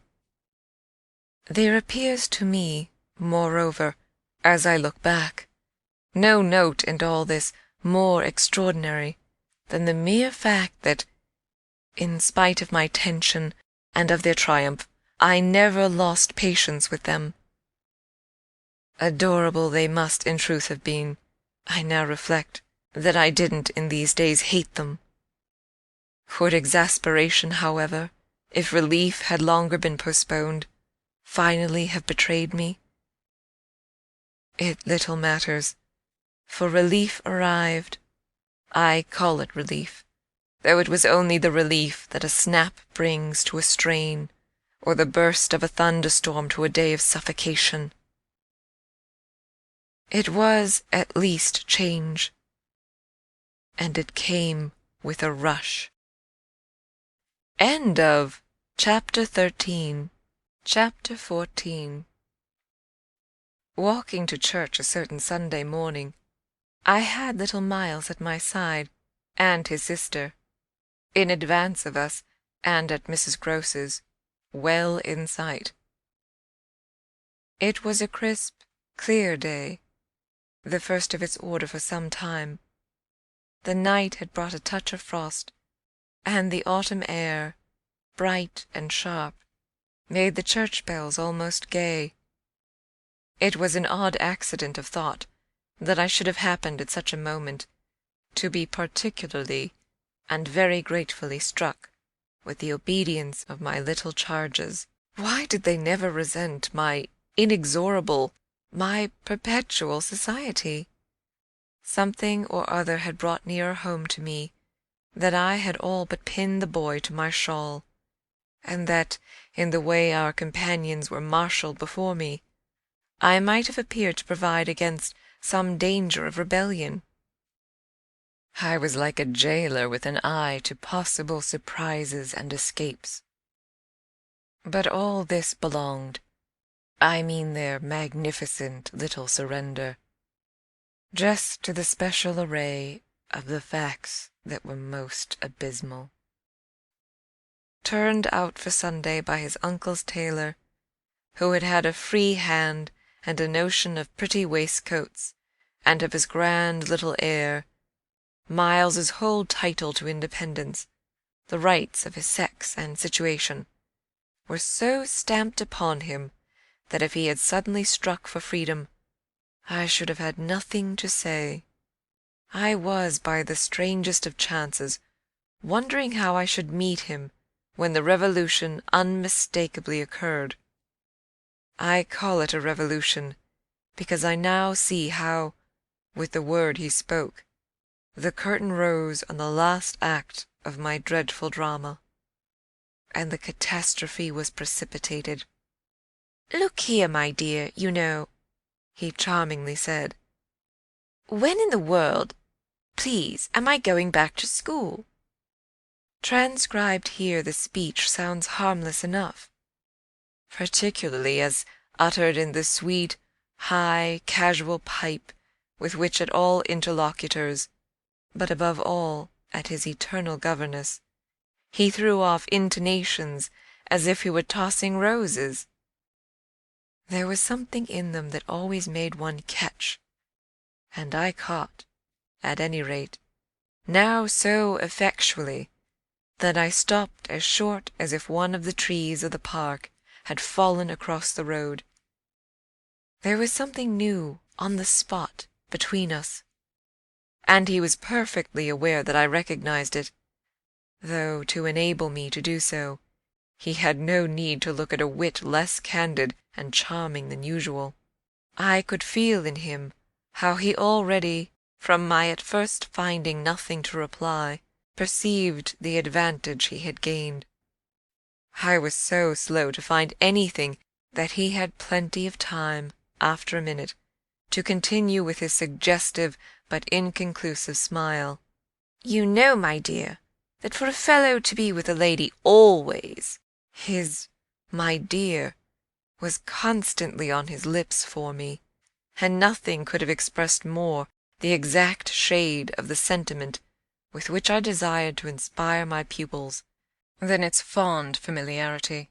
It was so respectfully easy. But oh, how I felt that at present I must pick my own phrases. I remember that, to gain time, I tried to laugh, and I seemed to see in the beautiful face with which he watched me how ugly and queer I looked. "And always with the same lady?" I returned. He neither blanched nor winked. The whole thing was virtually out between us. "Ah, of course, she's a jolly, perfect lady. But after all, I'm a fellow, don't you see, that's, well, getting on." I lingered there with him an instant ever so kindly. "Yes, you're getting on." Oh, but I felt helpless. I have kept to this day the heartbreaking little idea of how he seemed to know that and to play with it. "And you can't say I've not been awfully good, can you?" I laid my hand on his shoulder, for, though I felt how much better it would have been to walk on, I was not yet quite able. "No, I can't say that, Miles." "Except just that one night, you know." "That one night?" I couldn't look as straight as he. "Why, when I went out of the house." Oh, yes. But I forget what you did it for. You forget? He spoke with the sweet extravagance of childish reproach. Why, it was to show you I could. Oh, yes, you could. And I can again. I felt that I might, perhaps, after all, succeed in keeping my wits about me. Certainly. But you won't. No, not that again. It was nothing. It was nothing, I said. But we must go on.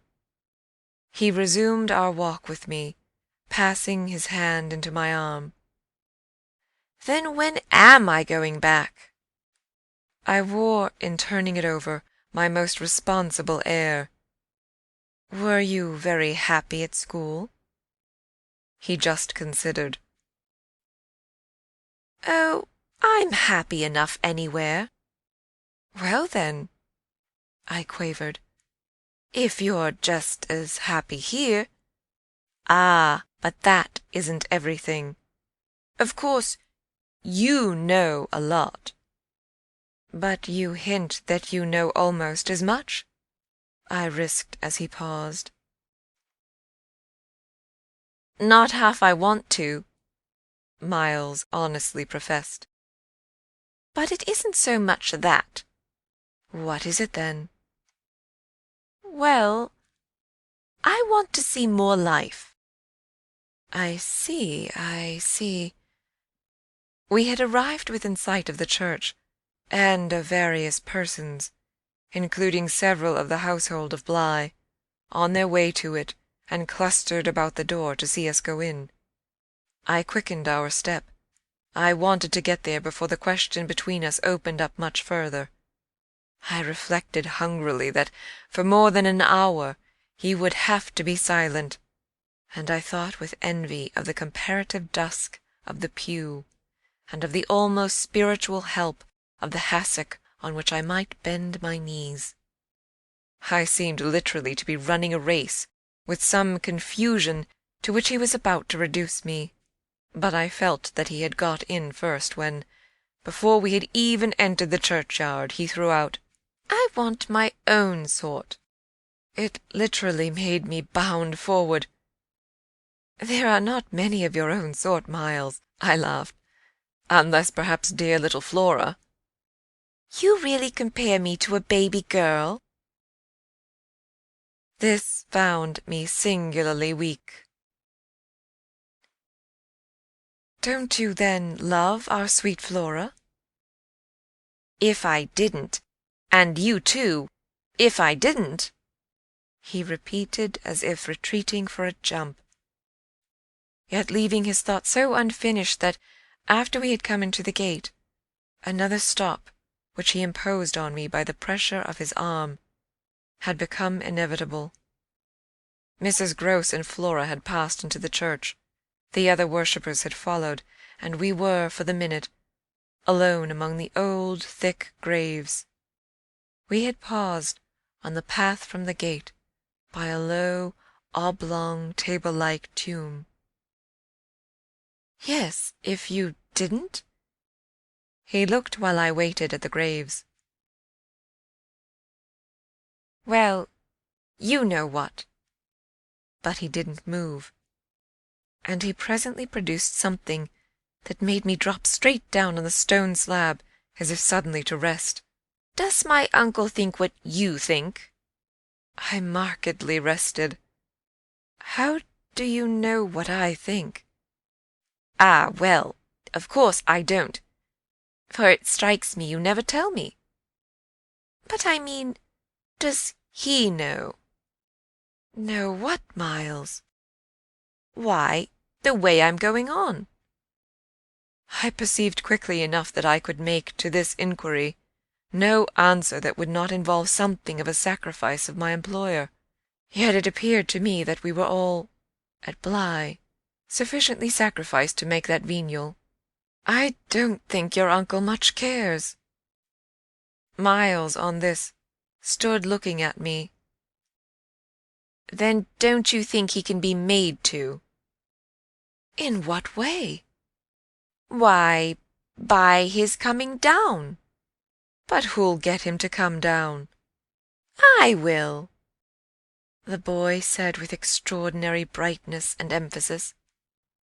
He gave me another look, charged with that expression, and then marched off alone into church. End of Chapter 14. Chapter 15. The business was practically settled from the moment I never followed him. It was a pitiful surrender to agitation, but my being aware of this had somehow no power to restore me. I only sat there on my tomb and read into what my little friend had said to me, the fullness of its meaning. By the time I had grasped the whole, of which I had also embraced, for absence, the pretext that I was ashamed to offer my pupils, and the rest of the congregation, such an example of delay. What I said to myself above all was that Miles had got something out of me, and that the proof of it, for him, would be just this awkward collapse. He had got out of me that there was something I was much afraid of, and that he should probably be able to make use of my fear to gain, for his own purpose, more freedom. My fear was of having to deal with the intolerable question of the grounds of his dismissal from school, for that was really but the question of the horrors gathered behind. That his uncle should arrive to treat with me of these things was a solution that, strictly speaking, I ought now to have desired to bring on. But I could so little face the ugliness and the pain of it that I simply procrastinated and lived from hand to mouth. The boy, to my deep discomposure, was immensely in the right, was in a position to say to me, either you clear up with my guardian the mystery of this interruption of my studies, or you cease to expect me to lead with you a life that's so unnatural for a boy. What was so unnatural for the particular boy I was concerned with was this sudden revelation of a consciousness and a plan. That was what really overcame me, what prevented my going in. I walked round the church, hesitating, hovering. I reflected that I had already, with him, hurt myself beyond repair. Therefore I could patch up nothing, and it was too extreme an effort to squeeze beside him into the pew. He would be so much more sure than ever to pass his arm into mine, and make me sit there for an hour in close, silent contact with his commentary on our talk. For the first minute since his arrival, I wanted to get away from him. As I paused beneath the high east window and listened to the sounds of worship, I was taken with an impulse that might master me, I felt, completely should I give it the least encouragement. I might easily put an end to my predicament by getting away altogether. Here was my chance. There was no one to stop me. I could give the whole thing up, turn my back and retreat. It was only a question of hurrying again, for a few preparations, to the house which the attendants at church, of so many of the servants, would practically have left unoccupied. No one, in short, could blame me if I should just drive desperately off. What was it to get away, if I got away only till dinner? That would be in a couple of hours, at the end of which I had the acute prevision my little pupils would play at innocent wonder about my non-appearance in their train.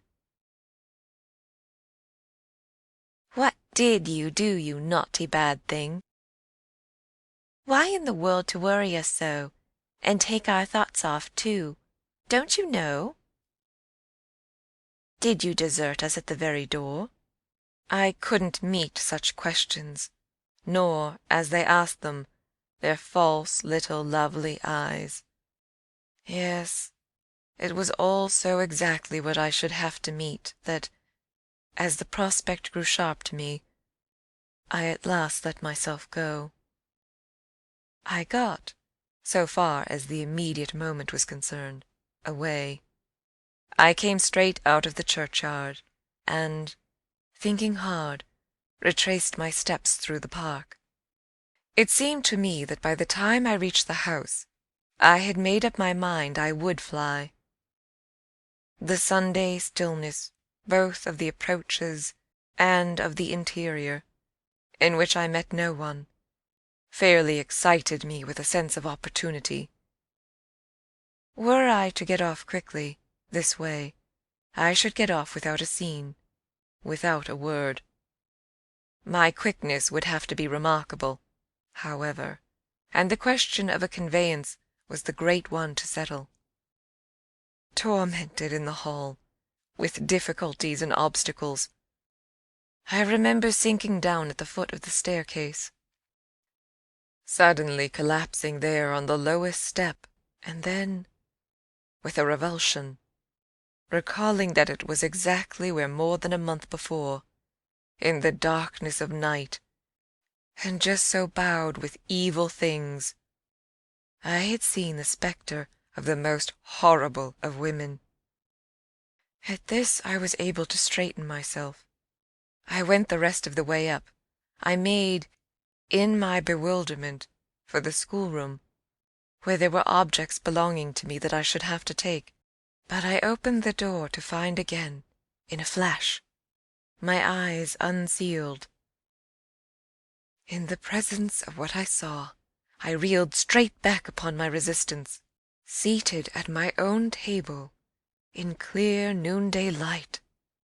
I saw a person whom, without my previous experience, I should have taken at the first blush for some housemaid, who might have stayed at home to look after the place, and who, availing herself of rare relief from observation, and of the schoolroom table and my pens, ink, and paper, had applied herself to the considerable effort of a letter to her sweetheart.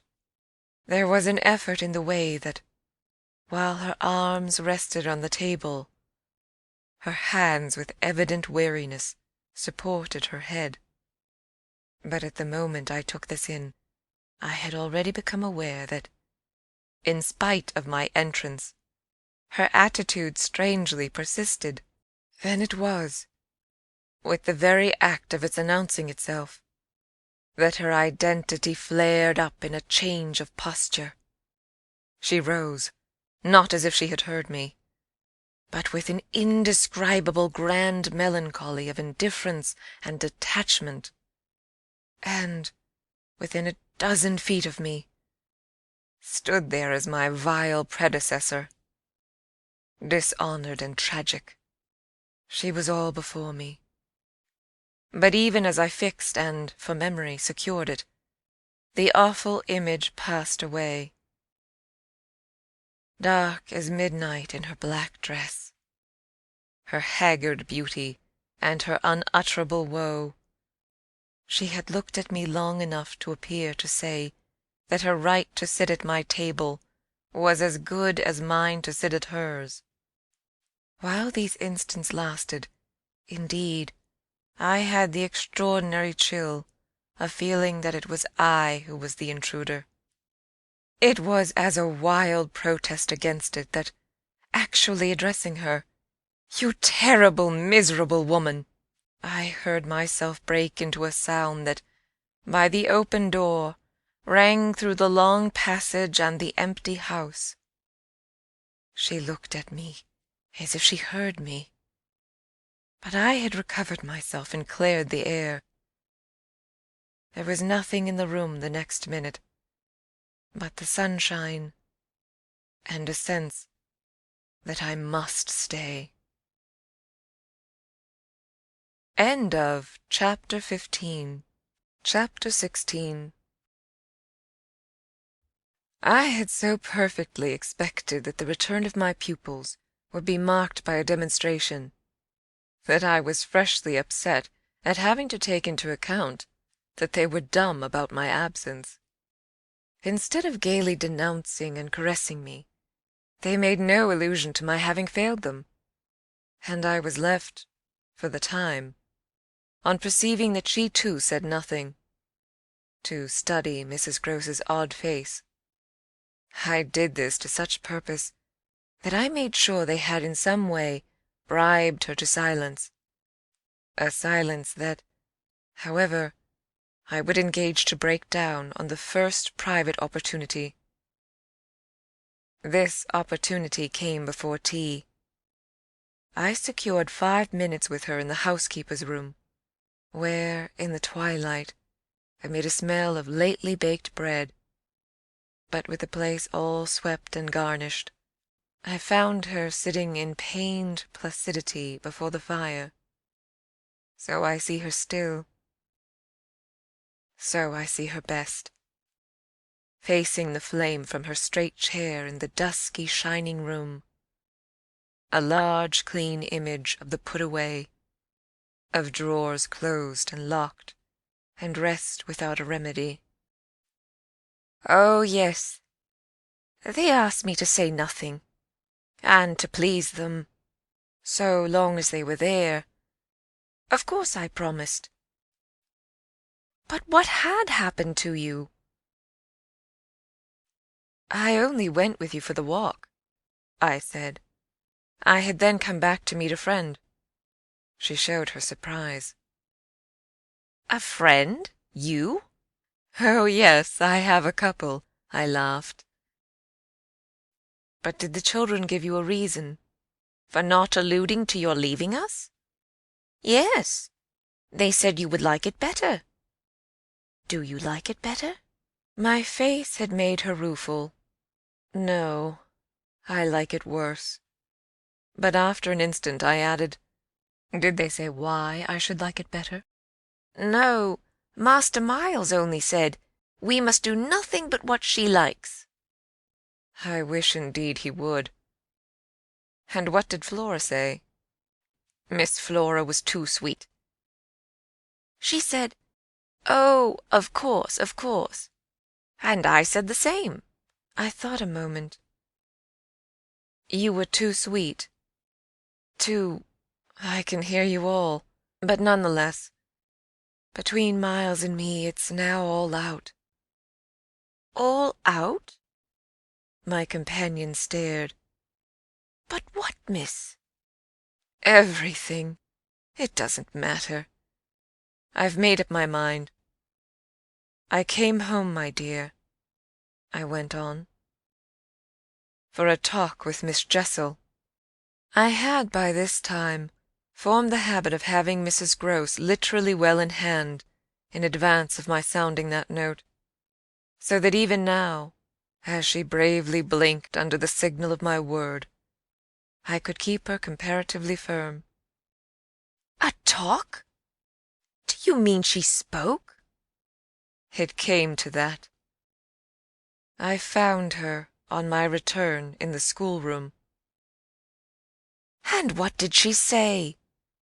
I can hear the good woman still, and the candour of her stupefaction, that she suffers the torments. It was this, of a truth, that made her, as she filled out my picture, gape. Do you mean, she faltered, of the lost? Of the lost, of the damned. And that's why, to share them. I faltered myself with the horror of it. But my companion with less imagination kept me up. To share them? She wants Flora. Mrs. Groce might, as I gave it to her, fairly have fallen away from me had I not been prepared. I still held her there, to show I was. As I've told you, however, it doesn't matter. Because you've made up your mind? But to what? To everything. And what do you call everything?" "Why, sending for their uncle." "Oh, miss, in pity do!" my friend broke out. "Ah, but I will, I will.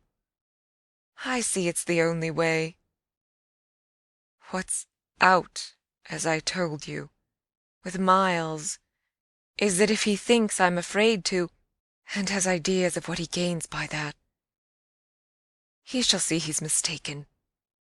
Yes, yes, his uncle shall have it here from me on the spot, and before the boy himself, if necessary, that if I'm to be reproached with having done nothing again about more school—" "Yes, miss?" my companion pressed me. "Well, there's that awful reason." There were now clearly so many of these for my poor colleague that she was excusable for being vague. "But, which?" "Why, the letter from his old place." "You'll show it to the master?" I ought to have done so on the instant. "Oh, no," said Mrs. Grose with decision.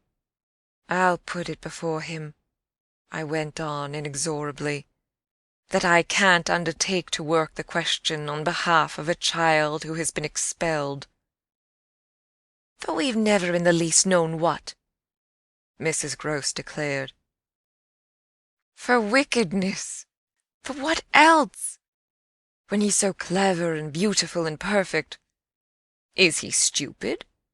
Is he untidy? Is he infirm? Is he ill-natured? He's exquisite. So it can be only that, and that would open up the whole thing." "After all," I said, "it's their uncle's fault if he left here such people." "He didn't really in the least know them." "The fault's mine." She had turned quite pale. "Well, you shan't suffer," I answered. "The children shan't," she emphatically returned. I was silent a while. We looked at each other. "Then what am I to tell him?" "You needn't tell him anything. I'll tell him." I measured this. "Do you mean you'll write?" Remembering she couldn't, I caught myself up. "How do you communicate?" "I tell the bailiff. He writes." "And should you like him to write our story?" My question had a sarcastic force that I had not fully intended, and it made her, after a moment, inconsequently break down. The tears were again in her eyes. "Ah, miss, you write." "Well, tonight," I at last answered, and on this we separated. End of Chapter 16. Chapter 17. I went so far in the evening as to make a beginning. The weather had changed back. A great wind was abroad, and beneath the lamp in my room, with Flora at peace beside me, I sat for a long time before a blank sheet of paper, and listened to the lash of the rain and the batter of the gusts. Finally I went out. Taking a candle, I crossed the passage and listened a minute at Miles's door. What, under my endless obsession, I had been impelled to listen for was some betrayal of his not being at rest, and I presently caught one, but not in the form I had expected. His voice tinkled out. "I say, you there, come in." It was a gaiety in the gloom. I went in with my light and found him in bed, very wide awake, but very much at his ease. "Well, what are you up to?" he asked with a grace of sociability in which it occurred to me that Mrs. Grose, had she been present, might have looked in vain for proof that anything was out. I stood over him with my candle. "How did you know I was there?" "Why, of course I heard you. Did you fancy you made no noise? You're like a troop of cavalry." He beautifully laughed. "Then you weren't asleep?" "Not much. I lie awake and think." I had put my candle designedly a short way off, and then, as he held out his friendly old hand to me, had sat down on the edge of his bed. "What is it," I asked, "that you think of?" "What in the world, my dear, but you?" "Ah, the pride I take in your appreciation doesn't insist on that. I had so far rather you slept." "Well, I think also, you know, of this queer business of ours." I marked the coolness of his firm little hand.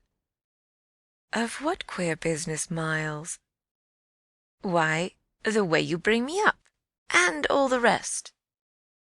I fairly held my breath a minute, and even from my glimmering taper there was light enough to show how he smiled up at me from his pillow. "What do you mean by all the rest?" "Oh, you know. You know." I could say nothing for a minute, though I felt, as I held his hand and our eyes continued to meet, that my silence had all the air of admitting his charge, and that nothing in the whole world of reality was perhaps at that moment so fabulous as our actual relation. "Certainly you shall go back to school," I said, "if it be that that troubles you. But not to the old place. We must find another, a better. How could I know it did trouble you, this question, when you never told me so, never spoke of it at all?" His clear, listening face, framed in its smooth whiteness, made him for the minute as appealing as some wistful patient in a children's hospital, and I would have given, as the resemblance came to me, all I possessed on earth, really to be the nurse or the sister of charity who might have helped to cure him. Well, even as it was, I perhaps might help. Do you know, you've never said a word to me about your school. I mean the old one. Never mentioned it in any way." He seemed to wonder. He smiled with the same loveliness. But he clearly gained time. He waited. He called for guidance. "Haven't I?" It wasn't for me to help him. It was for the thing I had met. Something in his tone and the expression of his face, as I got this from him, set my heart aching with such a pang as it had never yet known. So unutterably touching was it to see his little brain puzzled and his little resources taxed to play, under the spell laid on him, a part of innocence and consistency. "No, never, from the hour you came back. You've never mentioned to me one of your masters, one of your comrades, nor the least little thing that ever happened to you at school. Never, little Miles, no, never have you given me an inkling of anything that may have happened there. Therefore you can fancy how much I'm in the dark. Until you came out that way, this morning, you had, since the first hour I saw you, scarce even made a reference to anything in your previous life. You seemed so perfectly to accept the present. It was extraordinary how my absolute conviction of his secret precocity, or whatever I might call the poison of an influence that I dared but half to phrase, made him, in spite of the faint breath of his inward trouble, appear as accessible as an older person, imposed him almost as an intellectual equal. I thought you wanted to go on as you are. It struck me that at this he just faintly colored. He gave, at any rate, like a convalescent slightly fatigued, a languid shake of his head. I don't. I want to get away." "You're tired of Bly?" "Oh, no, I like Bly." "Well, then—" "Oh, you know what a boy wants." I felt that I didn't know so well as Miles, and I took temporary refuge. "You want to go to your uncle?" Again, at this, his sweet, ironic face, he made a movement on the pillow. "Ah, you can't get off with that." I was silent a little, and it was I, now, I think, who changed color. "My dear, I don't want to get off." "You can't, even if you do. You can't. He lay beautifully staring. My uncle must come down, and you must completely settle things." "If we do," I returned with some spirit, "you may be sure it will be to take you quite away." "Well, don't you understand that that's exactly what I'm working for? You'll have to tell him about the way you've let it all drop. You'll have to tell him a tremendous lot." The exultation with which he uttered this helped me somehow, for the instant, to meet him rather more. "And how much will you, Miles, have to tell him? There are things he'll ask you." He turned it over. "Very likely. But what things?" "The things you've never told me. To make up his mind what to do with you. He can't send you back." "Oh, I don't want to go back," he broke in. "I want a new field." He said it with admirable serenity, with positive, unimpeachable gaiety, and doubtless it was that very note that most evoked for me the poignancy, the unnatural, childish tragedy of his probable reappearance at the end of 3 months with all this bravado and still more dishonor. It overwhelmed me now that I should never be able to bear that, and it made me let myself go. I threw myself upon him, and in the tenderness of my pity I embraced him. "Dear little Miles! Dear little Miles!"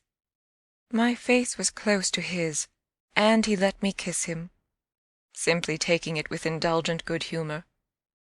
"Well, old lady?" "Is there nothing at all that you want to tell me?" He turned off a little, facing round toward the wall, and holding up his hand to look at, as one had seen sick children look. "I've told you. I told you this morning." Oh, I was sorry for him. "That you just want me not to worry you." He looked round at me now, as if in recognition of my understanding him. Then, ever so gently, "To let me alone," he replied. There was even a singular little dignity in it, something that made me release him, yet, when I had slowly risen, linger beside him. God knows I never wished to harass him, but I felt that merely, at this, to turn my back on him was to abandon, or, to put it more truly, to lose him. "I've just begun a letter to your uncle," I said. "Well, then, finish it." I waited a minute. "What happened before?" He gazed up at me again. "Before what?" "Before you came back, and before you went away." For some time he was silent, but he continued to meet my eyes. "What happened?" It made me, the sound of the words, in which it seemed to me that I caught for the very first time a small faint quaver of consenting consciousness. It made me drop on my knees beside the bed and seize once more the chance of possessing him. "Dear little Miles, dear little Miles, if you knew how I want to help you! It's only that, it's nothing but that, and I'd rather die than give you a pain or do you a wrong. I'd rather die than hurt a hair of you. Dear little Miles!" Oh, I brought it out now, even if I should go too far. I just want you to help me to save you. But I knew in a moment after this that I had gone too far. The answer to my appeal was instantaneous, but it came in the form of an extraordinary blast and chill, a gust of frozen air, and a shake of the room as great as if, in the wild wind, the casement had crashed in. The boy gave a loud, high shriek, which, lost in the rest of the shock of sound, might have seemed indistinctly, though I was so close to him, a note either of jubilation or of terror. I jumped to my feet again and was conscious of darkness. So for a moment we remained, while I stared about me, and saw that the drawn curtains were unstirred and the window tight. "Why, the candle's out!" I then cried. "It was I who blew it, dear," said Miles. End of Chapter 17. Chapter 18. The next day, after lessons, Mrs. Grose found a moment to say to me quietly, "Have you written, miss?" "Yes, I've written." But I didn't add, for the hour, that my letter sealed and directed was still in my pocket. There would be time enough to send it before the messenger should go to the village. Meanwhile, there had been, on the part of my pupils, no more brilliant, more exemplary morning. It was exactly as if they had both had at heart to gloss over any recent little friction. They performed the dizziest feats of arithmetic, soaring quite out of my feeble range, and perpetrated in higher spirits than ever geographical and historical jokes. It was conspicuous, of course, in Miles in particular, that he appeared to wish to show how easily he could let me down. This child, to my memory, really lives in a setting of beauty and misery that no words can translate. There was a distinction all his own in every impulse he revealed. Never was a small natural creature, to the uninitiated eye, all frankness and freedom, a more ingenious, a more extraordinary little gentleman. I had perpetually to guard against the wonder of contemplation into which my initiated view betrayed me, to check the irrelevant gaze and discouraged sigh in which I constantly both attacked and renounced the enigma of what such a little gentleman could have done that deserved a penalty, say that by the dark prodigy I knew, the imagination of all evil had been opened up to him. Oh, the justice within me ached for the proof that it could ever have flowered into an act. He had never, at any rate, been such a little gentleman as when, after our early dinner on this dreadful day, he came round to me and asked if I shouldn't like him, for half an hour, to play to me. David playing to Saul could never have shown a finer sense of the occasion. It was literally a charming exhibition of tact, of magnanimity, and quite tantamount to his saying outright, "The true knights we love to read about never push an advantage too far." I know what you mean now. You mean that to be let alone yourself, and not followed up, you'll cease to worry and spy upon me, won't keep me so close to you, or let me go and come. Well, I come, you see, but I don't go. There'll be plenty of time for that. I do really delight in your society, and I only want to show you that I contend for a principle. It may be imagined whether I resisted this appeal, or failed to accompany him again, hand in hand, to the schoolroom. He sat down at the old piano, and played as he had never played. And if there are those who think he had better have been kicking a football, I can only say that I wholly agree with them. For at the end of a time that under his influence I had quite ceased to measure, I started up with a strange sense of having literally slept at my post. It was after luncheon and by the schoolroom fire, and yet I hadn't really in the least slept. I had only done something much worse. I had forgotten where all this time was Flora. When I put the question to Miles, he played on a minute before answering, and then could only say, "Why, my dear, how do I know?" breaking moreover into a happy laugh, which immediately after, as if it were a vocal accompaniment, he prolonged into incoherent, extravagant song. I went straight to my room, but his sister was not there. Then, before going downstairs, I looked into several others. As she was nowhere about, she would surely be with Mrs. Grose, whom, in the comfort of that theory, I accordingly proceeded in quest of. I found her where I had found her the evening before, but she met my quick challenge with blank, scared ignorance. She had only supposed that after the repast I had carried off both the children, as to which she was quite in her right, for it was the very first time I had allowed the little girl out of my sight without some special provision. Of course now indeed she might be with the maids, so that the immediate thing was to look for her without an air of alarm. This we promptly arranged between us. But when, 10 minutes later, and in pursuance of our agreement, we met in the hall, it was only to report on either side that after guarded inquiries we had altogether failed to trace her. For a minute there, apart from observation, we exchanged mute alarms, and I could feel with what high interest my friend returned me all those I had from the first given her. "She'll be above," she presently said, "in one of the rooms you haven't searched." "No, she's at a distance." I had made up my mind. "She has gone out." Mrs. Grose stared. "Without a hat?" I naturally also looked volumes. "Isn't that woman always without one?" "She's with her?" "She's with her," I declared. "We must find them." My hand was on my friend's arm, but she failed for the moment, confronted with such an account of the matter, to respond to my pressure. She communed, on the contrary, on the spot, with her uneasiness. "And where's Master Miles?"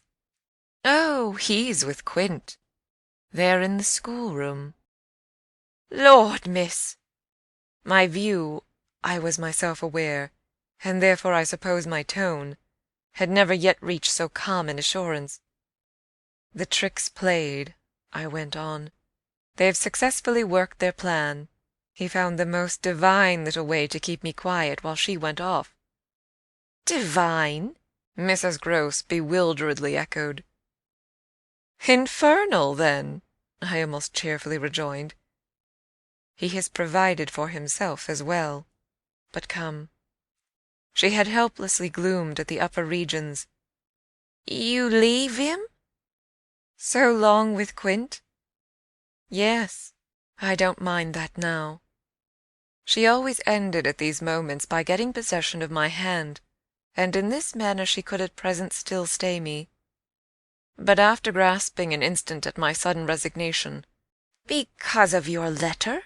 she eagerly brought out. I quickly, by the way of answer, felt for my letter, drew it forth, held it up, and then, freeing myself, went and laid it on the great hall table. "Luke will take it," I said as I came back. I reached the house door and opened it. I was already on the steps. My companion still demurred. The storm of the night and the early morning had dropped, but the afternoon was damp and grey. I came down to the drive while she stood in the doorway. "You go with nothing on?" "What do I care when the child has nothing? I can't wait to dress," I cried. "And if you must do so, I leave you. Try meanwhile yourself upstairs." "With them?"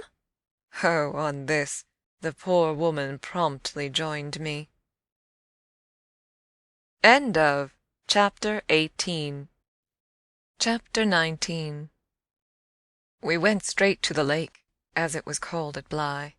and I dare say rightly called, though I reflect that it may in fact have been a sheet of water less remarkable than it appeared to my untravelled eyes.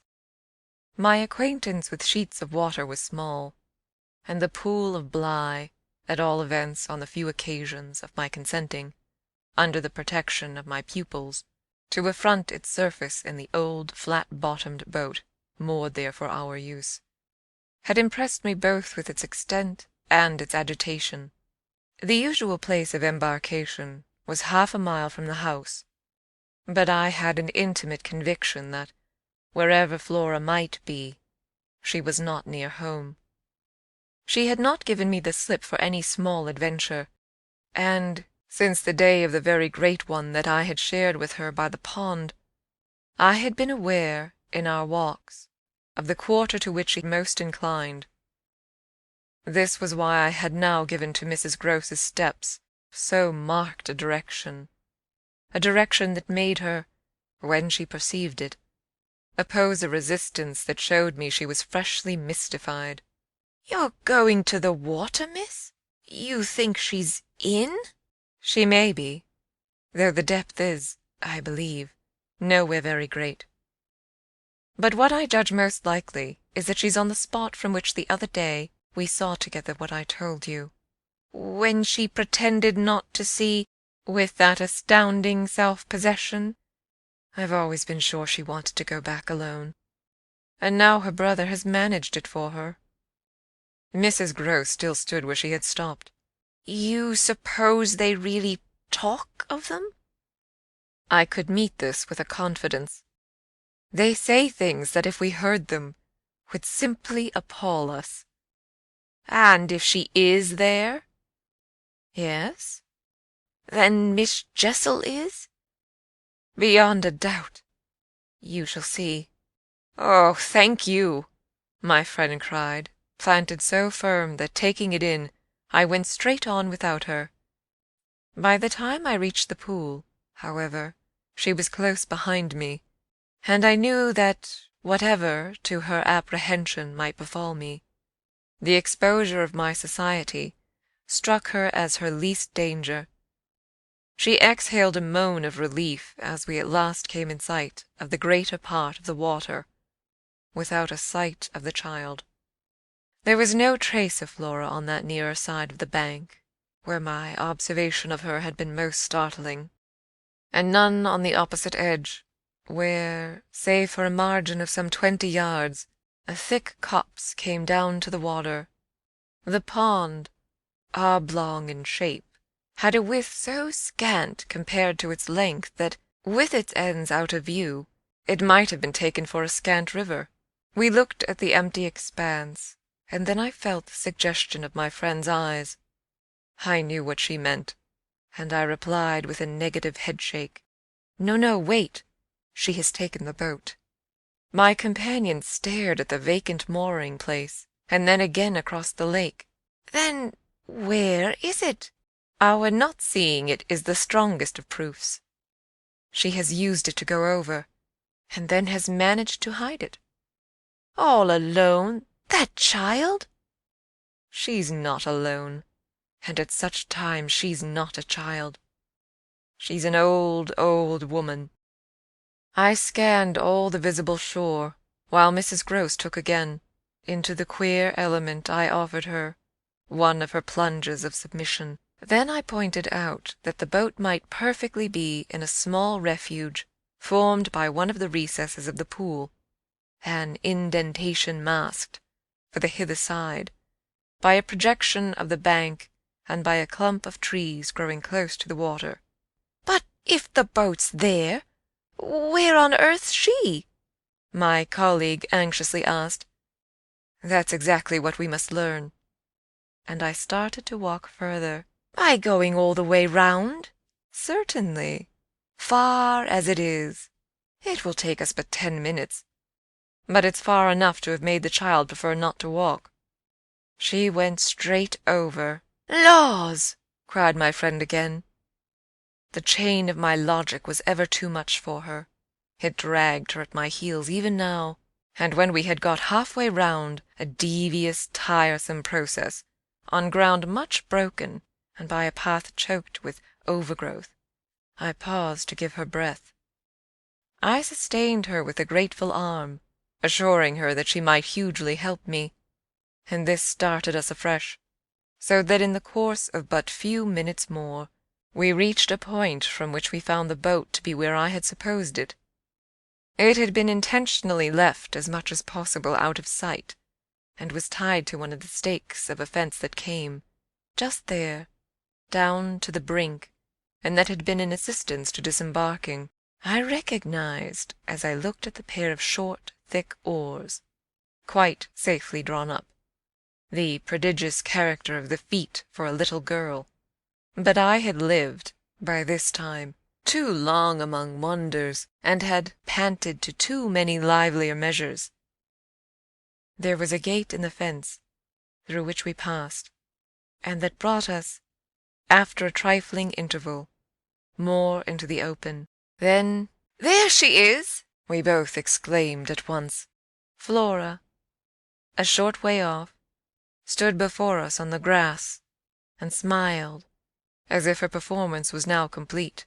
The next thing she did, however, was to stoop straight down and pluck, quite as if it were all she was there for, a big, ugly spray of withered fern.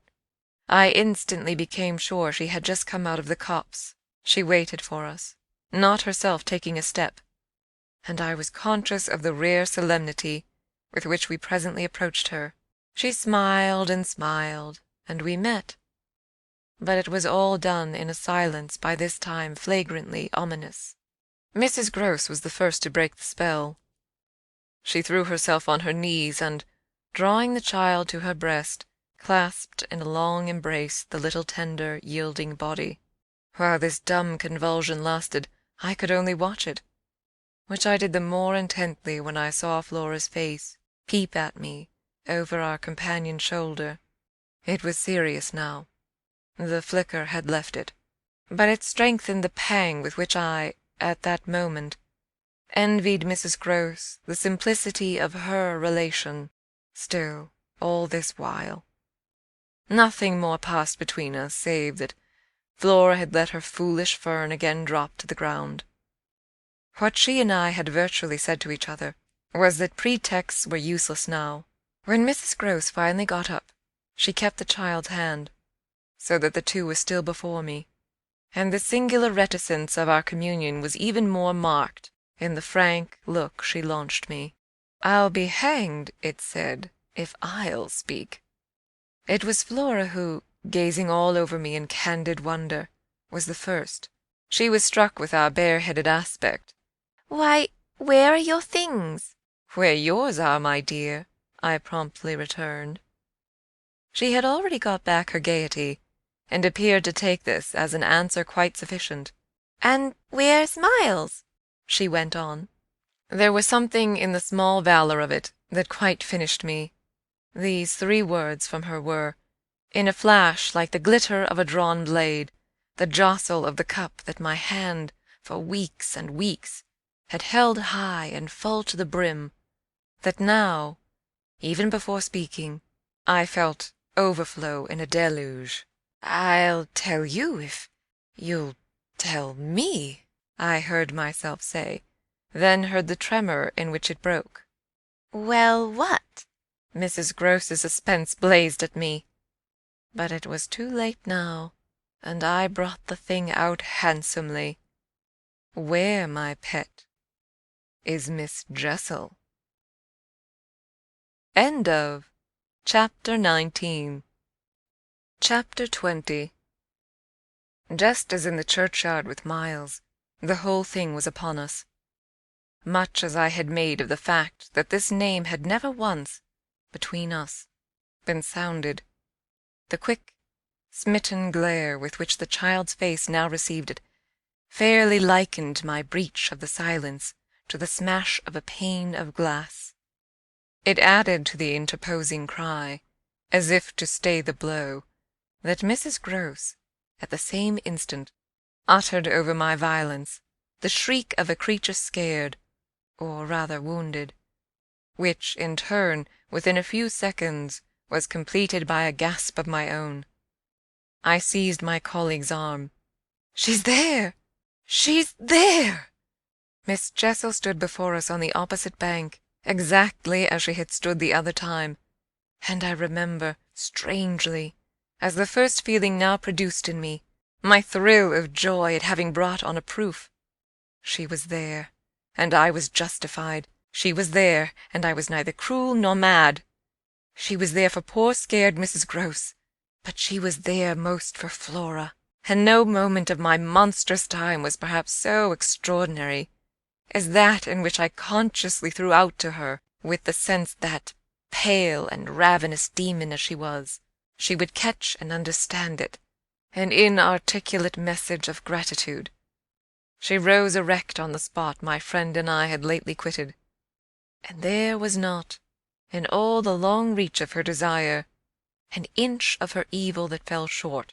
This first vividness of vision and emotion were things of a few seconds, during which Mrs. Grose's dazed blink across to where I pointed struck me as a sovereign sign that she too at last saw, just as it carried my own eyes precipitately to the child. The revelation, then, of the manner in which Flora was affected startled me, in truth, far more than it would have done to find her also merely agitated, for direct dismay was of course not what I had expected. Prepared and on her guard, as our pursuit had actually made her, she would repress every betrayal, and I was therefore shaken on the spot by my first glimpse of the particular one for which I had not allowed. To see her, without a convulsion of her small pink face, not even feign to glance in the direction of the prodigy I announced, but only, instead of that, turn at me an expression of hard, still gravity, an expression absolutely new and unprecedented, and that appeared to read and accuse and judge me. This was a stroke that somehow converted the little girl herself into the very presence that could make me quail. I quailed even though my certitude that she thoroughly saw was never greater than at that instant, and in the immediate need to defend myself I called it passionately to witness. "She's there, you little unhappy thing. There, and you see her as well as you see me." I had said shortly before to Mrs. Grose that she was not at these times a child, but an old, old woman, and that description of her could not have been more strikingly confirmed than in the way in which, for all the answer to this, she simply showed me, without a concession, an admission of her eyes, a countenance of deeper and deeper, of indeed suddenly quite fixed reprobation. I was by this time, if I can put the whole thing at all together, more appalled at what I may properly call her manner than at anything else, though it was simultaneously with this that I became aware of having Mrs. Grose also, and very formidably, to reckon with. My elder companion the next moment, at any rate, blotted out everything but her own flushed face and her loud, shocked protest, a burst of high disapproval. "What a dreadful turn, to be sure, miss! Where on earth do you see anything?" I could only grasp her more quickly yet, for even while she spoke, the hideous plain presence stood undimmed and undaunted. It had already lasted a minute, and it lasted while I continued, seizing my colleague, quite thrusting her at it and presenting her to it, to insist with my pointing hand, "You don't see her exactly as we see? You mean to say you don't now? Now? She's as big as a blazing fire. Only look, dearest woman, look!" She looked even as I did, and gave me, with her deep groan of negation, repulsion, compassion, the mixture with her pity of her relief at her exemption, a sense, touching to me even then, that she would have backed me up if she could. I might well have needed that, for with this hard blow of the proof that her eyes were hopelessly sealed, I felt my own situation horribly crumble. I saw my livid predecessor press from her position on my defeat, and I was conscious, more than all, of what I should have from this instant to deal with in the astounding little attitude of Flora. Into this attitude Mrs. Grose immediately and violently entered, breaking, even while there pierced through my sense of ruin a prodigious private triumph, into breathless reassurance. "She isn't there, little lady, and nobody's there, and you never see nothing, my sweet. How can poor Miss Jessel? When poor Miss Jessel's dead and buried, we know, don't we, love?" And she appealed, blundering in to the child. "It's all a mere mistake and a worry, and a joke, and we'll go home as fast as we can." Our companion on this had responded with a strange, quick primness of propriety, and they were again, with Mrs. Grose on her feet, united, as it were, in pained opposition to me. Flora continued to fix me with her small mask of reprobation, and even at that minute I prayed God to forgive me for seeming to see that. As she stood there holding tight to our friend's dress, her incomparable childish beauty had suddenly failed, had quite vanished. I've said it already. She was hideously hard. She had turned common and almost ugly. "I don't know what you mean. I see nobody. I see nothing. I never have. I think you're cruel. I don't like you." Then, after this deliverance, which might have been that of a vulgarly pert little girl in the street, she hugged Mrs. Grose more closely, and buried in her skirts the dreadful little face. In this position she produced an almost furious wail. "Take me away! Take me away! Oh, take me away from her!" "From me?" I panted. "From you! From you!" she cried. Even Mrs. Grose looked across at me dismayed, while I had nothing to do but communicate again with the figure that, on the opposite bank, without a movement, as rigidly still as if catching, beyond the interval, our voices, was as vividly there for my disaster as it was not there for my service. The wretched child had spoken exactly as if she had got from some outside source each of her stabbing little words, and I could therefore, in the full despair of all I had to accept, but sadly shake my head at her. If I had ever doubted, all my doubt would at present have gone.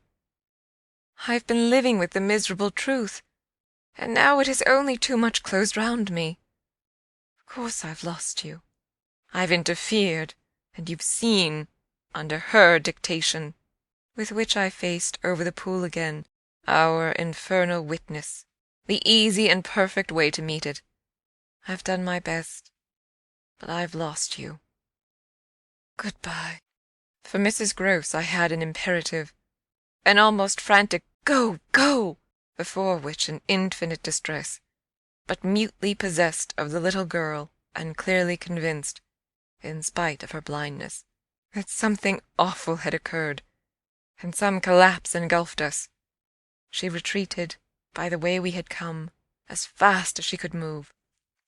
Of what first happened when I was left alone I had no subsequent memory.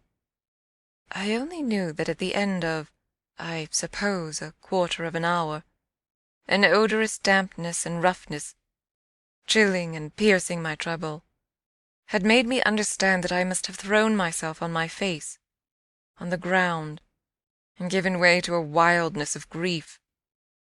I must have lain there long and cried and sobbed, for when I raised my head the day was almost done. I had got up and looked a moment, through the twilight, at the grey pool and its blank, haunted edge, and then I took, back to the house, my dreary and difficult course.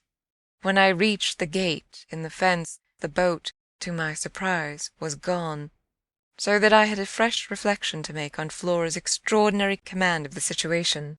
She passed that night by the most tacit, and I should add, were not the word so grotesque a false note, the happiest of arrangements with Mrs. Grose.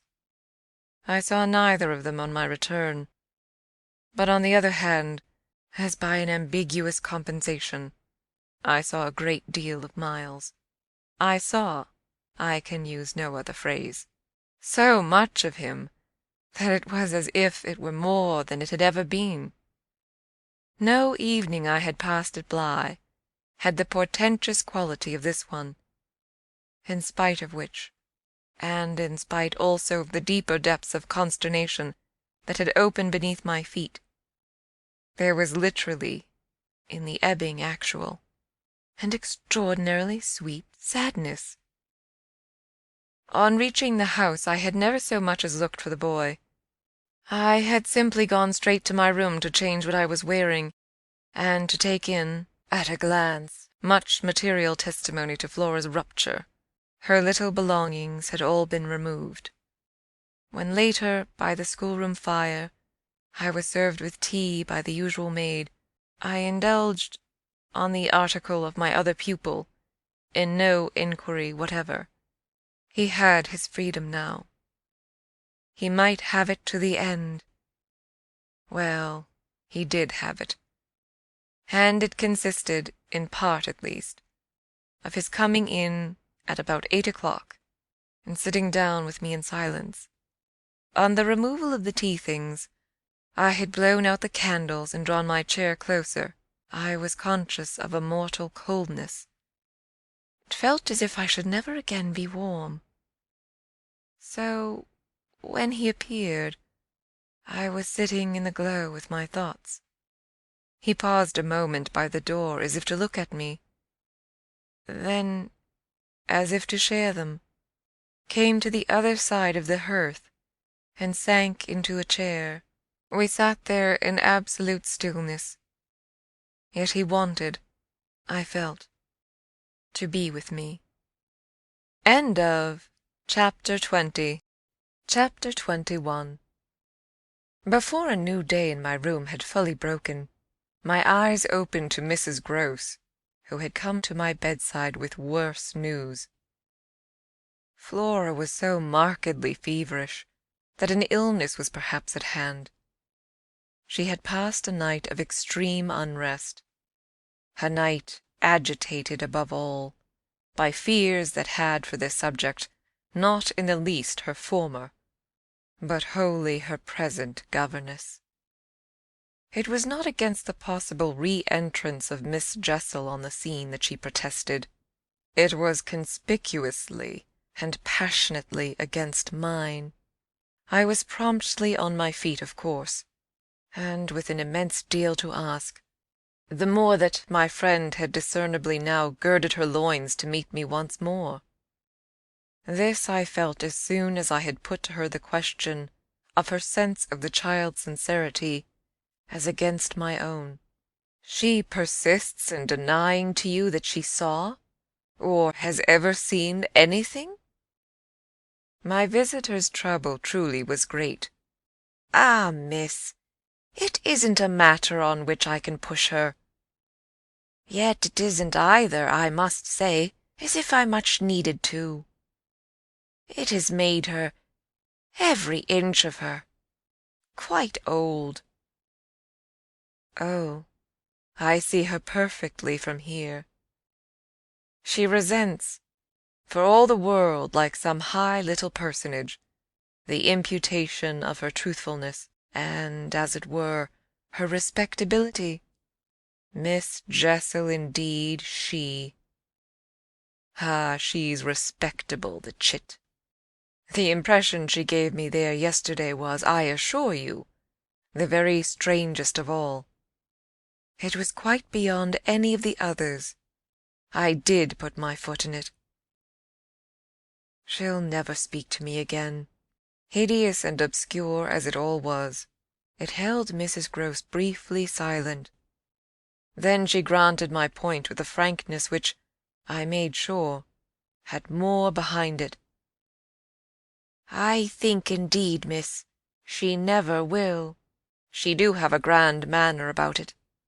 And that manner," I summed it up, "is practically what's the matter with her now. Oh, that manner!" I could see in my visitor's face, and not a little else besides. "She asks me every 3 minutes if I think you're coming in." I see. I, too, on my side, had so much more than worked it out.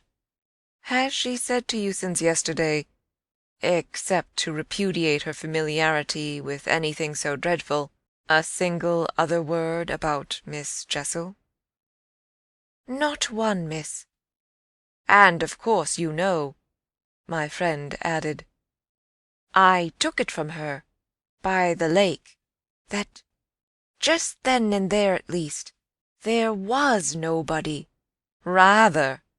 "And naturally you take it from her still." "I don't contradict her. What else can I do?" "Nothing in the world. You've the cleverest little person to deal with. They've made them, their two friends, I mean, still cleverer even than nature did. For it was wondrous material to play on. Flora has now her grievance, and she'll work it to the end." "Yes, miss, but to what end?" "Why, that of dealing with me to her uncle. She'll make me out to him the lowest creature." I winced at the fair show of the scene in Mrs. Groce's face. She looked for a minute as if she sharply saw them together. "And him who thinks so well of you." "He has an odd way, it comes over me now," I laughed, "of proving it. But that doesn't matter. What Flora wants, of course, is to get rid of me." My companion bravely concurred. "Never again to so much as look at you." "So that what you've come to me now for," I asked, "is to speed me on my way?" Before she had time to reply, however, I had her in check. "I've a better idea. The result of my reflections. My going would seem the right thing, and on Sunday I was terribly near it. Yet that won't do. It's you who must go. You must take Flora." My visitor at this did speculate. "But where in the world?" "Away from here. Away from them. Away, even most of all now, from me. Straight to her uncle." "Only to tell on you?" "No, not only. To leave me, in addition, with my remedy." She was still vague. "And what is your remedy?" "Your loyalty, to begin with. And then Miles's." She looked at me hard. "Do you think he "Won't? If he has the chance, turn on me? Yes, I venture still to think it. At all events, I want to try. Get off with his sister as soon as possible, and leave me with him alone."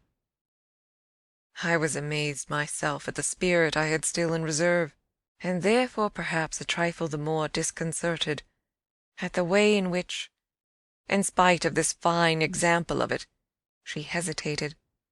"There's one thing, of course," I went on. "They mustn't, before she goes, see each other for 3 seconds." Then it came over me that, in spite of Flora's presumable sequestration from the instant of her return from the pool, it might already be too late.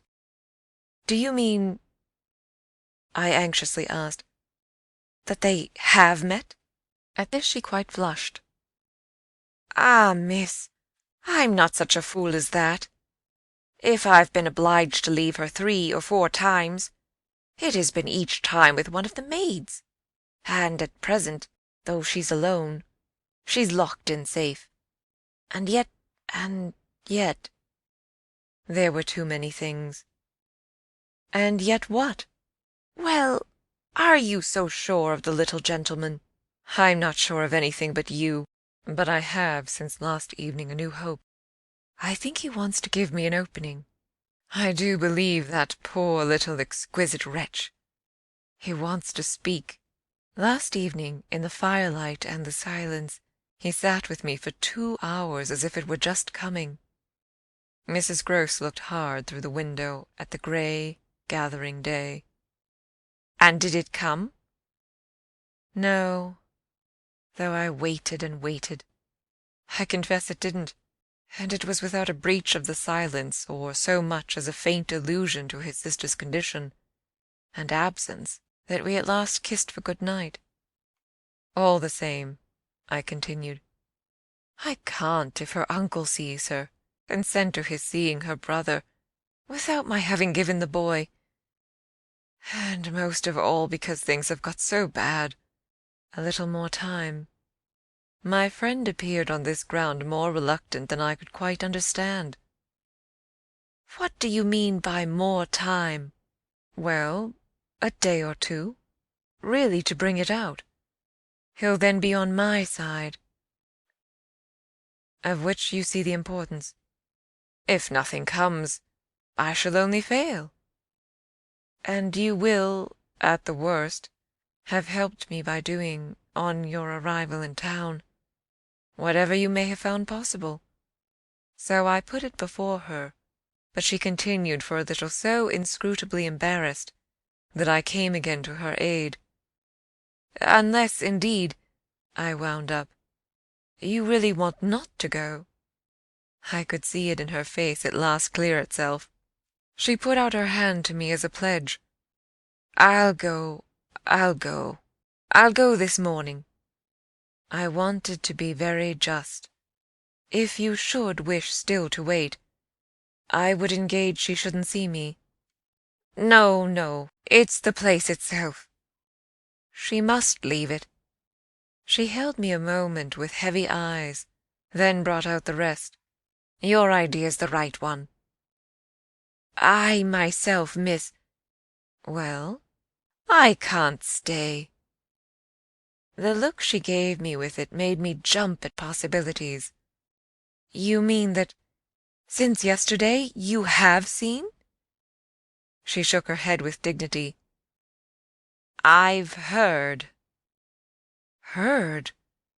From that child. Horrors. There. She sighed with tragic relief.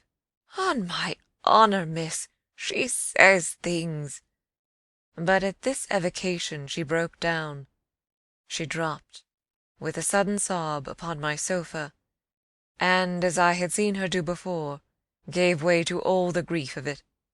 It was quite in another manner that I, for my part, let myself go. Oh, thank God!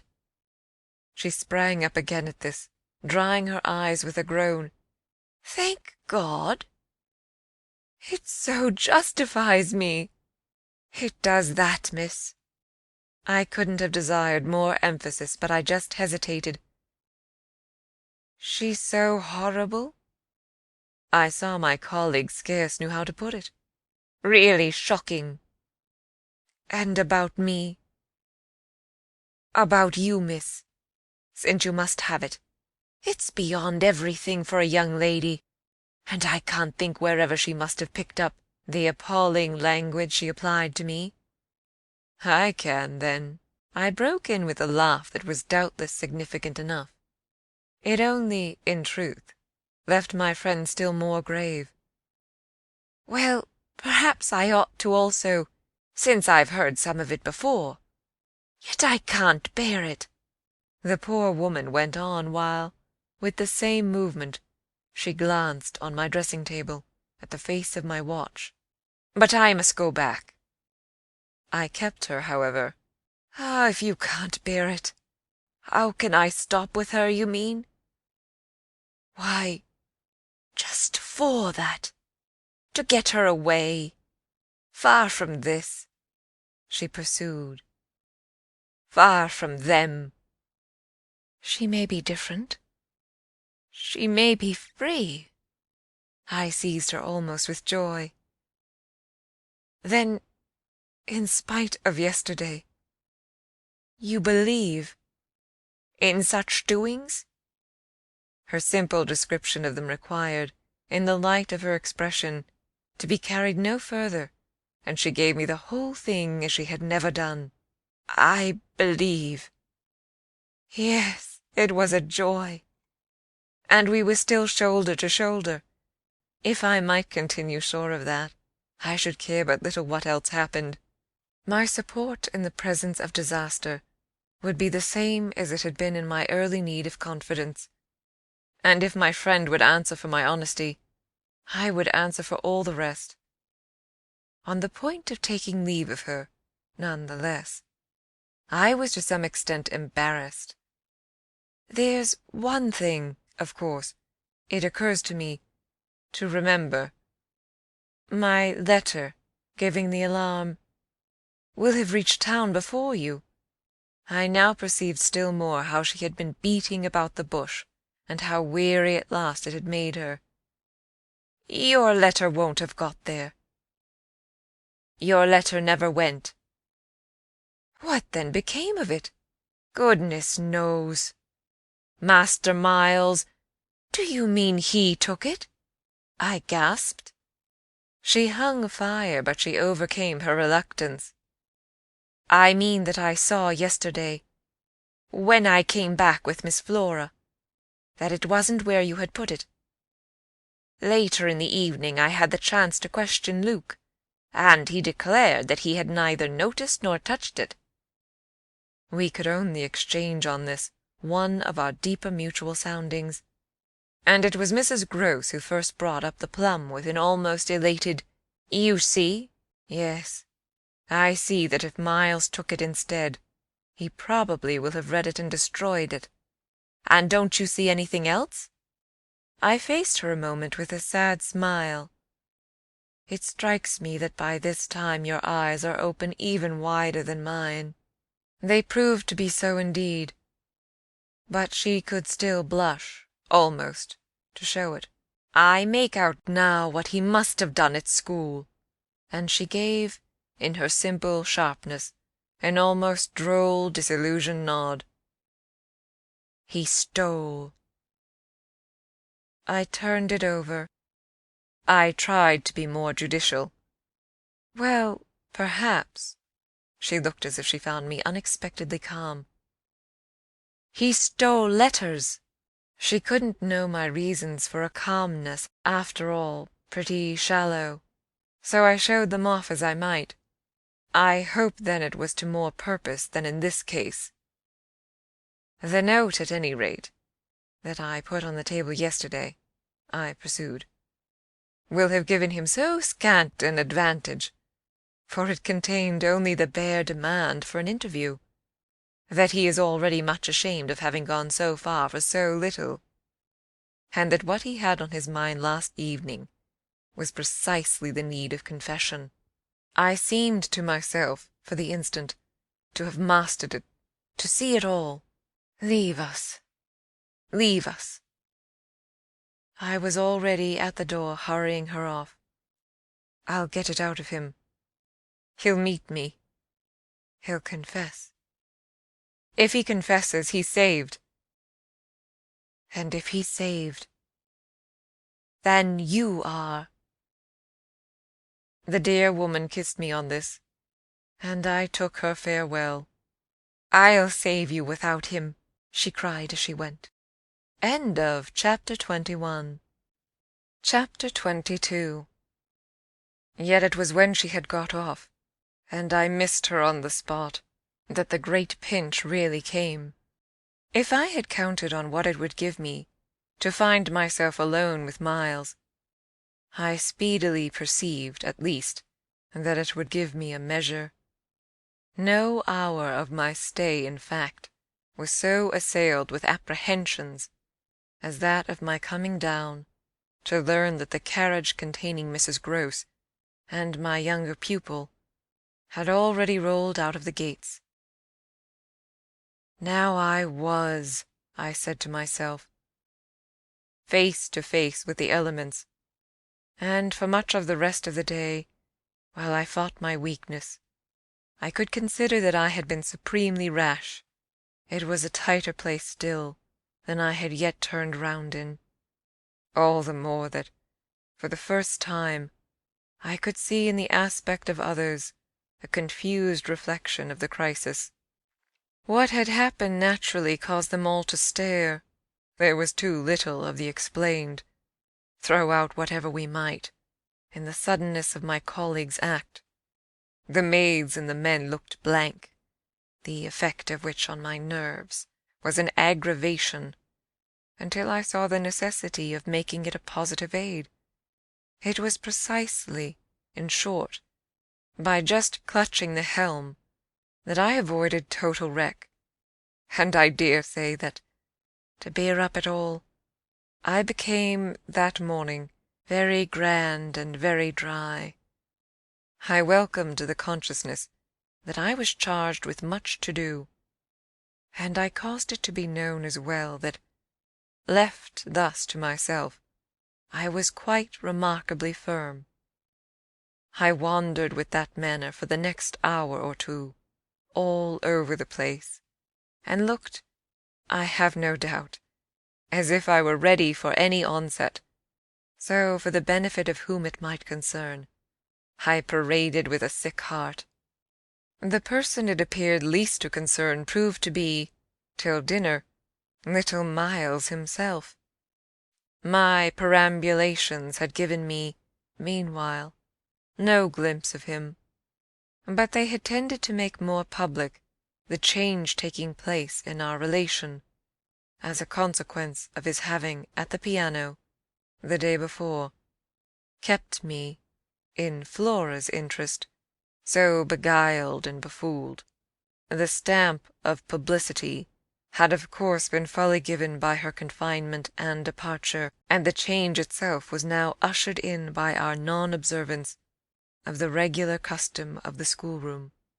He had already disappeared when, on my way down, I pushed open his door, and I learned below that he had breakfasted, in the presence of a couple of the maids, with Mrs. Grose and his sister. He had then gone out, as he said, for a stroll, than which nothing, I reflected, could better have expressed his frank view of the abrupt transformation of my office. What he would not permit this office to consist of was yet to be settled. There was a queer relief, at all events, I mean for myself in especial, in the renouncement of one pretension. If so much had sprung to the surface, I scarce put it too strongly in saying that what had perhaps sprung highest was the absurdity of our prolonging the fiction that I had anything more to teach him. It sufficiently stuck out that, by tacit little tricks, in which even more than myself he carried out the care for my dignity, I had had to appeal to him, to let me off, straining to meet him on the ground of his true capacity. He had at any rate his freedom now. I was never to touch it again, as I had amply shown, moreover, when, on his joining me in the schoolroom the previous night, I had uttered on the subject of the interval just concluded neither challenge nor hint.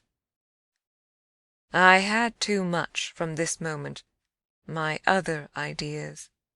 Yet when he at last arrived, the difficulty of applying them, the accumulations of my problem, were brought straight home to me by the beautiful little presents on which what had occurred had as yet, for the eye, dropped neither stain nor shadow.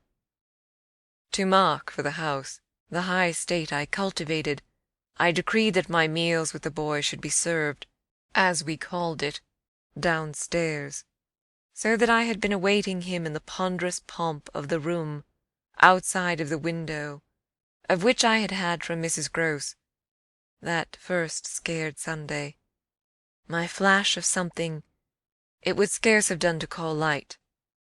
Here at present I felt afresh, for I had felt it again and again, how my equilibrium depended on the success of my rigid will, the will to shut my eyes as tight as possible to the truth that what I had to deal with was revoltingly against my nature.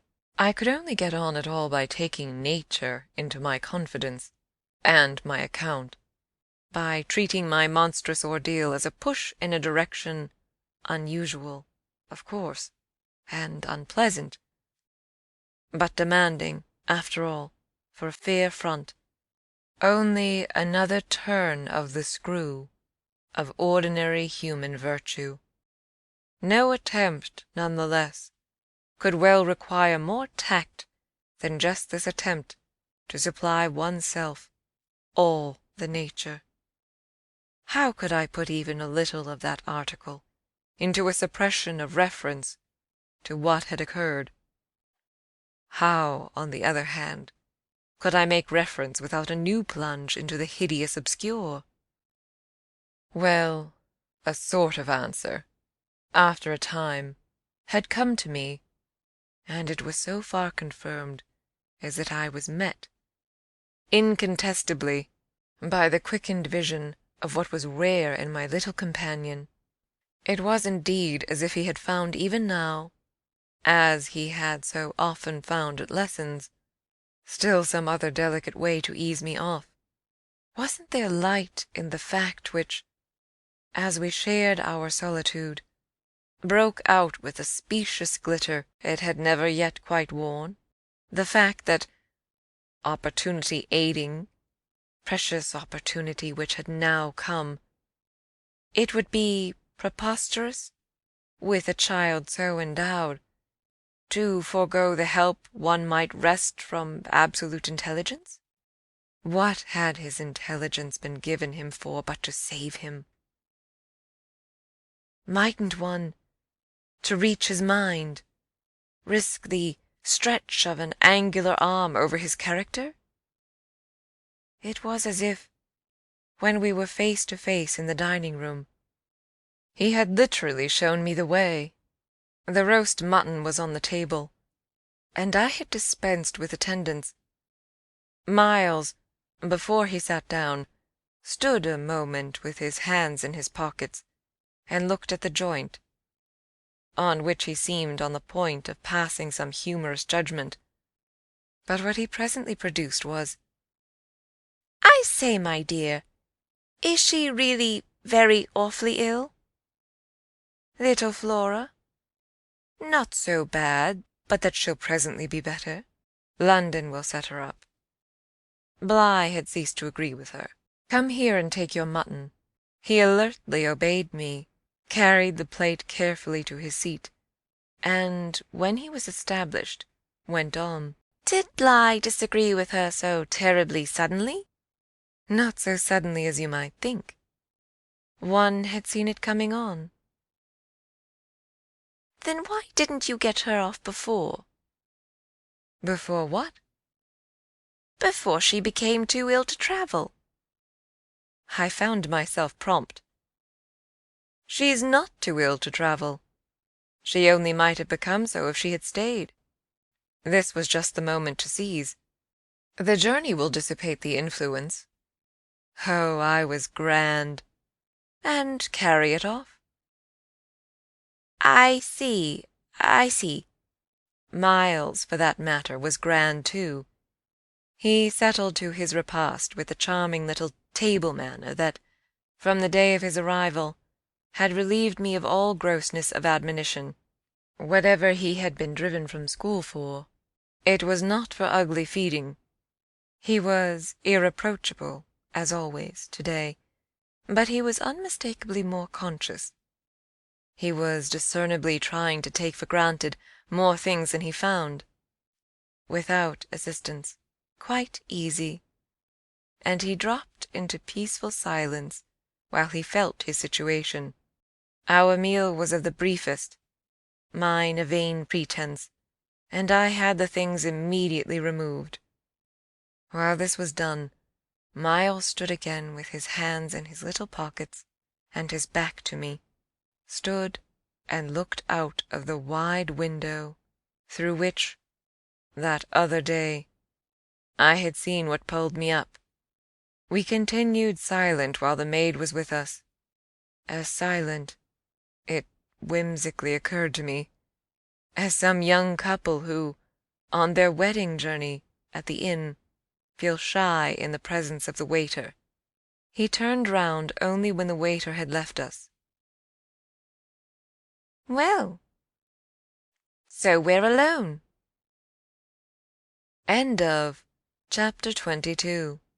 Chapter 23. Oh, more or less. I fancy my smile was pale. Not absolutely. We shouldn't like that, I went on. No, I suppose we shouldn't. Of course, we have the others. We have the others. We have indeed the others, I concurred. Yet, even though we have them, he returned, still with his hands in his pockets, and planted there in front of me, they don't much count, do they? I made the best of it, but I felt wan. It depends on what you call much. Yes, with all accommodation. Everything depends.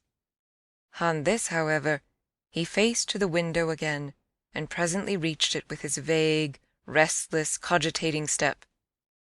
He remained there a while, with his forehead against the glass, in contemplation of the stupid shrubs I knew, and the dull things of November.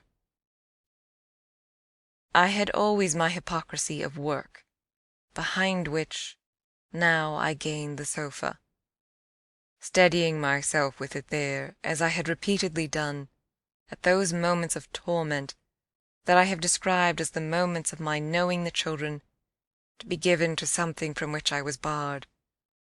I sufficiently obeyed my habit of being prepared for the worst, but an extraordinary impression dropped on me as I extracted a meaning from the boy's embarrassed back, none other than the impression that I was not barred now.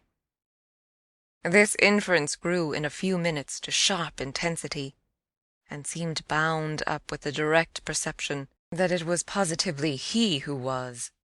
The frames and squares of the great window were a kind of image, for him, of a kind of failure.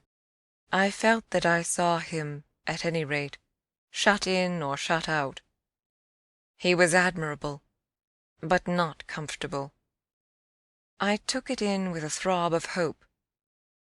Wasn't he looking, through the haunted pane, for something he couldn't see?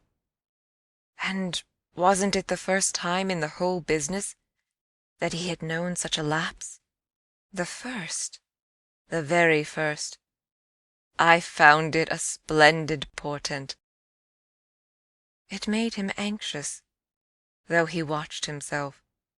He had been anxious all day, and, even while in his usual sweet little manner he sat at table, had needed all his small strange genius to give it a gloss. When he at last turned round to meet me, it was almost as if this genius had succumbed. Well, I think I'm glad Bligh agrees with me. You would certainly seem to have seen these 24 hours a good deal more of it than for some time before. I hope, I went on bravely, that you've been enjoying yourself. Oh, yes, I've been ever so far. All round about, miles and miles away. I've never been so free. He had really a manner of his own, and I could only try to keep up with him. Well, do you like it? He stood there smiling, then at last he put into 2 words, Do you? More discrimination than I had ever heard 2 words contain. Before I had time to deal with that, however, he continued as if with the sense that this was an impertinence to be softened. Nothing could be more charming than the way you take it. For, of course, if we're alone together now, it's you that are alone most. But I hope, he threw in, You don't particularly mind?" "Having to do with you?" I asked. "My dear child, how can I help minding? Though I've renounced all claim to your company, you're so beyond me, I at least greatly enjoy it. What else should I stay on for?" He looked at me more directly, and the expression of his face, graver now, struck me as the most beautiful I had ever found in it. "You stay on just for that?" "Certainly. I stay on as your friend, and from the tremendous interest I take in you, till something can be done for you that may be more worth your while. That needn't surprise you." My voice trembled so that I felt it impossible to suppress the shake. "Don't you remember how I told you, when I came and sat on your bed the night of the storm, that there was nothing in the world I wouldn't do for you?" "Yes, yes." He, on his side, more and more visibly nervous, had a tone to master, but he was so much more successful than I that, laughing out through his gravity, he could pretend we were pleasantly jesting. "Only that, I think, was to get me to do something for you." "It was partly to get you to do something," I conceded. "But, you know, you didn't do it." "Oh, yes," he said with the brightest superficial eagerness. "You wanted me to tell you something." "That's it. Out, straight out. What you have on your mind, you know." "Ah, then, is that what you've stayed over for?" He spoke with a gaiety through which I could still catch the finest little quiver of resentful passion. But I can't begin to express the effect upon me of an implication of surrender even so faint. It was as if what I had yearned for had come at last, only to astonish me. "Well, yes." I may as well make a clean breast of it. It was precisely for that. He waited so long that I supposed it for the purpose of repudiating the assumption on which my action had been founded. But what he finally said was, "Do you mean now?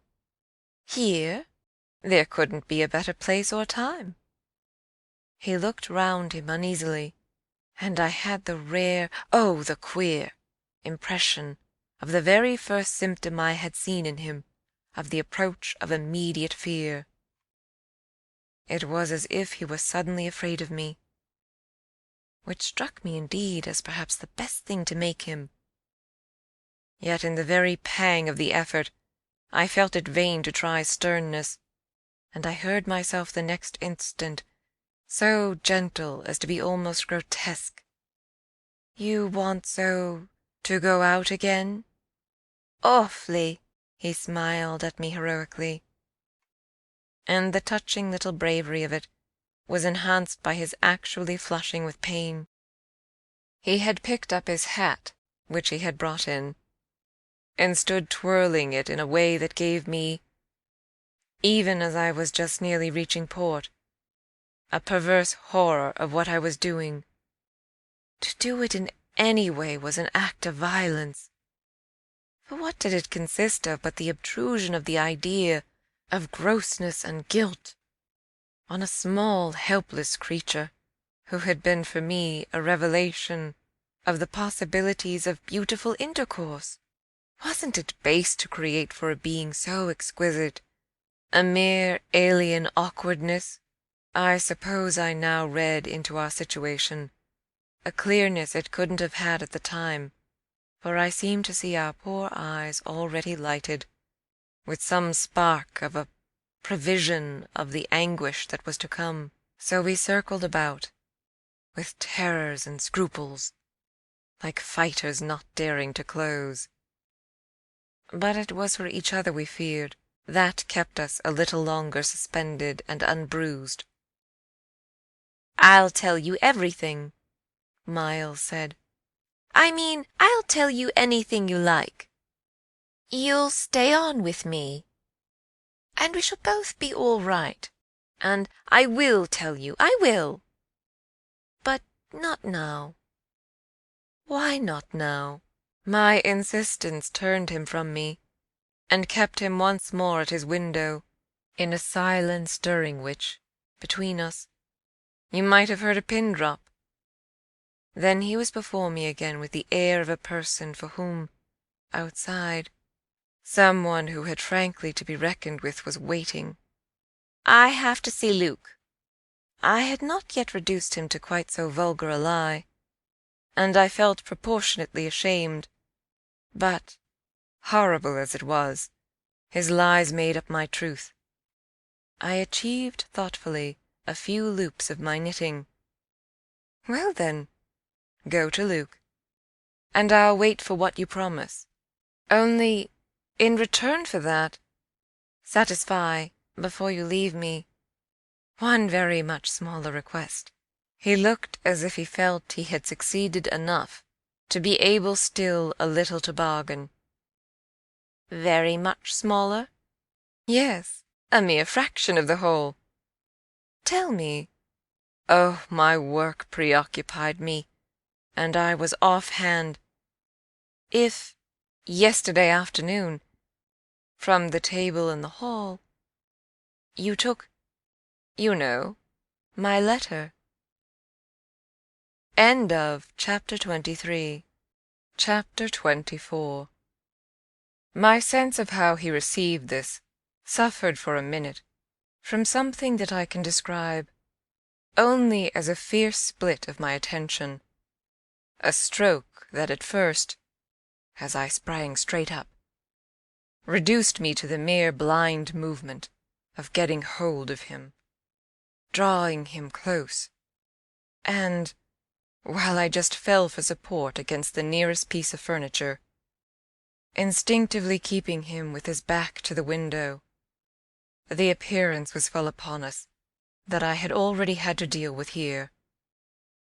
Peter Quint had come into view, like a sentinel before a prison. The next thing I saw was that, from outside, he had reached the window, and then I knew that, close to the glass and glaring in through it, he offered once more to the room his white face of damnation.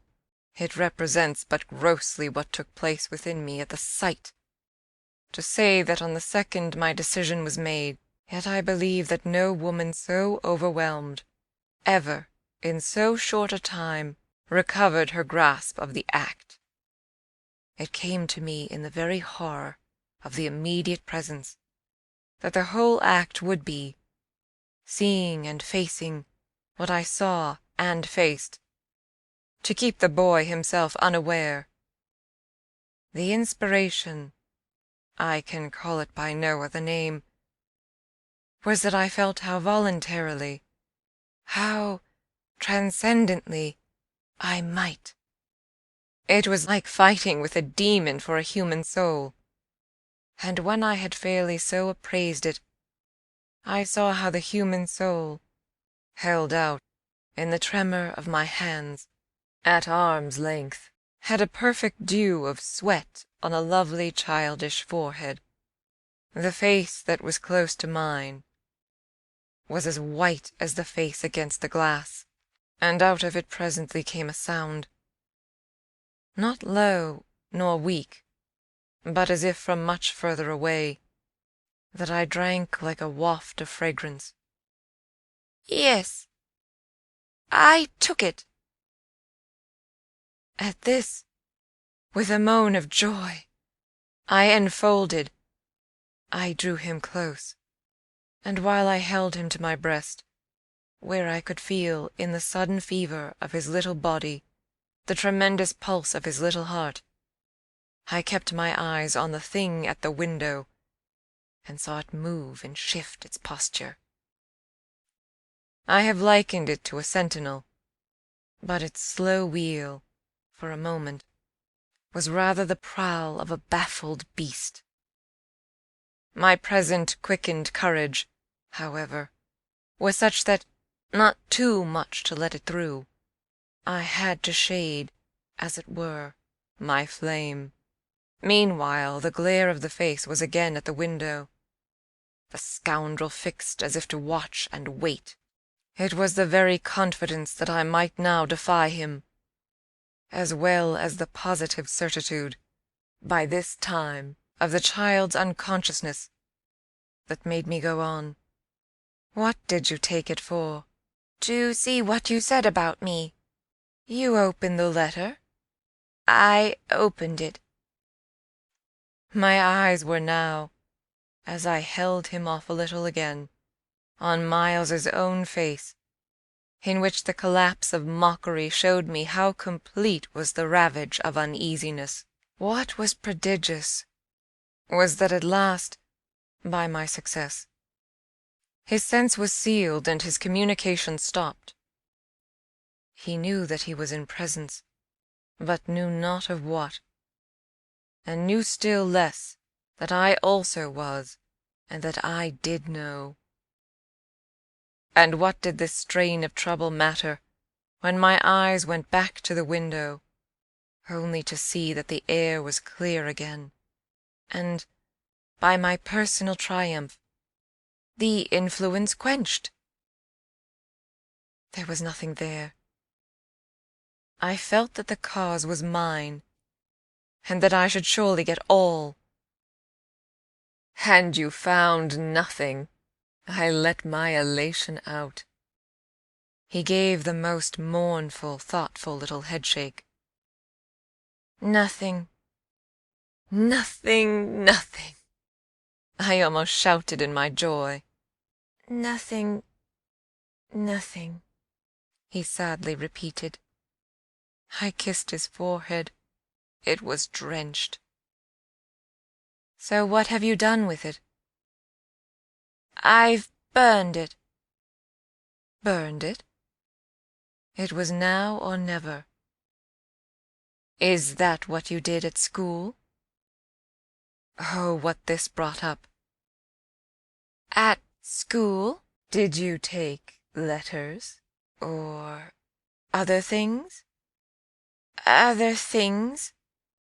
He appeared now to be thinking of something far off, and that reached him only through the pressure of his anxiety. Yet it did reach him.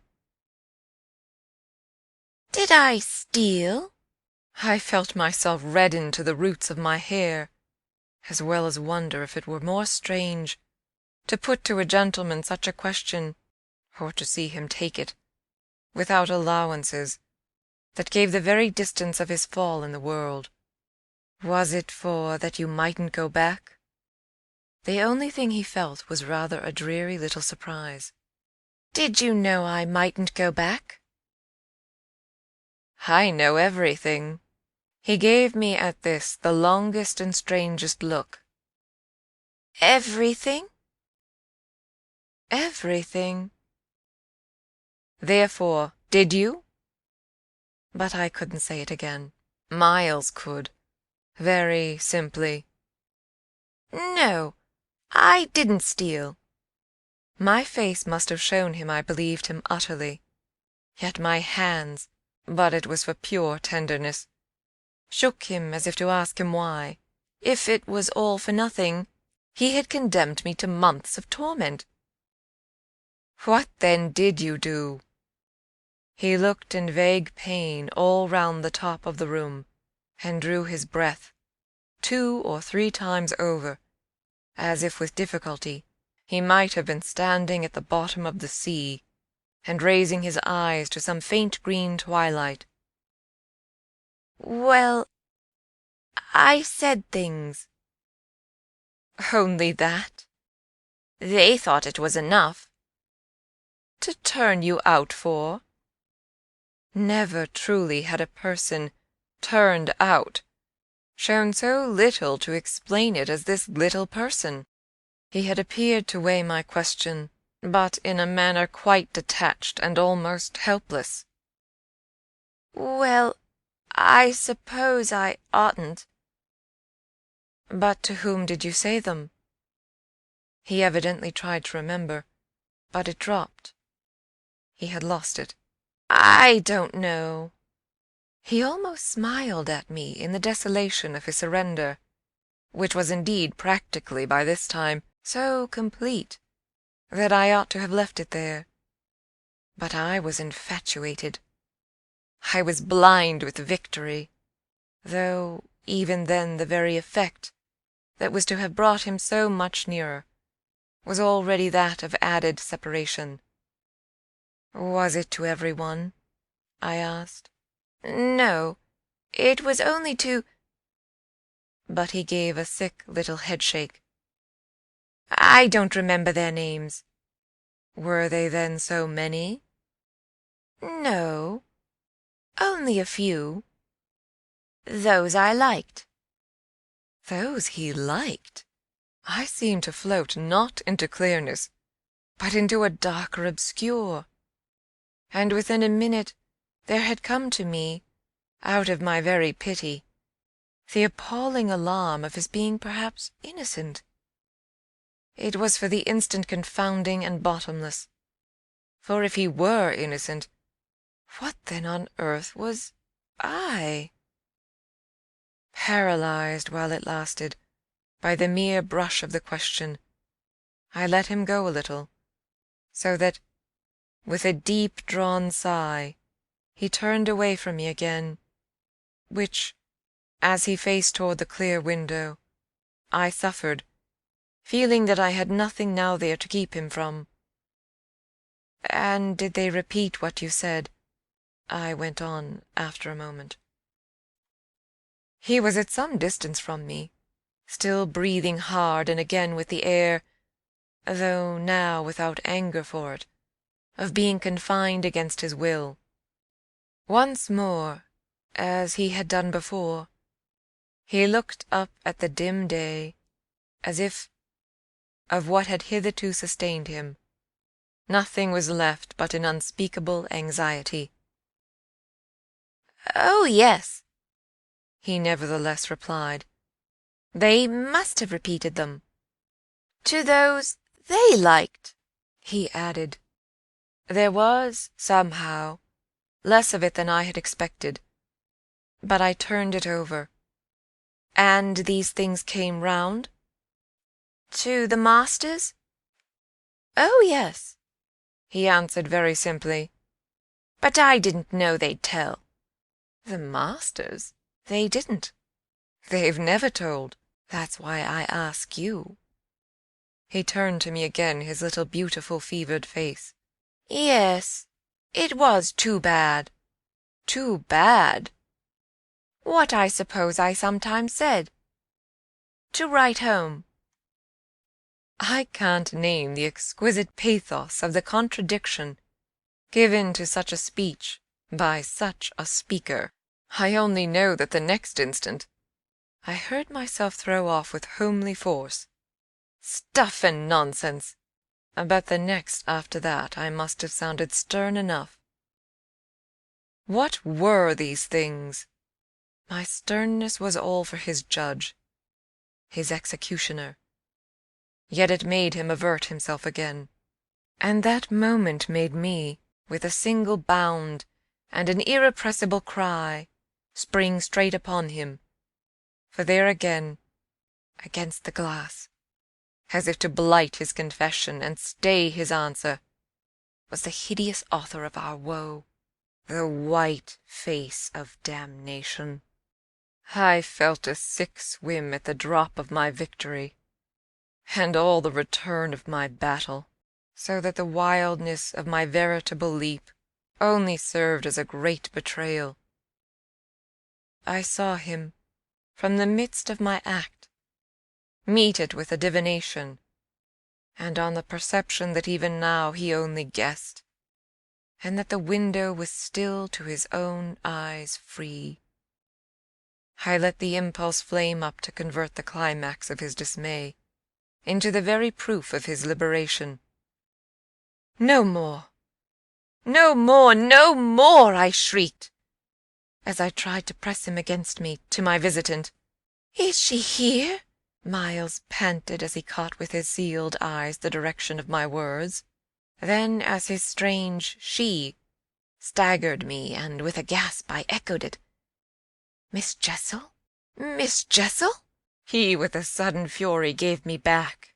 I seized, stupefied, his supposition, some sequel to what we had done to Flora. But this made me only want to show him that it was better still than that. "It's not Miss Jessel, but it's at the window, straight before us. It's there. The coward horror!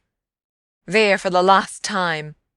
At this, after a second in which his head made the movement of a baffled dog's on a scent, and then gave a frantic little shake for air and light, he was at me in a white rage, bewildered, glaring vainly over the place, and missing wholly, though it now, to my sense, filled the room like the taste of poison, the wide, overwhelming presence.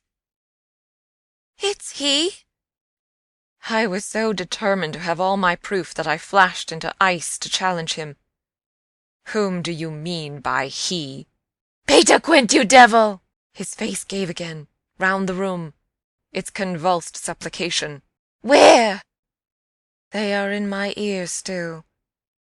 His supreme surrender of the name, and his tribute to my devotion. What does he matter now, my own? What will he ever matter? I have you. I launched at the beast, but he has lost you forever. Then, for the demonstration of my work, "There, there," I said to Miles. But he had already jerked straight round, stared, glared again, and seen but the quiet day.